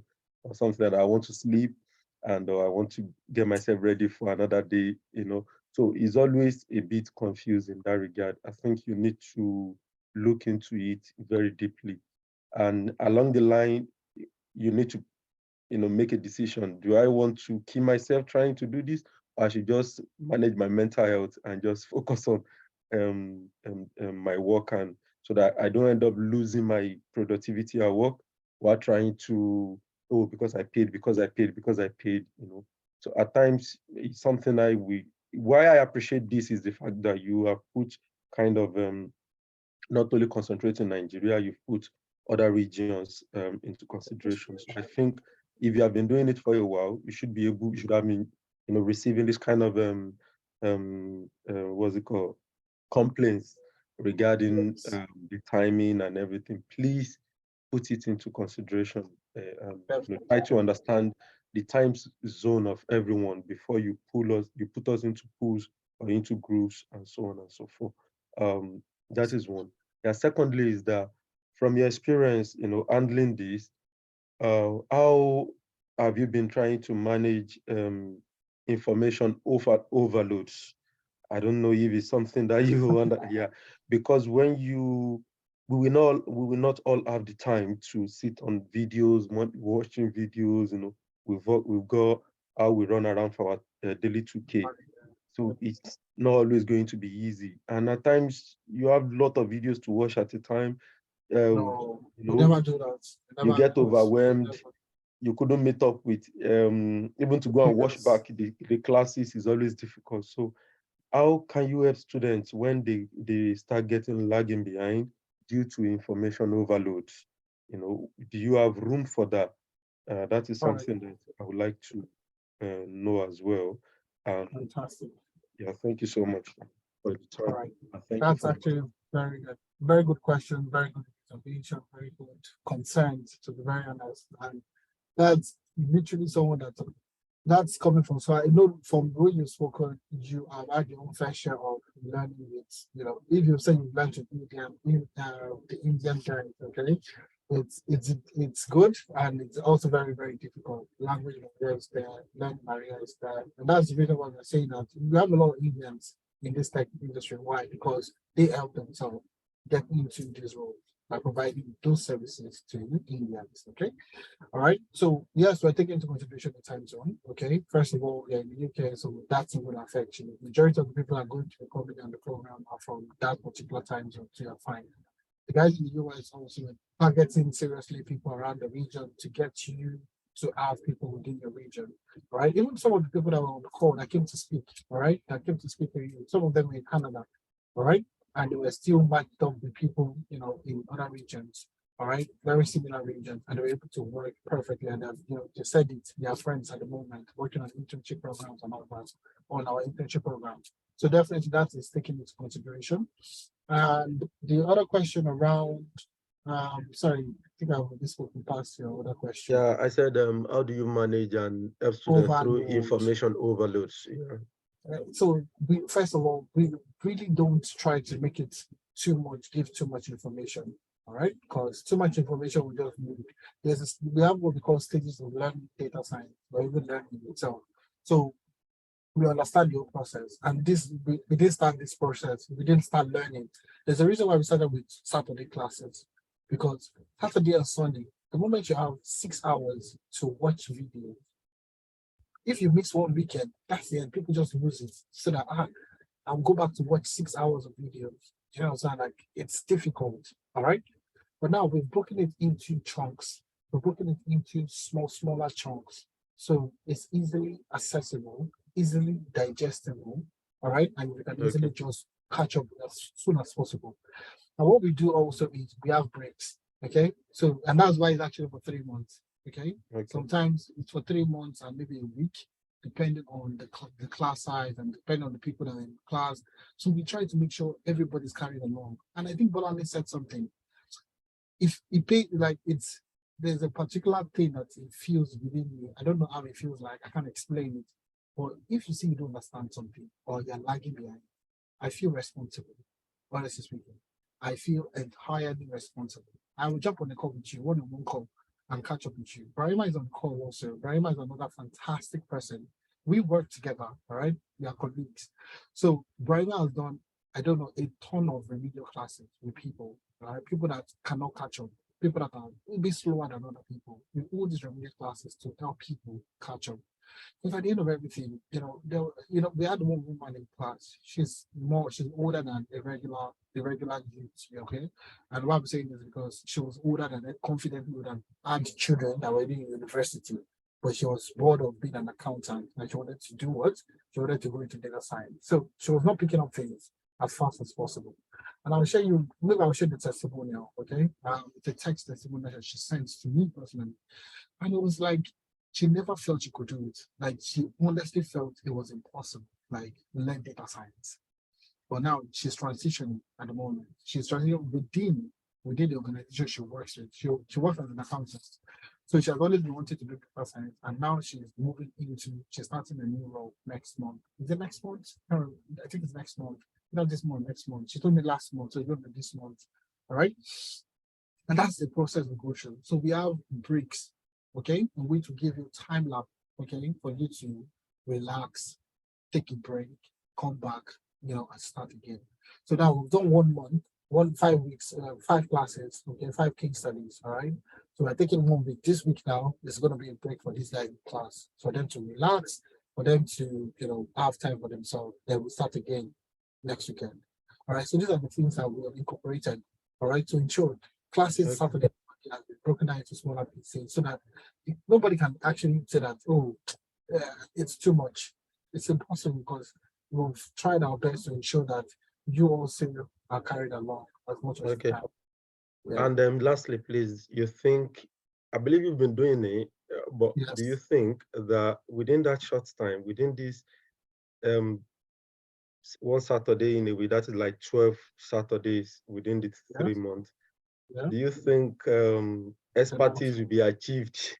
Because the basis of this, the basis of like me paying, to be honest, is because I want to achieve expertise. Like I told you, I've been making effort a lot, trying to learn, but you get lazy timing. So if I think I come into your group and get to learn about this, is because I think I want to achieve expertise. So do you think expertise can be achieved within this time frame? And one could say, I'm changing career. I'm a compliance manager in one of the companies here in London, but I'm just trying to transition, just like everyone wants to transition to, and I have no single idea about tech, about mathematics, about arithmetic. I'm a purely art person. So how do I achieve expertise within this limited time? All right, thank you very much. See, this is not jazz. This is what we're talking about. Okay, this is why we started Analytics, to get more people into the tech industry. And I'll share some testimony. This is just one of them. This is basically from the core 10, which was last year. This lady also went through the training program. Okay, and currently she got a job as a data scientist at MHS. This is a card here. All right, she sent it to Brahima, and she was like, "Hello, Brahima, good morning. How are you doing? I just started a new job this week, onboarding process. I myself and Adisa worked on the interview preparation with the woman. All right, and was able to work with her, and currently now she's working as a data scientist. This girl was not working; she had no experience as a data scientist before starting. And I'll show you some of the testimonials. We have a ton of testimonials. I think I should probably just work with the testimonials also. All right. All right. Yeah. Alaliko, eventual analyst, no experience before. Ismail Yakub also currently works as a junior data scientist. All right. A ton of them coming up with their own, coming up with their own, what do call it? My name is Kufre Charles Hussein. All right. I'm a data scientist. These are the things that people, you feel like that's exactly what we're trying to tell people. That thing that you feel like, I cannot do it. I don't know mathematics. That's the reason why we have designed this training program. All right. That's the reason why you will see a lot of Indian people, Chinese people in tech, because they have people that are carrying them, nurturing them. Exactly. Yeah. Right? And this lady, one of them, it's actually, that was a very good. And honestly, I have to say that it's been a second I heard from her. She got a job, okay? And basically after that, she reached out to me. She said, "Oh, if this particular thing, I can't do it." I think I was working. And I was like, "Okay, let's quickly jump on the call, walk the send pictures, send messages and all that." And just in 30 minutes, we were able to resolve the problem. Now that's the thing that you need. Support system. Nobody knows everything. It's impossible. All right. So the training program is designed to teach you what you need to know to get a job. The industry, I'll tell you, I am in the industry. I have 8 years in the industry. I've worked in Ireland. I've worked in the UK. I've worked for companies in the US. All right. Now I'll tell you, the people you're going to work with, they don't know these things. They don't know these things. When you come and you speak confidently, I've worked on this project. I've done this project. As a consultant with Analytics, I worked on an airline. I worked on, hotel reservation. As a consultant, I would, consult for companies in Africa. All right, package yourself nicely. If you don't get a job in the UK, honestly speaking, even your village people cannot stop you. It's impossible because it's just the way it is. All right, and it's not just me. These are people that have gone through Analytics. All right, 6 projects are working on. These people don't know anything before they started. They don't know. This guy is geology. Geology has nothing to do with statistics. But this guy is quoting MEP, MSc, MEP, and is giving naive approach, exponential smalling. These guys don't know anything before they started. So, and that's the reason why we started this. This is a mathematician. Great one is in Germany. Okay, very diligent, very smart professional. Also, right? Cynthia, all right. Also, what I think we have today, tech enthusiasts. We put started. This is Tableau, okay? And we're working with Tableau in class. Ubang also solid guy, also got a job, right here in the UK. Currently works in the UK, all right. Solid people that are currently doing this. Afolabi Ogundoyin sent me a message just about a few weeks ago, actually, all right. And he was telling me that he started a new job. He's in Nigeria, got a new job working as a data analyst at one FMCG company in Ikeja. You know, Ikeja, is it Fadigi they call the place? I can't remember. That's where all the FMCG, that's where they're outsourced. We got a job with one of the companies in Ikeja there, working as a data analyst. Okay. Idris, the same thing. All right. So these are the things that we tell people that it's not what career you're doing at the moment. Look at yourself in 6 months, in 1 year. What's the maximum salary you can earn? And I'll tell you confidently, we have somebody that just finished 22. I'll just use that guy as an example. 22 years old, Mohammed. Mohammed went through the training program, currently works for a company in the US. What does he do? He works with the head of supply chain management. He works with the head of supply chain. And what does he do? He prepares reports for the head of supply chain. That's all. So the guy is, oh, I need this particular report. Mohammed, please let me create this report. And he earns over ₦1 million in Naira value. And this guy is just 22 years old. When I was 22, did I have a job? I had a job, but I was earning 50,000 Naira. Do you understand? And somebody just from the school. And that's the beauty of tech. And we're trying to tell people to get into it. All right, invest in yourself. And that's basically what we're trying to tell people. This is Ayodele. See what Ayodele said. And you see what you say I'm not lying. This is a feedback from Ayodele. All right, she said that the agency asked, how soon can I start? I told them if they want me to start today, I will start blah blah blah. I got the job and I was given a data set to analyze. They will always do this for you. All right. That's what they will tell. That's why I tell people certifications don't matter. Certifications, it doesn't matter at all. All right. Yeah. So if you have certification, you don't have certification, you have masters, you have PhD, they'll give all of you the same case study. They'll give all of you the same data sets. And that's why we are focused more on data sets, on case studies. So they give the case study, all right? I had some bottlenecks, so I decided to call a female. Now, if you learn on YouTube, who would you call? The person that you have on YouTube or the guy on Udemy that doesn't even know what's the course? You should understand.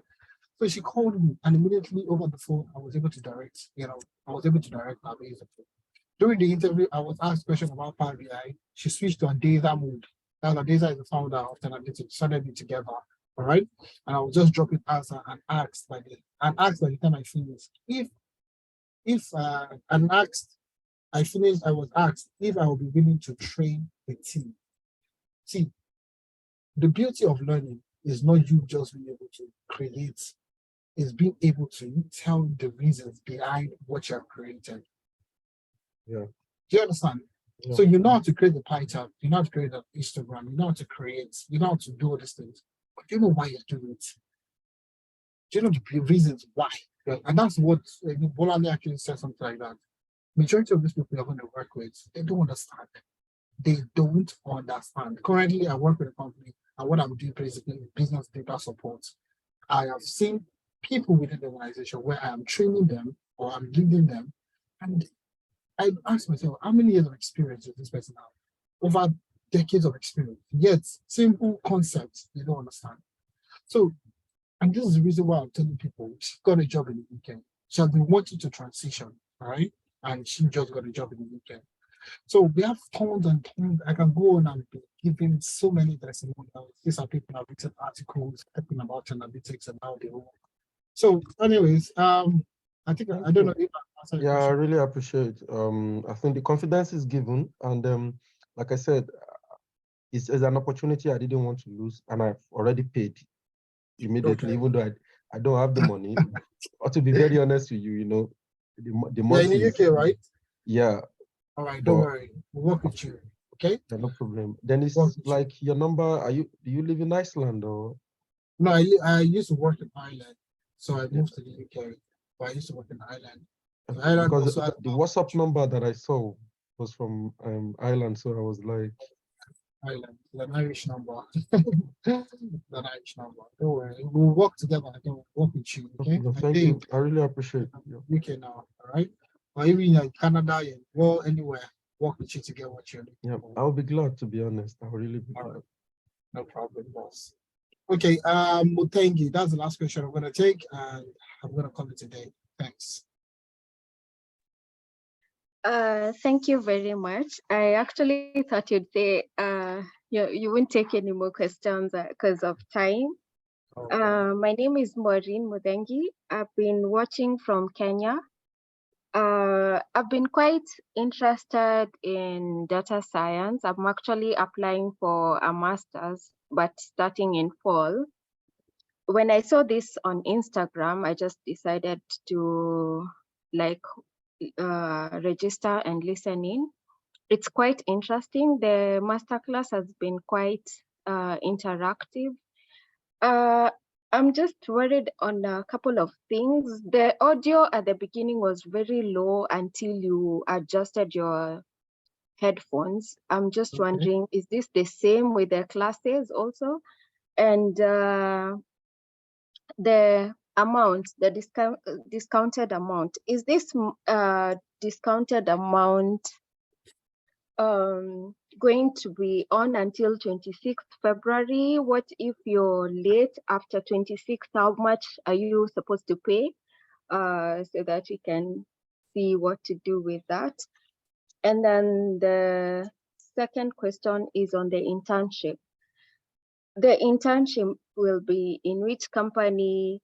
What time will it be? Will it be in form of case studies as the same as classes? And most certifications are 6 months. Why is this one 3 months? And with because checking on the duration of time, will that be a factor, especially when looking for a job? Will someone think, is this a basic certificate or it's, yeah. My last question has escaped me. Jeez. Oh yeah.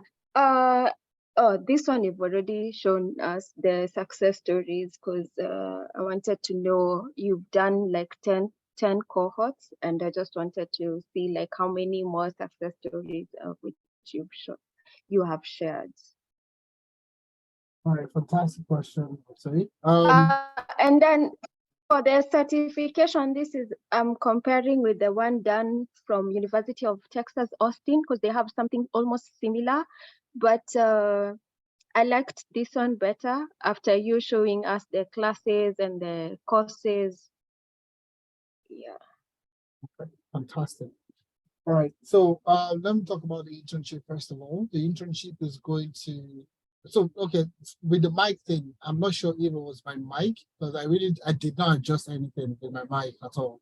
So it's nothing adjusted. So probably it was, I don't know, I won't say it's internet or whatever. I'm so sorry about that, but nothing about, I think I tried to be as audible as possible all through the program, and that's one thing we established. And even after we have Brahima on the call, she's the one leading. And anytime my microphone goes off or something happens, there's an information that she sends me information. That's why she's on call to, quality assurance basically.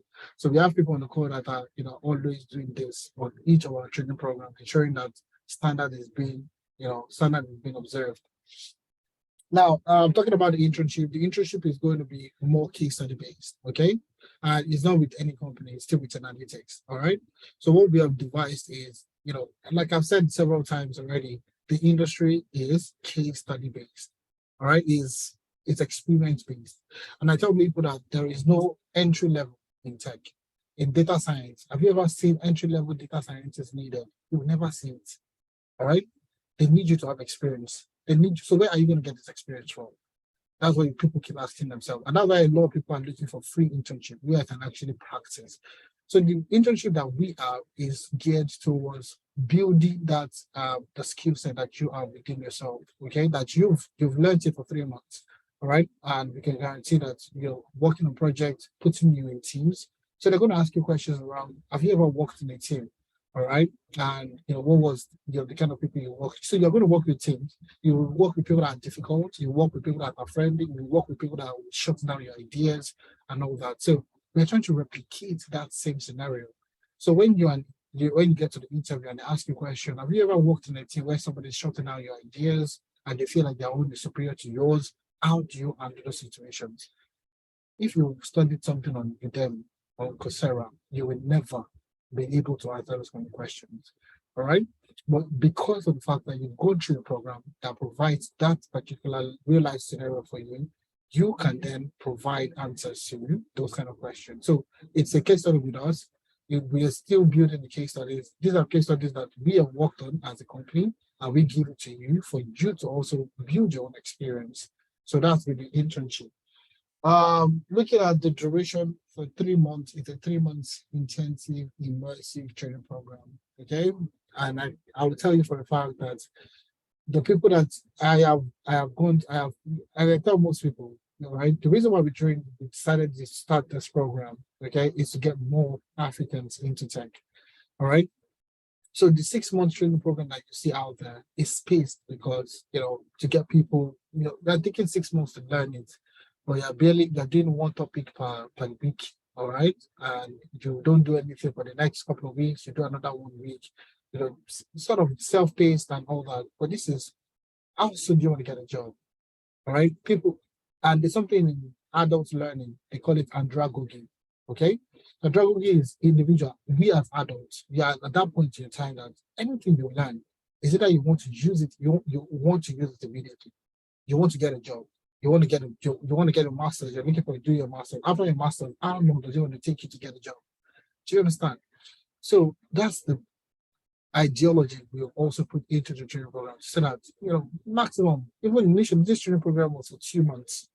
All right, and now we've extended to 3 months. You said that, okay, do you know what? Let's incorporate some other new features to this training program to get people, to incorporate some of the new trends that people are requesting for. Because like I said, I'm in the industry. I know what recruiters are looking for. I know what they want. Do you understand? All right. Even me personally, I recruit from my organization, and I tell you, I know what they're looking for. So those are the things that we incorporated in the training program, and that's why we call it a full stack: Excel, Tableau, SQL. There's no way you want to go to that you're not going to get a job. All right. Is it data analytics? You know how to use Excel. You know how to use Tableau. Okay. Oh, data science. I know how to use Tableau. I know how to use Python. I know how to use SQL. So anywhere you find yourself, you can make sense of this. And the duration is perfect. And it's self-paced, immersive. It is instructor-led and everything. People around you guide you to carry you to your destination. That's literally what we're trying to do. All right. So certification wise, honestly, like I said, it's not, we're going to give you a certificate. All right. No doubt about that. And people have used this certificate to get jobs. And I've shared some of these scenarios with you. But you have certificates, you don't have a certificate, you have experience, you don't have experience. As long as the COC will like you, they're going to give all of you the same case study, the same data set. Now, what sets you apart from every other person is your ability to look at the data set and come up with clear recommendations, all right, that will stand out to this particular organization. Now, I did personally, I've done my own fair share of interviews, all right. I did an interview with top tech company, okay? It was supposed to be consulting. We had a group of consultants, so they were looking for consultants to work on a particular key project, deployment. And, after I finished this, did the case study, we gave everybody the same case study. All of you go and do it. Come back and recommendation. I didn't get it. It was painful, very painful, because of one simple thing that I missed. All right. Now, that simple thing I missed, I've incorporated it into the training program. All right. And those are the learning points from what people don't understand. And that's why we have the mentorship session, the career sessions, navigating the job market session, so that you don't make the mistakes that we have made, or this professional, a pool of professionals, you don't make the same mistake we have made. So you need the job market, you are bypassing so many mistakes in order for you to get there faster, essentially. And the good thing is, I was on a call, with the same company I'm working with. I started in October last year. And I do, like I said, I'm currently the business data support lead with the organization. So I basically work across the organization, okay? And I lead people, helping people make sense of data, lead teams, create reports and all that, all right? So I was having a session with some management team, okay? And after the session, somebody sent me a message on Teams. So he said, oh, I heard your voice. I immediately heard the voice, and knew it was me. And I was like, who is this? Because I saw the name wasn't familiar. All right, and the person was like, oh, this is, Rafiat, okay? My name is Rafiat. I went through the business analysis training program, okay? Can you remember me? And I was happy. Do you know, I would screenshot that message and put it online or something. I was so happy because you barely have a Nigerian and African that's going to work with you. And I want you, just when you'll travel out for your masters and all that, you will barely see a Nigerian. All the Africans are either doing a care job or serve customer service or some kind of menial job just to survive. 3 months of learning can actually skyrocket your career. Let's say I work for it as a business analyst, okay? With the same organization I'm working with at the moment. And I was happy. So if there's an hangout now, I can go confidently. I know that it's a Nigerian or in somewhere within the organization I can work with, I can play, we can understand our lingos and stuff like that. So that's what we're trying to do. So going back to the area of certification, it's good to have, but your experience is what sets you apart. All right. I don't know if I answered your question. Thank you.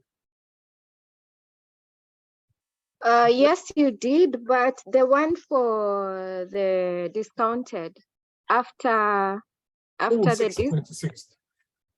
All right, no, Pardon? so it's only the first 26 people. Only the first 26 people. Only the first 20 will you people. will you be notified if you're like the 20-something person? No, you will be notified. The notification is going to be sent out, okay, when the number of people that have registered. So you'll be aware, okay, if we have reached up to 20 people. The moment we get to 20 people, we would send also a notification out to everybody that registered for the course, to tell you that, oh, we have met 20 capacity. And that's why it's just 20, okay? And yeah. So how much will that be after? So it's going to be 400 pounds. So 400 pounds or 320 400 pounds. 400 Okay. pounds, yeah, okay. But you can still pay in 2 installments, 250 and 150 pounds. Right? You don't need to pay everything at once, you can pay in 2 installments. Even if 300 pounds, you can pay in 2 installments. Pay the first installment, then pay the second installment. Is that okay? Okay. Thank you so much for your time. No problem at all. That's why we're here. All right. Thank you very much. I know the days felt fast spent, all the way from 200 people to 50 people. You guys are the real MVP. And because of that, I'm going to do something for you. I'm going to tell you the secrets to my maths test. Just because you waited to the end. I'm going to stop recording so that everybody else will not get the recording. All right, so I'm going to stop recording. All right, let me pause the recording. All right, so now, the screen has paused. Now, let me pause the recording. Sorry, give me a second, guys. I'll just thank you guys for waiting to the end of the session. I appreciate everything you've done so far. We might not be able to take any other question. The time is well spent. Okay, but time is well spent.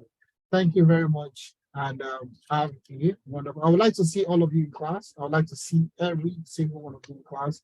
So thank you very much and have a wonderful, wonderful night rest. Cheers, everyone. And looking forward to seeing you in class.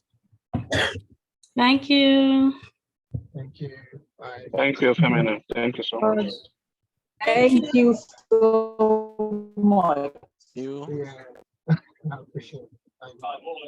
Thank you, sir. All right, Rahima, thank you. Thank you for waiting this far. Also, Thank you. Thank you. Thank you. Thank you. Thank you very much. Good night. Ife, good night. Thank you, sir. All this is I mentioned, groceries, dairy products, they are the